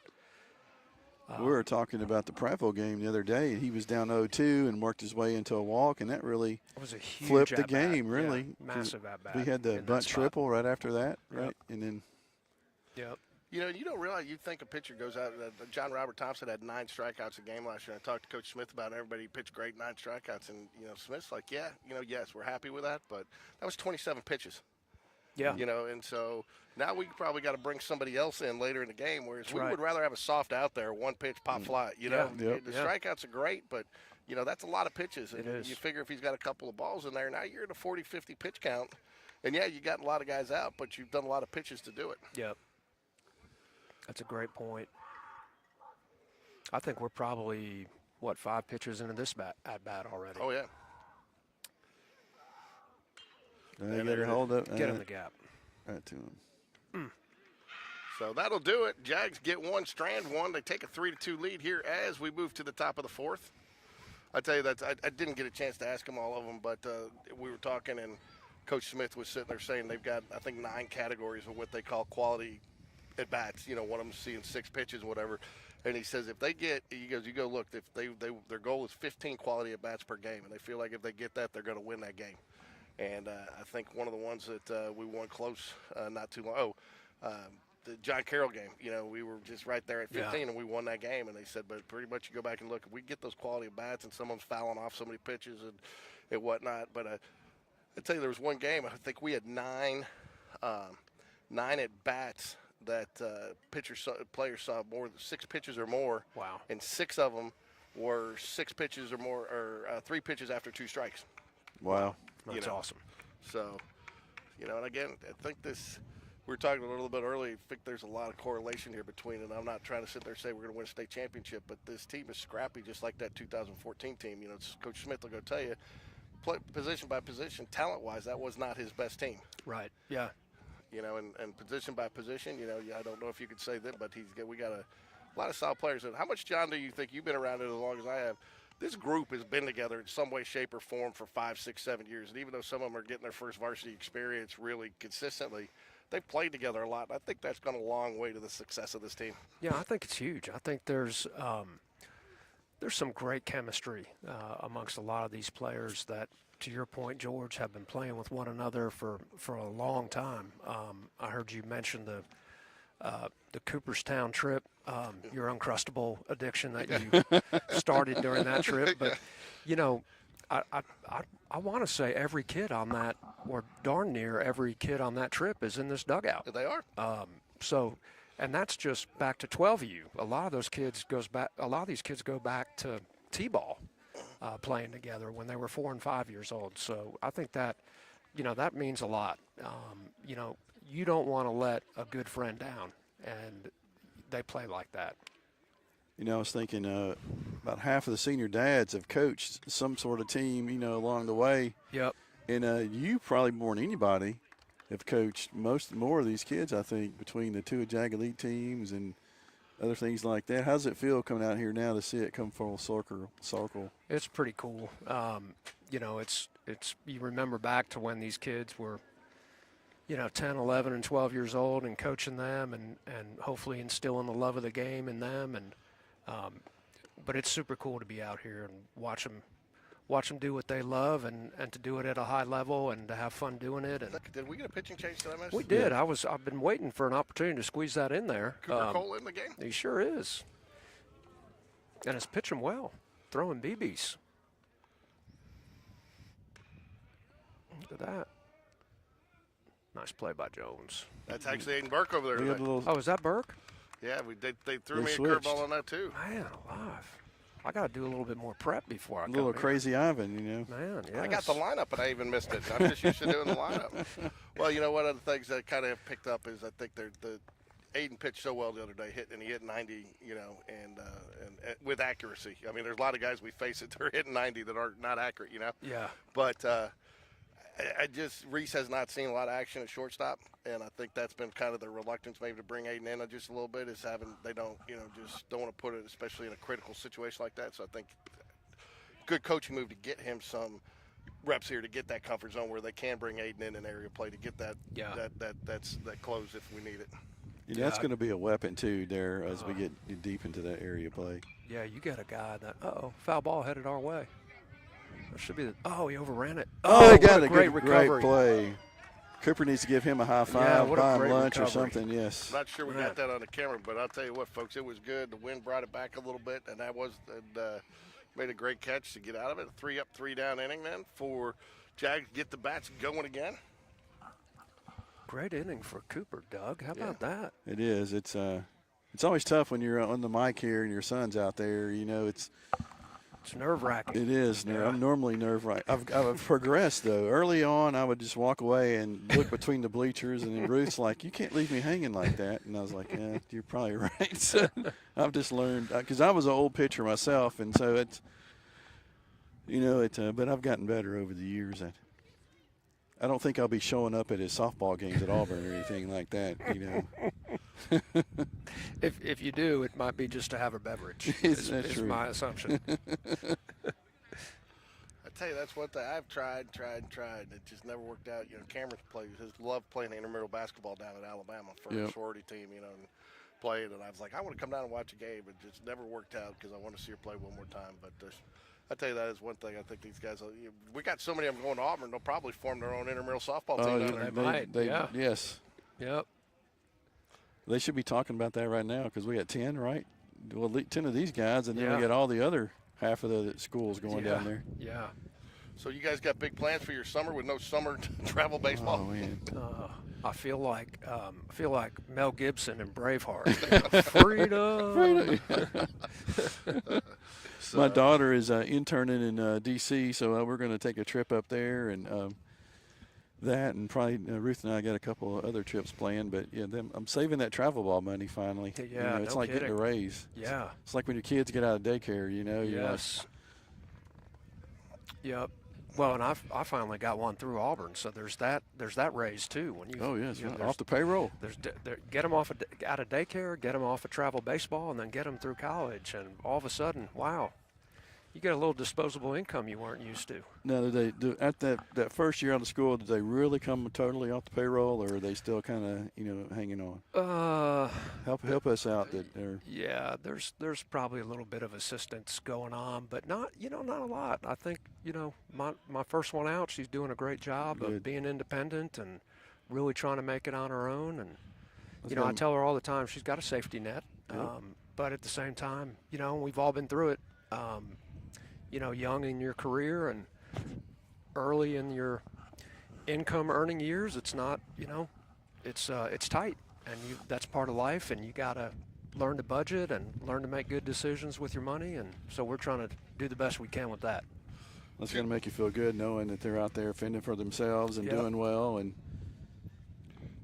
it is a good feeling. It's fun to watch. Proud parent, no doubt. 2 balls, 2 strikes here to Jacob Bird. 1 for 1 on the day. Had a nice single down the.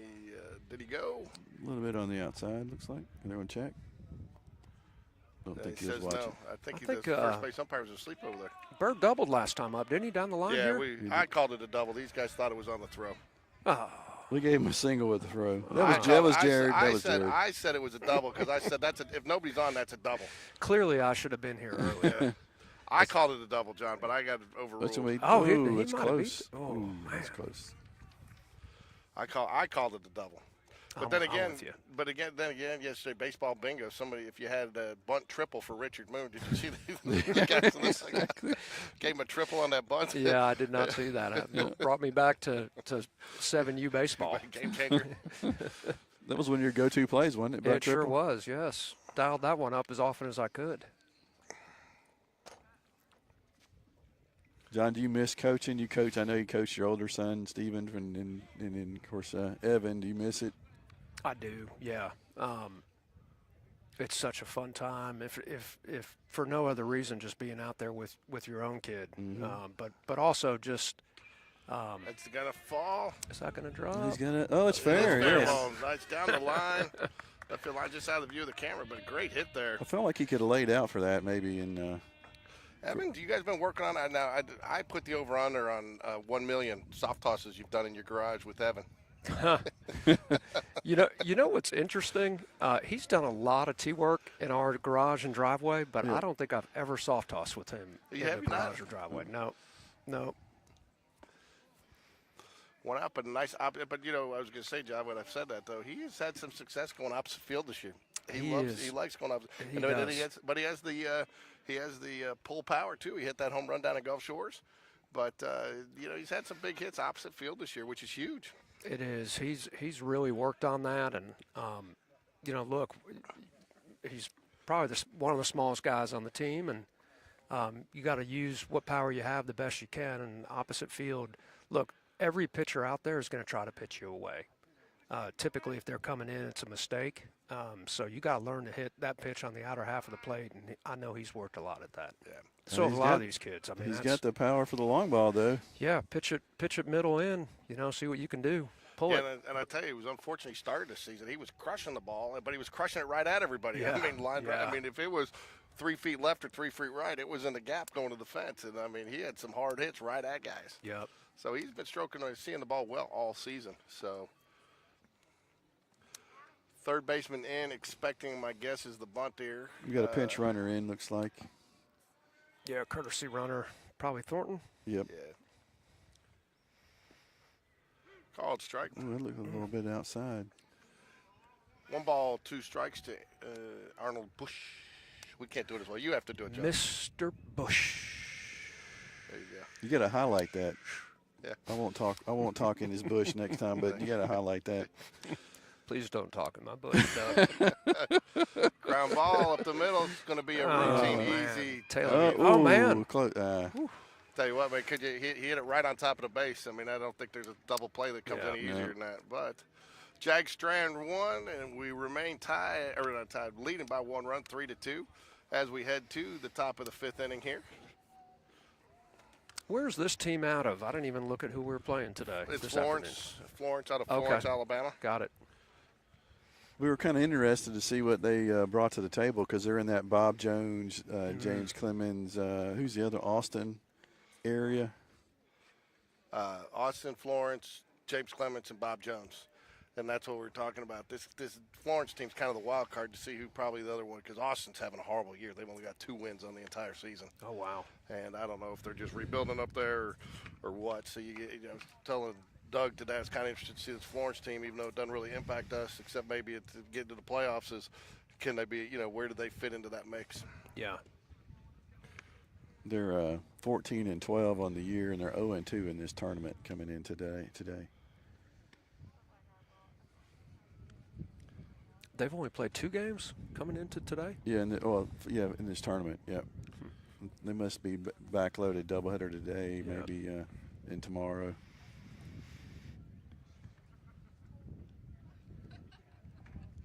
Nice town up there. You ever been up there? The Florence and Muscle Shoals area? I don't think we played a tournament there a couple years ago, didn't we? Isn't that where University of North? No. Yeah, UNA's up there. Yeah, UNA is there. Yeah. I think we played a tournament there, but I didn't really get around it, and I think we played 2 games of a tournament up there and stayed the night once, but typical baseball, we probably ended late, got up early, and didn't see much of the town. Exactly. Rush home after that. Yeah.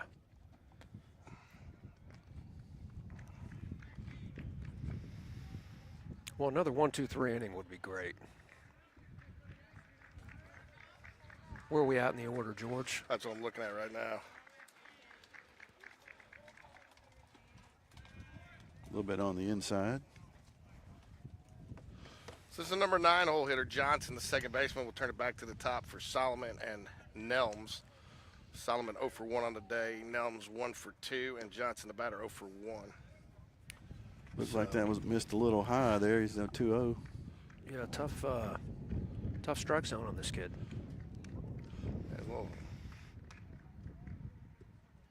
Call strike. Found it at the bottom of the zone. If you're going to miss with this guy, I think you want to miss low. Hey, John, I want to commend you, too. We talk about a lot of things, and you do such a phenomenal job on the public address. It's not just doing it, it's the enthusiasm put behind it. I know it means a lot to the kids. You almost make it like a major. Go safe. Well, thanks, George. It's but it means a lot. I even tell I tell officials the same thing. When you get officials that'll, you don't want to make it in your face, but they put the enthusiasm. I mean, it just makes it more fun for the game and more fun for the kids. And I mean, you do it equally for both teams, and you just make it a great game day experience. And I tell you, Doug and I were sitting there talking about we were down at Gulf Shores. I don't know if you made that trip down there. I don't remember.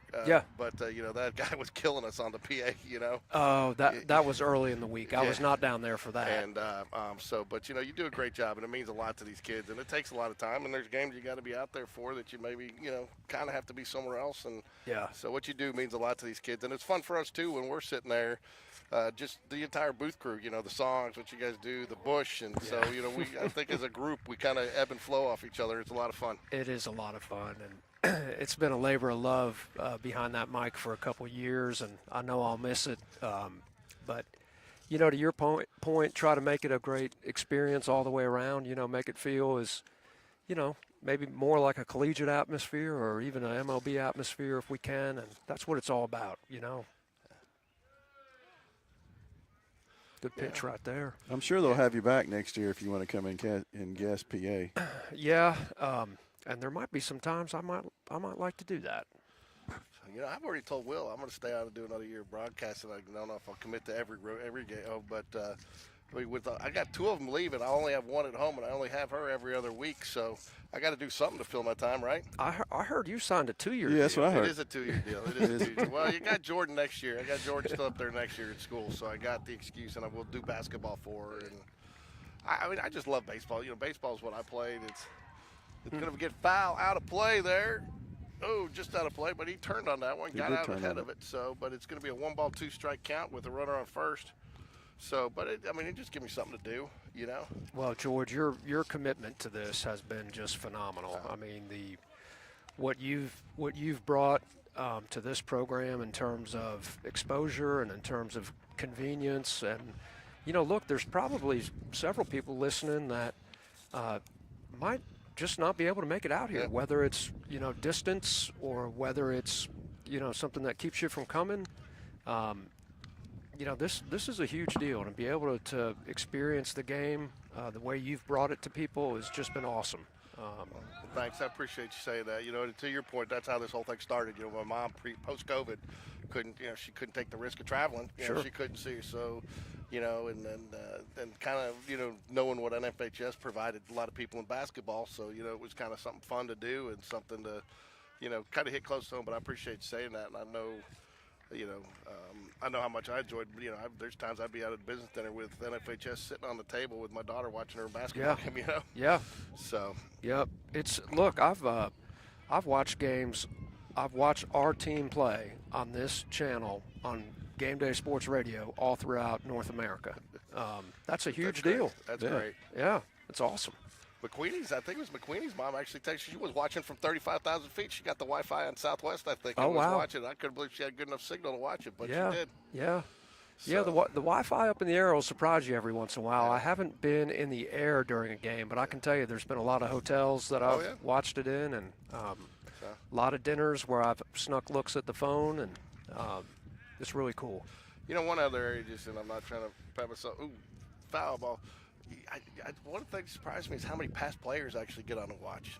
Still really? See it. Yes. So I get a lot of texts and a lot of instant messages from past players. Hey man, watch the game, or they because they've still got friends on this team. Yeah. And listening to Brooke Smith talk about, she said that's one of the hardest things about for her is you see these kids and you're so invested in them and then they're gone. Yeah. And you try to keep up with them, but you got 80 more coming through the next year. Right. Yeah. So no, that's a great point. 3 balls, 2 strikes here. Runner on second. Nobody out here. Cooper is dealing. Cooper Cole on the mound. Replaced Charlie Kramer here in the 4th inning. Oh, nice. No, man. look good. God, look good. Man, good pitch, Coop. Runners now on first and second. Nobody out. I think everyone's wondering where that one was. Yeah. Coop looked like he wasn't sure. I think the coaches were asking Evan where that pitch was, still asking him where it was. So my guess is this mound visit, we got different mound visit. Is it candlesticks like from, Bull Durham? Is it a bobblehead when Dunn got his hand over his mouth and he's, what the F are you doing? Okay. And then on this one, though, I think this one is he's going to come out here And to exactly what you said, he's going to stand there and talk to these guys. So the umpire comes out, and then he's going to Yeah. chew on the umpire. Because, he did that. Sean told me he did that one game where Sean and Dunn walked out and said, I guess you're going to have to strike him out twice. And then when the umpire came out there, he jumped on the umpire about the strike zone. So my guess is that might be what you see here. Yeah, I think this is exactly to get a word or a look into the umpire at some point, because he was definitely not happy with the call on the last pitch, which really looked good. Yeah, and the only thing you don't know on it is, because Evan didn't move much, is he set up outside, but Right. he didn't look, most of these catchers should have something else. When they've set up outside, they're still catching plate. Yeah. Yeah, there you go. That's what it is right there. He's talking to Evan, but he's really talking to the umpire, right? Yeah, I think they said a few words to, something sarcastic, like, I guess you got to get it over the middle of the plate. All right, so, and sometimes, too, I think that type of visit there does a lot for your pitcher to show your pitching coach had your back and recognizes that you threw a couple of good pitches there. Yeah. All right, batter's going to be Nelms. He's 1 for 2 on the day. He is the number 2 hole hitter, and Yeah, we're in the meat of their order right now. It's really, I know Cooper's bearing down. We need to pop who's up in here. who's in the bullpen? We here? got Lucas down there warming up. Warming up. So my guess is, from what I heard, McQueenie will be your starter in the game 6 of the tournament tomorrow. Good pitch. Nice pitch. Live down there, Cooper Cole. Yeah, if you got to miss with this umpire, miss low. Yeah, he's got low zone, no doubt.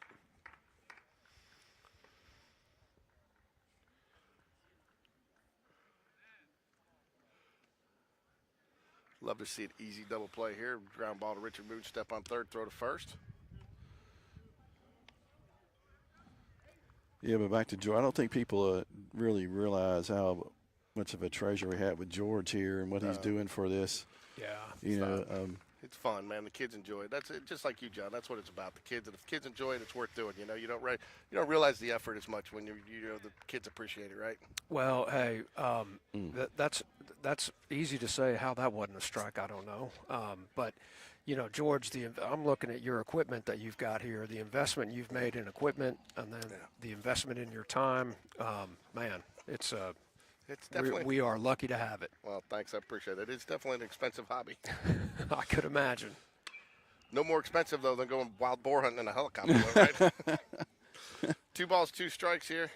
Well, lucky for me, I was invited on that trip. So yeah, there you go. So David Spencer out checking the bullpen to see if they're ready to go. Again, I don't know what you do differently here when it looks like you've been throwing strikes. Just not getting the calls.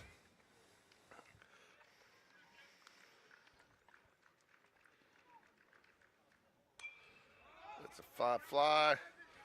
Evan Bistrich has nice catch. Just out of the view of the camera, but Evan Bistrich, nice catch, settled under nicely. Yeah, that was a little tricky back there. It looked like he was having a hard time zeroing in on it. Right up into the sun there. Yeah. Hey, John, you'd be happy to know, I don't know if you were at the Thompson game, but I sent in the clip to Coach Smith and blew it up, and you could clearly see Evan's bunt down the line was fair there. Oh, you did? Really? Yeah. I think we all knew that. But I did. I got video evidence, and I got 1,000% fair from Coach Smith when I sent it to him. It's unbelievable. I can get how you how you can mess up a fair and foul call when it's 90 miles an hour off the bat down the line. But how you miss it on a bunt? I mean, not to mention he could, if he walks down there, he can see it. Yeah. He's still standing on plate. I mean, you walk down and watch it there. It's unbelievable. Then, not to mention the guy slaps it foul, which to me is another sign that it's fair. Yeah. Nice pitch, Cooper Cole. Man, lived there. So, that was huge out. Coop just recorded. Runners don't advance. You've kept only one in scoring position. It's a big out right there. And it seems like a easy, but it's not. I mean, having a catcher, knowing how many times, how many balls have they had to go through to learn how to catch that and read that right, John? That's always a tough one. Naturally the way that ball is going to go up and then tail back towards the field of play, which is why it's so critical that the catcher keep his back to the field when he's making that catch. That's going to send the runners back. That's huge right there. Oh, that is huge. Yep. Oh. Very nice. That's Way to nice. pop him up. Way to pop him up. So very nice. That's a big. You have the runners going.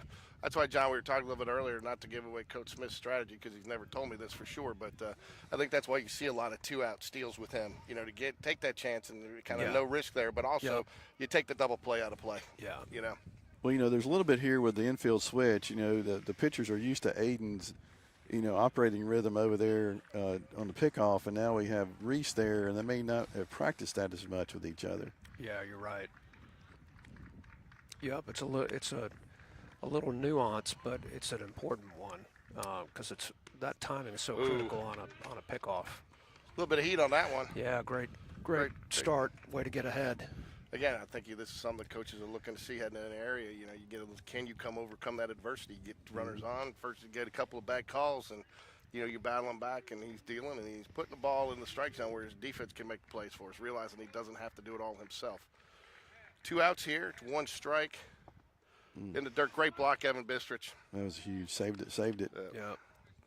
Again, those are little things that don't show up in the box score that we try to talk about a little bit. That right there, because now if that guy gets to third, you don't make that block, even though the run doesn't score. It gets a little tighter on the pitcher. And if much another tighter. one, so those things, even though they don't show up, are huge. I mean, the pitcher can still, now he can throw that curveball, not worried about maybe.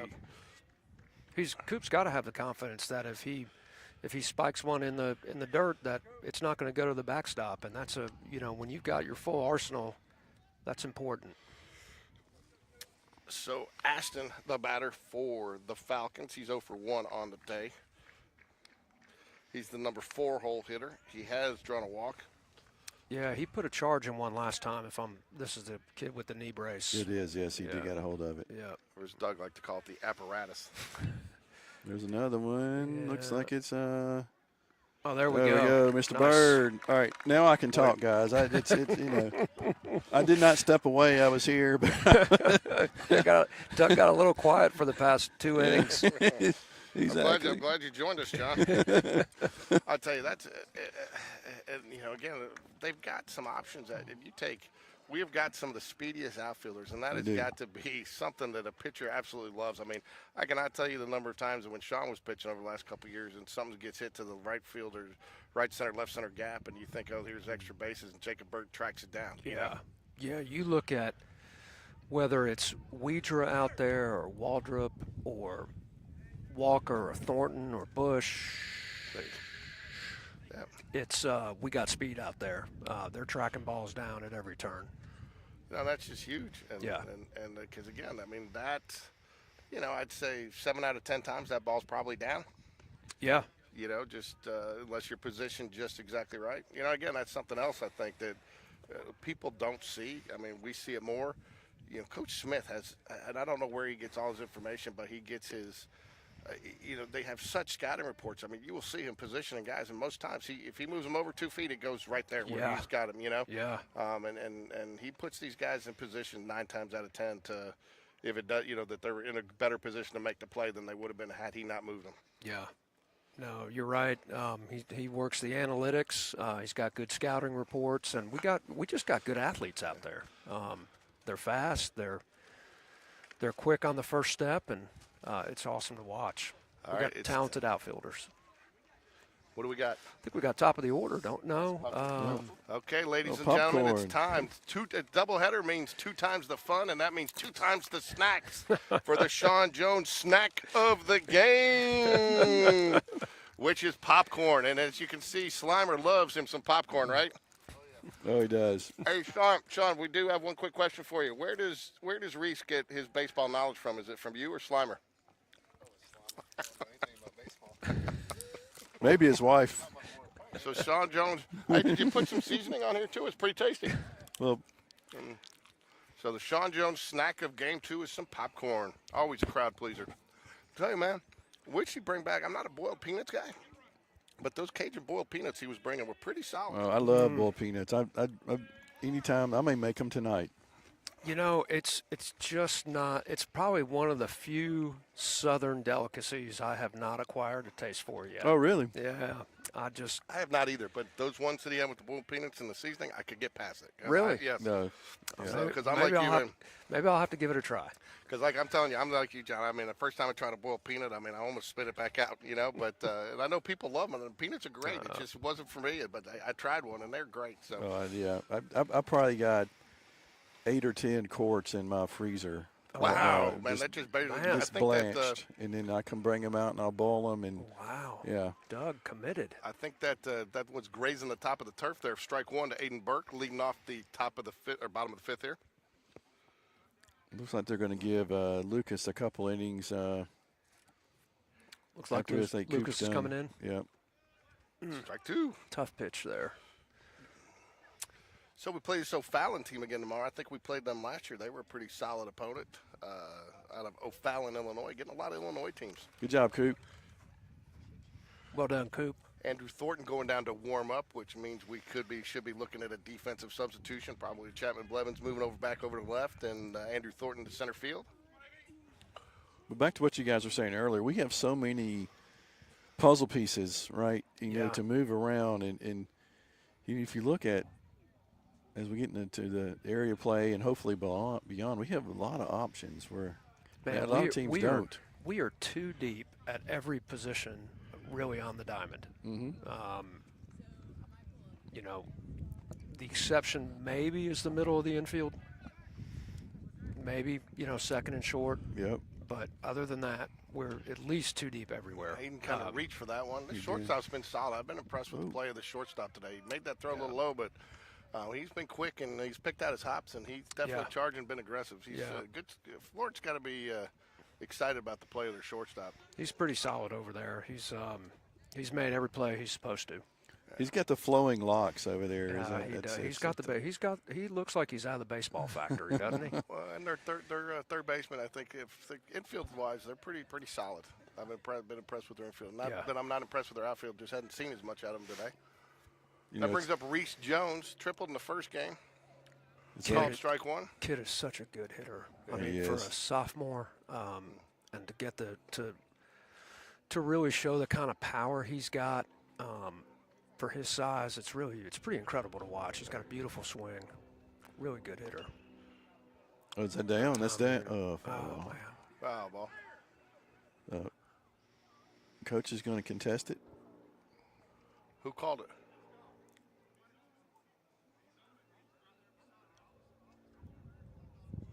I think we got one call from the home plate umpire perhaps and one from the field. That's exactly what happened. But I think, you know, as it goes over first base, that's the first baseman's call. Why the home plate umpire was making a call on it, I don't know. Yeah.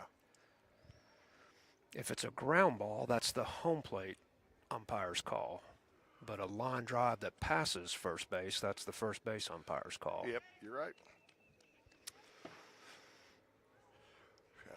Well, Reese Jones, that'll end up being a well-hit strike. Yep. Ball high.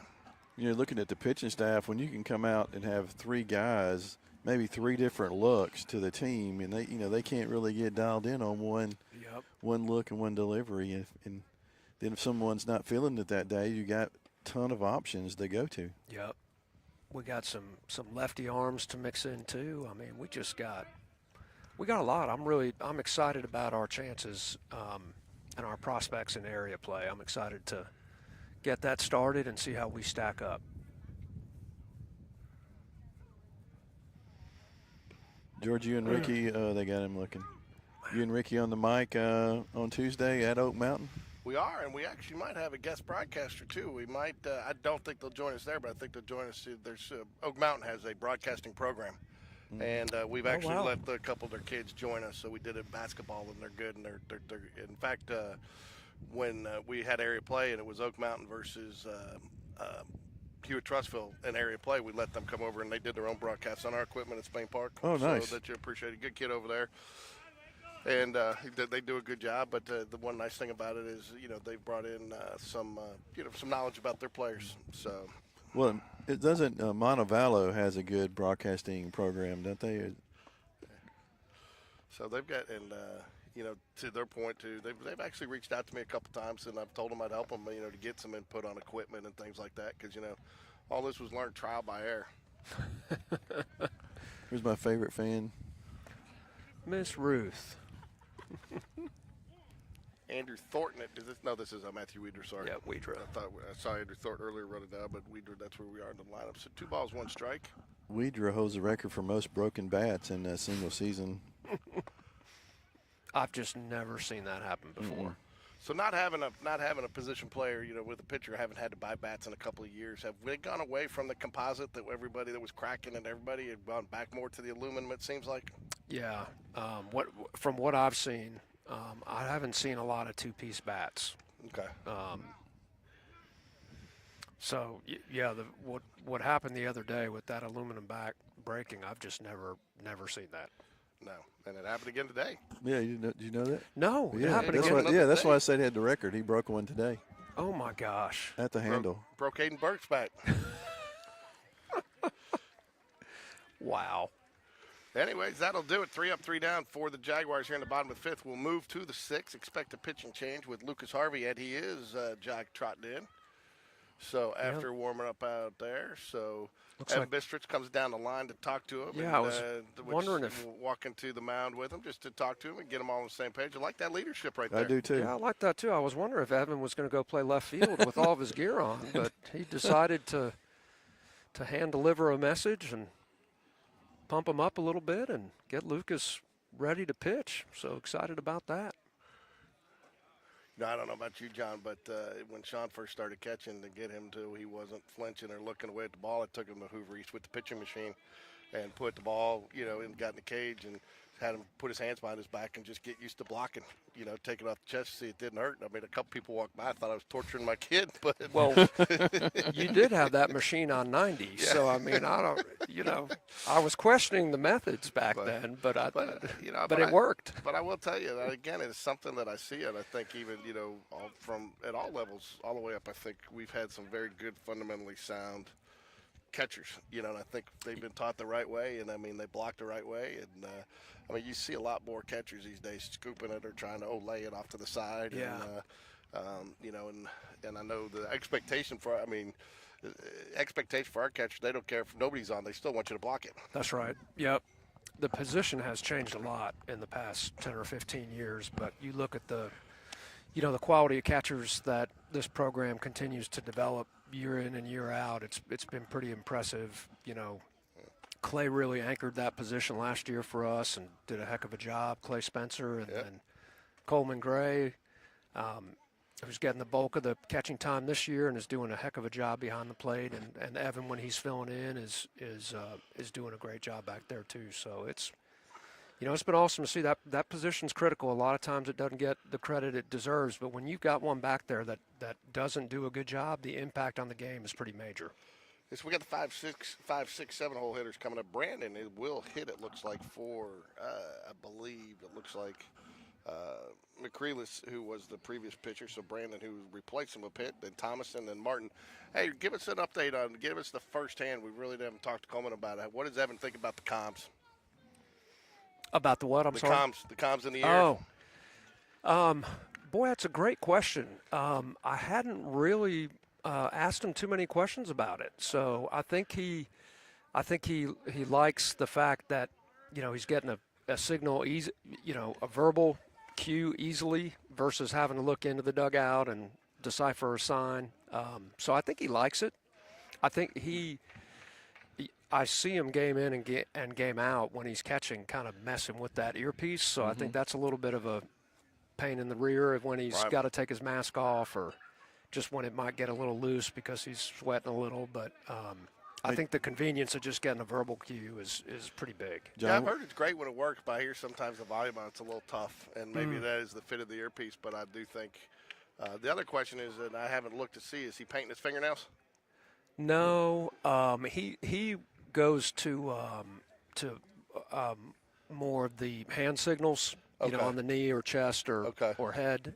Once visibility gets a little rough, So he works that out with his pitchers with hand signals. So what's the call there? Is it like, okay, is Dunn saying, okay, 3-4, and he knows what that is, or is he just saying, fastball away? He'll tell him fastball away, fastball up and in. He gives him, pitch and location. Okay, so there's not like a numerical code no, or anything? I don't think so. But I tell you, the reason I asked about that is I know some of the pitchers have struggled with seeing them from Coleman this year, and a couple of them chipped in to buy him some nail polish. They did? Yeah. That's nice. So. We got a defensive change here, George. It looks like we got Andrew in center, and then Chapman moved to nice throw. Just underneath. And then Chapman, Burvins moved to left. See, and John, and that's where we talk a little bit too. I'd much rather have that throw that you got right there, the good hop, than the high throw, because you got the high throw. Very rarely do you get the chance to get them. Right. And that throw more on the line, and I know it hops, but I still think that increases your odds to get the out there. Agreed. Yep. All right, let's. We can't let this one get away from us. Called strike there, runner. Yep, hit by pitch. Game. Hit by pitch there. So we got no outs, runner in scoring position.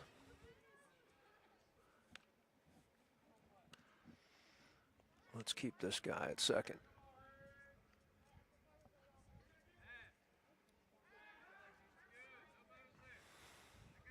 I tell you, nobody feels better than Tyler Walker after getting that run and winning that game.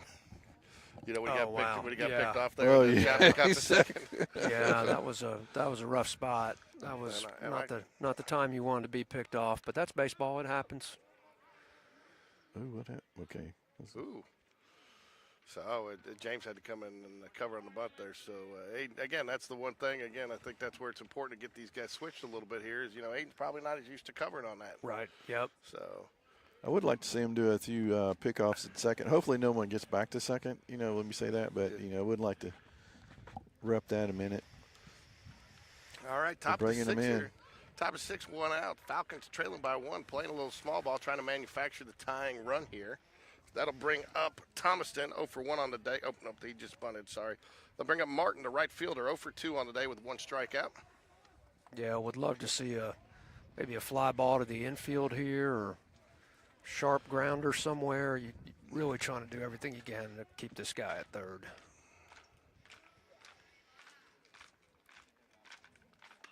Ground ball, right side of the field. Will score the run. Thought about it, but does not have time. Tie ball game. Yep.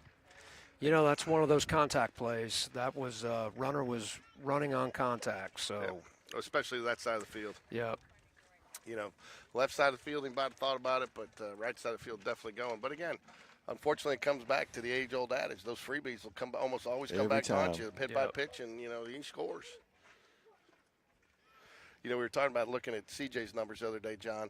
He gave up 7 hits in the game, but when you make them work for it, you got to, when you're giving up singles like that, it takes 4 singles usually, 3 to 4 singles to score a guy, right? No doubt. So giving up 7 hits is not bad when he has 0 walks. That's right. You put that guy on now, that ends up, almost being like 2.5 hits, you know what I'm saying? So walks are killers. And, because then that 1 hit usually puts a guy on third. So, that's why I say it's kind of a 1.5 hit situation. And it seems like a leadoff walk almost always scores, but a leadoff hit, it's still a question mark. Yeah. George, would you say first pitch strikes and walks are 2 of the metrics they look at the most? Oh, I know they do. I know they do. They look at first pitch strikes.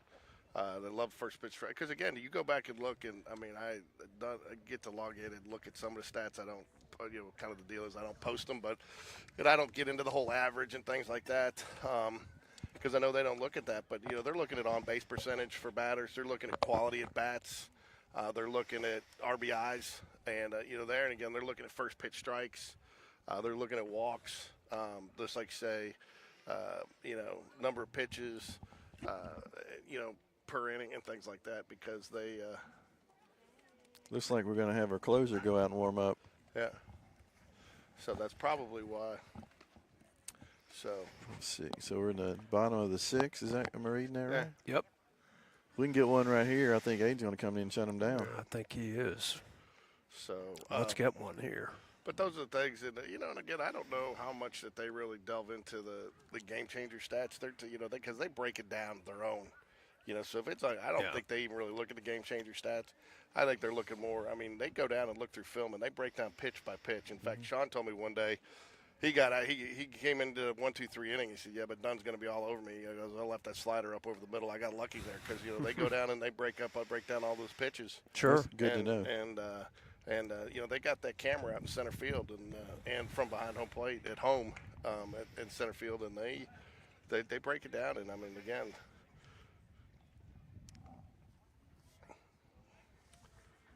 Looks like we got Coleman Gray in the hole. Yeah. So we can expect to see Coleman this inning.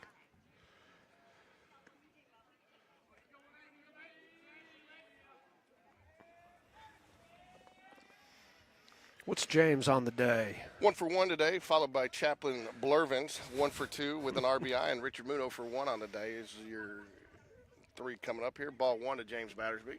You're really going to find out if David watches the broadcast if he asks you about that or not. I know David does. But more importantly, Chapman's girlfriend Macy out of Starkville watches a lot of them. So. Oh, boy. And so, in fact, I told her after Chapman took that ball in the head that he looked okay, that they still had a pretty face. She didn't have to work. I heard she busted out laughing when she heard her name. She's somewhat of a celebrity on this broadcast. You mentioned her quite a bit. Yeah, well, I like the Thompson family. Coach Thompson and, you know, their other daughter, Claire, is having a good year so far for the Jaguars softball team. So just fun, you know. And, you know, the kids seem to enjoy it. Chapman gets a laugh out of it every once in a while.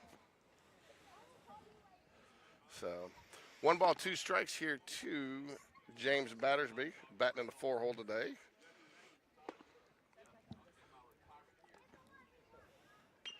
Ground ball, third base, going to be foul. Are these guys wearing the Jordan cleats? I don't know, maybe they're Nikes. I tell you, that's one thing that's funny. You know, it's Spain Park and basketball, they let you get your own shoes. So I told Jordan, I was up in New York right before, and I said, told her I was going to get her a pair of Air Jordans while I was up there, a great pair of girl shoes. She's like, but Dad, they got to be Nike. I said, they are Nike, but that's how much some of these kids, but you know, they've taken the Nike logo off because it's because the Air Jordans become synonymous with it. But a lot of people don't realize that that the Air Jordans, they think it's its own brand, which it basically is. Well, you know, they don't realize who the real GOAT is. The GOAT is not LeBron. It is Michael Jordan. Amen. You know, I tell these kids I work with all the time.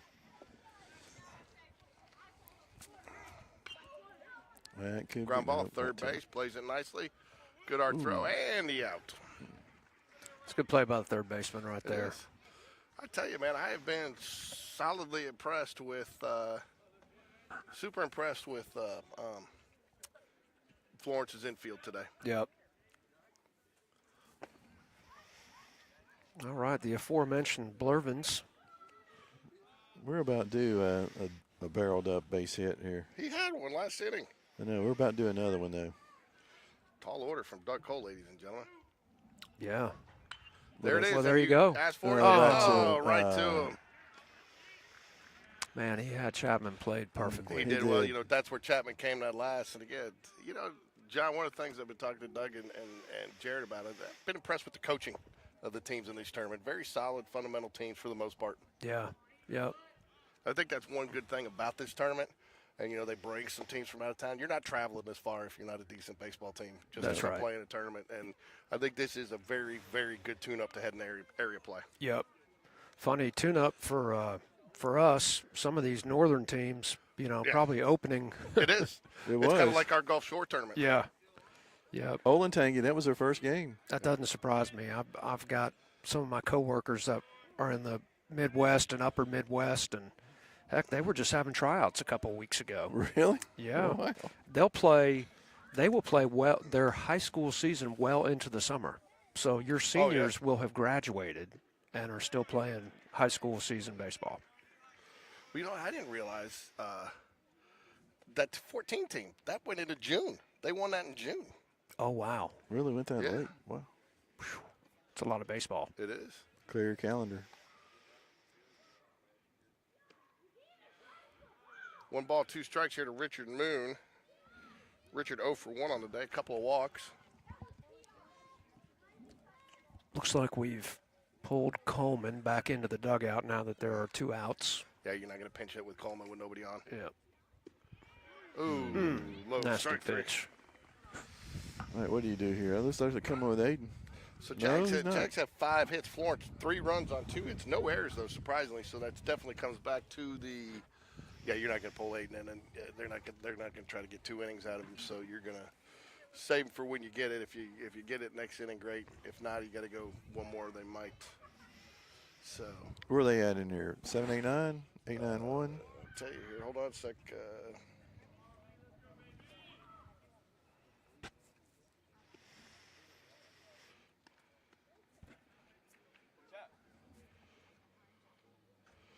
There'll be 9-1-2 coming up. You'll have Johnson, the second baseman, who is 1 for 2 on the day. Then Solomon, center fielder, 0 for 1 with 2 walks. And then Nelms, 1 for 1 for 3 on the day, sorry, with the run scored. So give it to you, too, on the pitching so far. Charlie Kramer goes 3 innings, gives up 1 hit, 2 runs, 2 earned, 3 walks, 4 strikeouts after, all that damage was done in the first inning. After that, he pitched a gem. He did. Cooper Cole comes in, gives you 2 innings of 1 hit baseball, no runs, none earned, 1 walk, no strikeouts. But again, had a runners, nobody out, first and second situation in battle to keep a run scored. So, and then so far, Lucas Harvey, 1 inning of work, 1 run earned, no walks and no strikeouts, no hits. He's given them no hits. It was just the hit by pitch and some aggressive, some manufactured baseball. Yep. George, how many broadcasts have you done? Do you know? Oh, I'd have to go look, but we're up to 330-something videos, so Oh, wow. I guess probably about 60 of those are other shows, so probably done about, probably in 150 to 200 broadcasts now. Wow. Between baseball and basketball. And we did a couple softball games, tried to do it last year, but we started spreading ourselves too thin, so. You can't be everywhere all the time, can you? No, and some of that, and it's just tough, But part of it, too, it's kind of like, people ask, how do you go to so many Dave Matthews shows? Well, when you get 2-nighters, you're already up there, you're 2 for 1, right? Same Yep. thing here. When, when you set up and you do 3 broadcasts, I count those as 1 because I usually stream as 1. But, when you're setting up for 1 game, you might as well do 2, right, if there's 2 games there. I'd say we need a short leash right here in a close ball game. If I'm surprised we don't have anybody warming up. I think he already has. I think you're going to Aiden, and I think he's already warmed up. I think that's your choice. And so my guess is, you got to save some relievers for tomorrow, too. Yeah. So, that leaves you Sean and Hudson's already gone. Cooper's already gone. That leaves you Sean. Peyton Wood pitched a little bit already, but I think probably could still go. But who else you got? Yeah, McQueenie, Sean. McQueenie will start. Aiden, and McQueenie, Sean. There's somebody. We're forgetting somebody. Looks like we're going to make the move right here. Yeah. You can probably see some Battersby and some relief. Battersby, that's who I'm thinking about. We haven't seen him. Yeah, so you have McQueenie, Sean, and Battersby for tomorrow.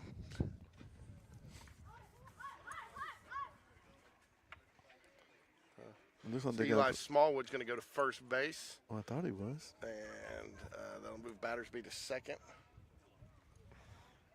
I thought. There he goes. Yeah, James Battersby, that does answer the question. We couldn't figure out yesterday if James was using a traditional first baseman's glove. Some positions, because some positional players who make that transition still just feel more comfortable with the regular glove. So your infield now will be Richard Moon at third base, Reese Jones at second, Reese Jones at the short, James Battersby at second, and Eli Smallwood comes in to play first base. I tell you, man, Eli gets his pitch hit opportunity yesterday. Want to see him do something. Takes the very first pitch right off the top of the helmet. Oh, man. You love to see him get on, but if you're coming up for a pinch hit opportunity, you want your chance to take your your cuts. You want strikes. You're like, really? So, Eli Smallwood from the long line of Smallwoods out there. Yes. The Hoover Smallwoods. That's what we were talking yesterday with Doug and I. Remember that? Are you from the Louisville Smallwoods? Remember in the old days? Yeah. Or the Boston Dawsons? Put that on Mr. Underhill's tab. Yes. Yes. Always a fan of Mr. Underhill's tab. I'll take a steak sandwich and a steak sandwich. Classic movie. I'll tell you what, man, that was funny. During COVID, we started a deal where we were doing movie night, and Wendy and I would get to pick one, and then the kids would get to pick one. And the favorite one that I picked with the kids' love was Fletch. Oh, the classic movie. If we got listeners out there that haven't seen Fletch, they don't know what they're missing. Move it to the top of your queue Yep. right now. Yep. It's a classic. I meant to mention it earlier, Doug. You dropped in a Crazy Ivan on us from Hunt for the Red October. Yes. That was so sneaky. That was several innings ago, but it was well played, and I meant to mention it. We got on another subject, you. and yeah, game recognizes game right there. Is what that is. Absolutely.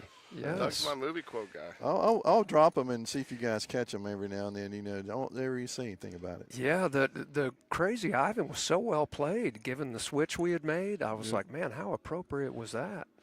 That was strong. So that'll close the book on Lucas Harvey here. Lucas Harvey, as I said, 1 inning pitch. He does. Aiden Burke comes in and inherits the runner on first base. If whatever happens with that will be charged to Lucas Harvey. So Lucas does give up 1 run. 1 earned. He has 1 walk, 1 hit by pitch, no strikeouts and no hits. Lucas faced 5 batters, throwing 14 pitches, 6 strikes.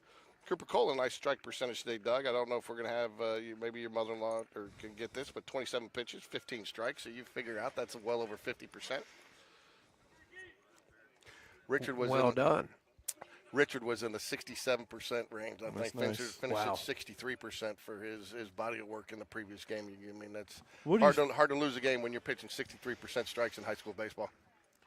Where's the ideal? Because you don't want to, is there a 60 the number you want to be at? You don't want to throw too many strikes. High 50s, low High 60s. 50, yeah. High 50s, low 60s. I mean, the more strikes you throw, the better off you are. But I don't know. Ask Greg Maddox. He'd tell you 100%. I saw a clip this morning. He was hitting a home run. I forgot what I was watching, and it was on SportsCenter. Well, Falcons trying to manufacture a run here again. That's what they did last time with only a couple of hits in the game. There it goes. Good low. Had a hard time getting it out of the glove. So, with the strike on you there, too, after the first pitch, you kind of almost don't wonder why we don't try. It's one thing you don't see this pitching staff do a lot. It's a pitch out. No. The coaching staff, they don't call it. But No. he's trying to go there possibly on the bunch, so I almost love to see him call a pitch out there. Well, now we're in a rough spot. They're going to try to, you'd imagine they're going to try to bunt again, get him over to third. Kind of a freebie.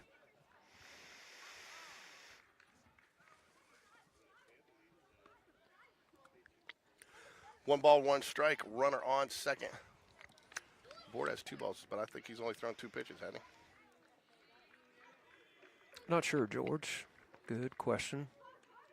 Gets the Man, bunt down. That's a nice bunt in that spot on that pitch. Fundamentally Eli sound. Smallwood, nice play coming in off the bench.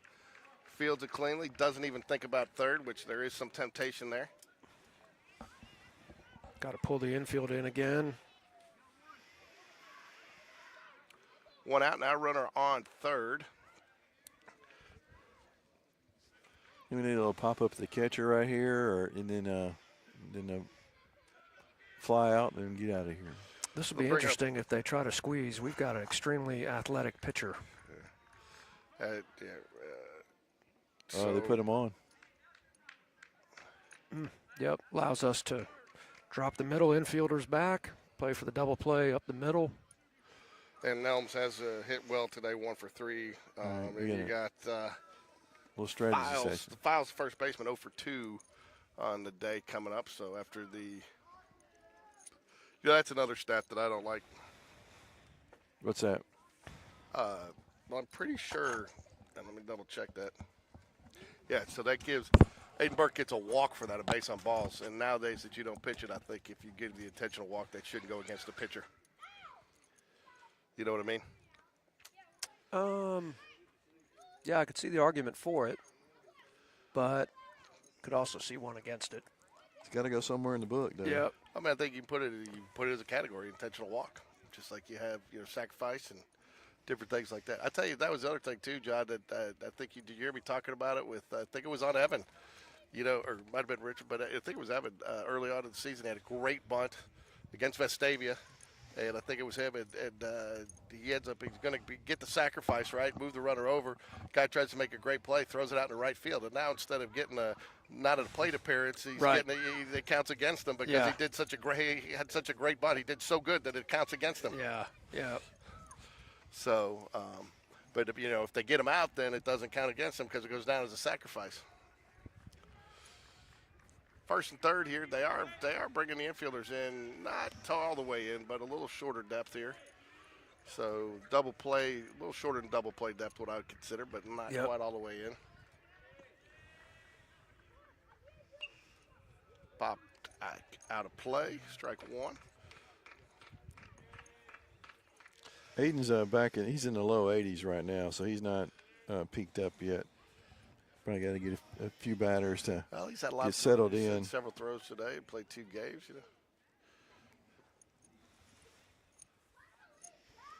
So, Jug, I mean, the one thing I will tell you, is we've got to see some, other than that first game, Old Tangy. I mean, I thought they were a good team, but you could tell they were rusty first game out. But I think we've seen some good baseball all around. Been some exciting baseball. Yeah.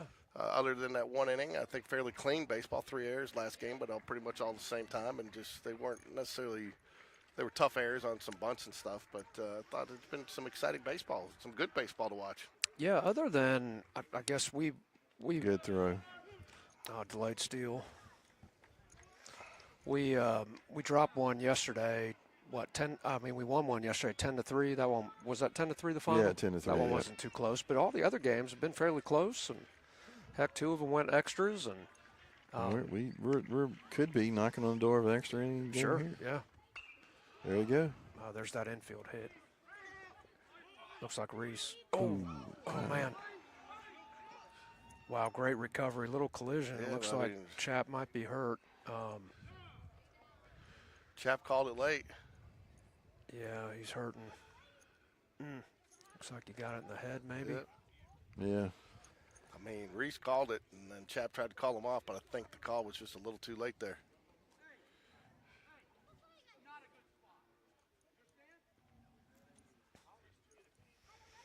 Yeah, it looks like Chapman's trying to shake it off. I think he got it maybe in the jaw or the cheek. Man, I'll tell you what, nobody's got banged up more than Chapman I Blevins I'll this tell you season. what. Man. Got the trainer coming out here from Hoover.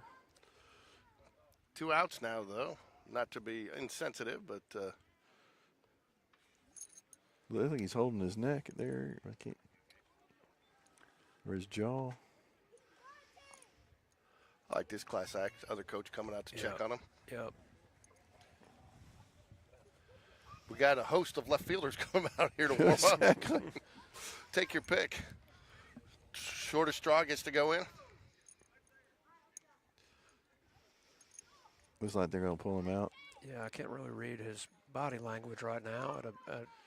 On a moment it looks good. On another moment it doesn't look so good. It's definitely head and neck area. Sure. I mean, he's okay, but I think the first thing you got to do is probably take him through the concussion protocol. That's what I'm thinking. So he's got his back hand on his lower neck, but he is looking at him, talking to him about, and he's got his hand on his lower neck. So maybe he's going back. No, he's going back. Yeah, looks like Chap's staying in the game. It's great news.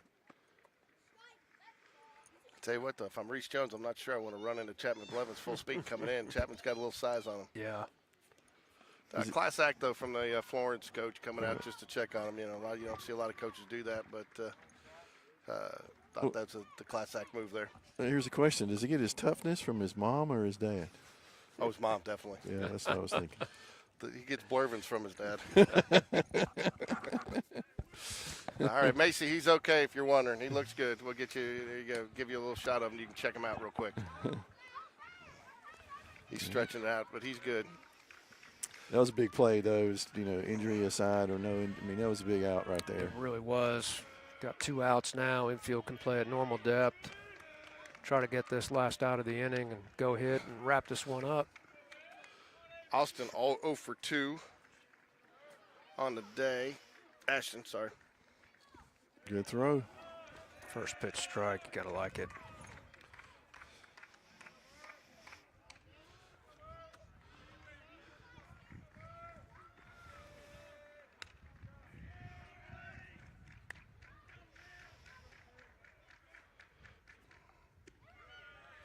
A little high on the breaking ball. John, on that out there, is that normally short's call? Is it, is it left fielder's call, or what with a?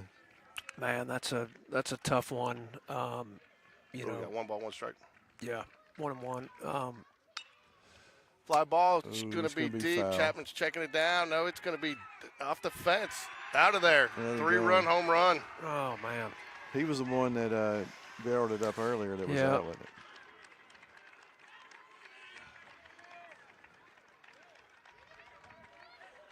wow, he put a charge in that. And Chapman's bending over out Yeah. there too. He may be coming out. I think we need to take him out.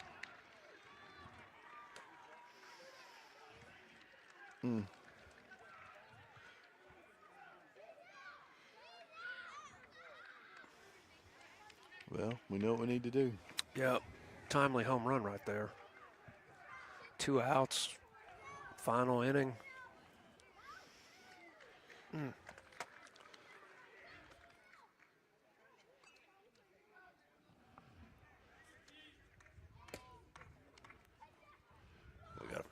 The way he was bending over there, I thought he was going to take himself out of the game, but it looks like he's okay. I tell you, if this holds, it's going to be very disappointing because it's going to be the second time we've had a 3-run shot in this park that's cost us the game. Yeah, just this is a bad karma park. I mean, anything with Hoover Bucks on it, that's just not for us. Hey, John, I got to ask you, too. People are probably getting sick of this question, but because Ricky and I talk about it all the time, but you're a baseball purist, I think, and love the color of our infield, that they went with the traditional, more the lighter dirt color. Yeah. And, not that there's anything wrong with this. I just think it looks more real. Yeah, no, I think our dirt, if you're not sure what it is when you walk up, it can be hard to tell. Yeah. Well, and I'll tell you, too, on the camera, you can see with the way they got that stuff in there, it actually looks like there's some stuff, some marks in there and Absolutely. stuff. So it's I really like it. I think they did a nice job. And the other thing, again, too, is I think that we really did a nice job with the I'm glad we didn't go with all the graphics like they got out here. I think I like the cleaner look on the ballpark. Nothing on the fence, and the SP in the outfield with the grass look, the cut look. It's very subtle. It's a great look. So I mean, they got the SP. I've even heard Will wished he had gone a little smaller with the SP behind home plate, which I was fine with the size, but just felt like maybe it got a little too pronounced. 3 balls, 2 strikes here. Foul 2 away. George, who do we got coming up here? We have are we at the bottom of the order? Yeah, I believe so. Richard Moon was the last at bat, so that'll bring you up. Bird, Bistrich, and Thornton. They got their, I would imagine, their closer over here warming up to come in and try to shut us down. So, I don't feel like we've played bad enough to lose this game. But they've got 6 runs off 3 hits. It really comes down to they only got 2 in the first inning on Charlie Kramer. After that, it's just they've really, most have been walks where they've gone and manufactured a run with a bunt to tie it up, and then they get. We get the leadoff walk, and then I think the good strategy move was to put that guy on, and then basically the one hit puts it. Then that's the difference. But they've played very strategic, small baseball to take the lead in this game. Yep. It was a very timely home run, and that was an 82 mile an hour fastball that he took. Yeah, I think it one of those that just caught a little bit too much of the plate and got turned on it. And we got a chance here. Go ahead, Eli. Oh wow, good play. Yeah, good play by Eli. All right.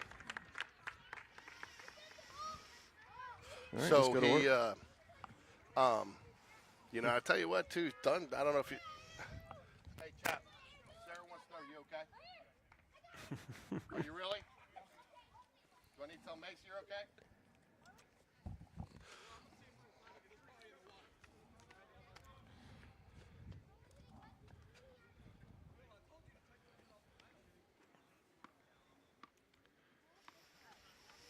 I tell you what, guys, and this just goes to show the quality of the training staff that we have at Spain Park. They're not here, but they're watching the game, another game, and they can't really listen, but saw. sent a text over to check on Chappie to see what they need to do. Obviously, you have the Hoover trainer here. Wow. And but they're checking in on them to see if they need to be there for them when they get back. And I just think that's awesome. I mean, I don't think because you have it, I don't know if you fully appreciate what you have sometimes because you've never really experienced the other side of it. But we're very fortunate to have Nate and Sarah and Tabitha, and they do a great job. And I'll tell you what, they all love the sports they cover. And I think that makes it even more. But they treat these kids like they're their own, and that's a special relationship. Yeah, it is. Man, we are so blessed to live in the district that we live in and attend, our kids attend this great school. And we got so many incredible people that are around the program and are a part of it. And the training staff is just another great example of that. It's awesome.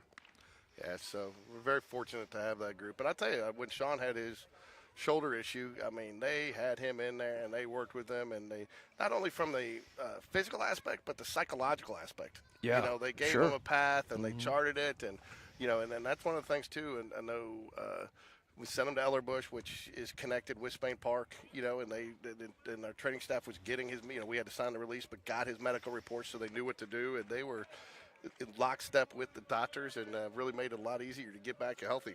Yeah. Well, we got Coleman Gray pinch hitting here. Yep. All right, new pitcher. Let's try to get under his skin early here, and maybe we can make something happen. Yep, we need base runners. Yep. Find a way. Yeah, you don't have to get one. You just got to get one here. Not one. You got to get it one at a time. Yeah. Last inning, you can't just get one. But yeah, we actually need three. Yeah, you don't have to get all back with one swing. Is what I was trying to say there. That's right. I thought maybe there's a rule I didn't know about where you could get one for three. You didn't see that? If you give up a 3-run shot in the bottom of the sixth with 2 outs, then you get an extra at bat. Sorry, Doug. I thought you got up to school beat on that. There we go. Good take. Evens the count out. Or at least I thought that first pitch was a strike. There we go. Yeah, Scoreboard is catching up.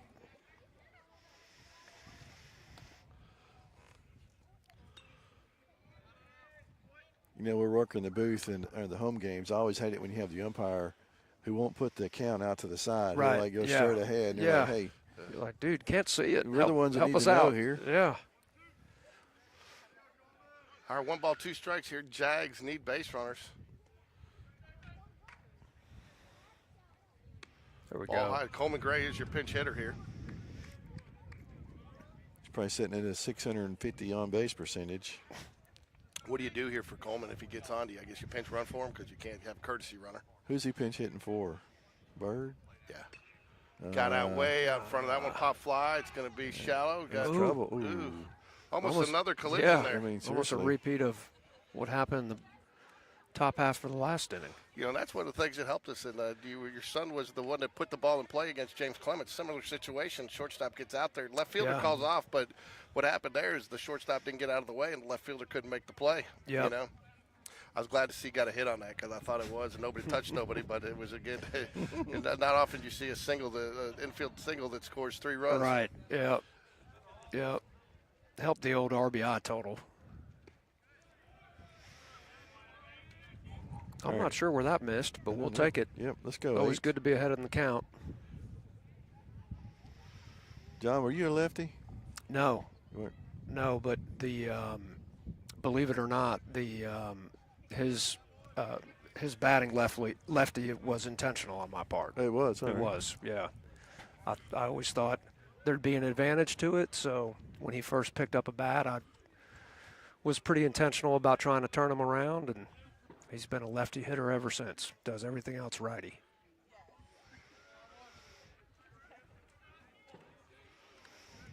Well, I've got to assume Coach Smith's going to give him at least 1 take sign and maybe 2. Yeah, I mean, you got to have a runner here. Yep.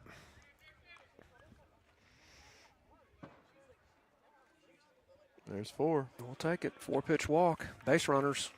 So, who do you run for? You still let Tyler Walker go out there? I would imagine that's what we're thinking. Let's see here. So, Doug, just in case you do not know the rule, there is no Game Day Sports Radio Player of the Game if we do lose. We only do Game Day Sports Radio Players of the Game for wins. If you watched the coach's show, you'd probably know that. John, you know what? But that was news to me as well, Yes. Doug. Doug, I tell you what, though, John, at least you watch the broadcast. I mean, you come back with enough nuggets to know that you watched something. You know, it's nice to know we got you as a viewer for something. John, you probably don't know this, but I got called out by one of the coaches this morning. Oh, wow. Yes. Man. I heard you not watching the broadcast. And I was like, Wow. Was it Spencer? Was it? I'm not going to divulge who it is. That's a tough spot to be in. Yeah. But, you know, it's a good thing these coaches don't hold grudges. Your kid got in and pitched today. That's true. Thankful for that. So, Wendy, just in case you're watching right now, I do have on SPF minus 50. He looks like a well-boiled lobster right now.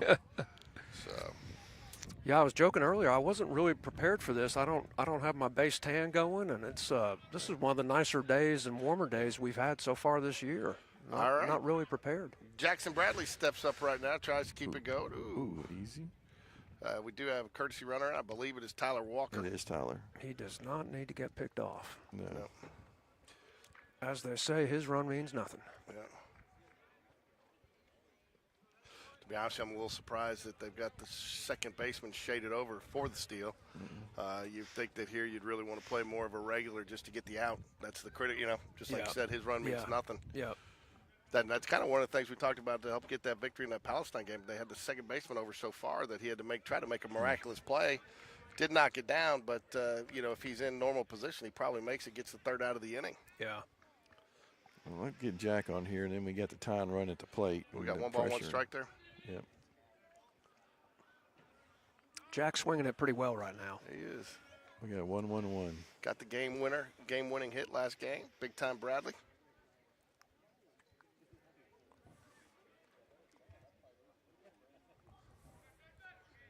One ball, 1 strike. Jags trail by 3 here.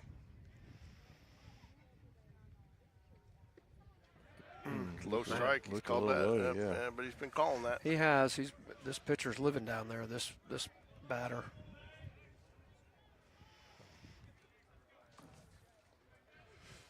Tell that the team that's coming up next is anxious to play. They're waiting at the fence. Oh, I got him. Got him on that curveball. So Jags down to their last out here. Top of the order. Yep. Aiden. How's it, Aiden? I think it is, isn't it? Yeah, Jackson Yeah. Bradley, but pinch hit there. That's right. Yeah. Well, last hope for the Ooh, Jags. watch out. Oh, man, he might have get it? gotten him. Oh. Oh, wow. I just could see him calling him out. It was so close. Man, kind of losing focus over there. Got to stay engaged. Don't want to make the last out right there. Yeah. Be honest, I'm a little surprised they're holding him on too. You don't want to just give him, but I mean, again, you got a big hole over there. You just need 1 out. That run means nothing.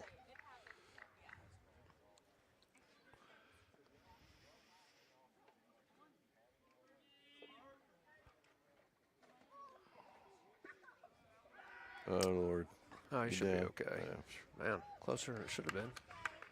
All right. Well, Well, then 2 we balls got to force off. Still got work to do, but Brandon is the pitcher here for the Falcons. If they get this last out, he'll pick up the win, and Aiden Burke will get the loss. Ball low. 3 balls, no strikes to Aiden Burke. Reese Jones coming up. You'd love to see Reese Jones to have a chance to maybe tie it with 1 swing with his power. yeah. Yep. Jags still have hope right now. Pressure slowly shifting towards the opposition. Ooh. If you ever watch SEC Shorts, Hope is a dangerous woman. She is, dude. Those guys are good.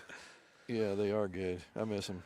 I tell you, knowing what I do now and just I've watched some interviews, I mean, they put a lot of effort. I mean, a lot of work goes into those little programs. Oh, wow, yeah. And they turn it around quick, too. I mean, They it's do. Monday afternoon. It's out. Yep. Yep. Yeah, and they usually, I was watching them, they kind of have some ideas, kind of some off-the-shelf ideas that they're prepared, you know, but then they got to put so they're not writing it from scratch, but they do have to line some stuff up like that one where they did the prom, you know, they line up a school to get Yep. in on Yeah. Sunday, and Yep. And to do the production, the post-production, it's no small feat. It's not. Oh, the writing of that is It's incredible. phenomenal. Yeah. Oh, wow, they've made a pitching change. Yeah. They have. He's bringing in shortstop here. Yeah. Who's really looks to be throwing pretty hard. He does. That's I don't But think hard this in is hard out, this though. is the shortstop because this guy. Let's see here. Number 2. Nope, he is not the shortstop. He's not? This is we got our first difficult name today. Oh no, this is Nelms coming in to pitch. Yeah, This is the shortstop. it is. Yeah. It is. Yeah. They had a different name on there. Sorry. He's got to take that sleeve off. Yeah. I'd let him take all of his warm-up pitches with it and then make a big deal to the umpire once he gets ready to pitch. They had a different name.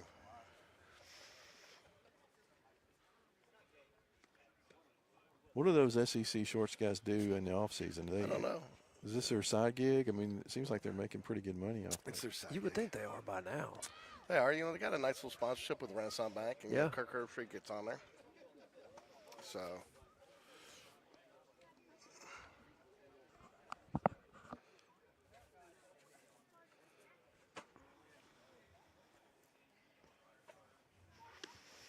Next time, I hope we'll have the Coca-Cola Sean Jones snack of the game. Yeah. The Golden Flake Sean Jones snack of the game. There he goes. He's taking the sleeve off finally. Umpire made him do it.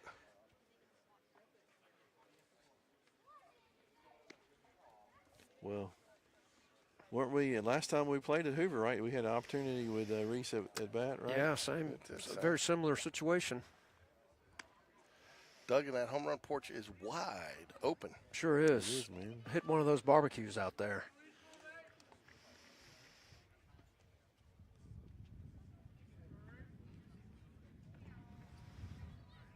We got the next two, 3 guys can definitely do it. Yep.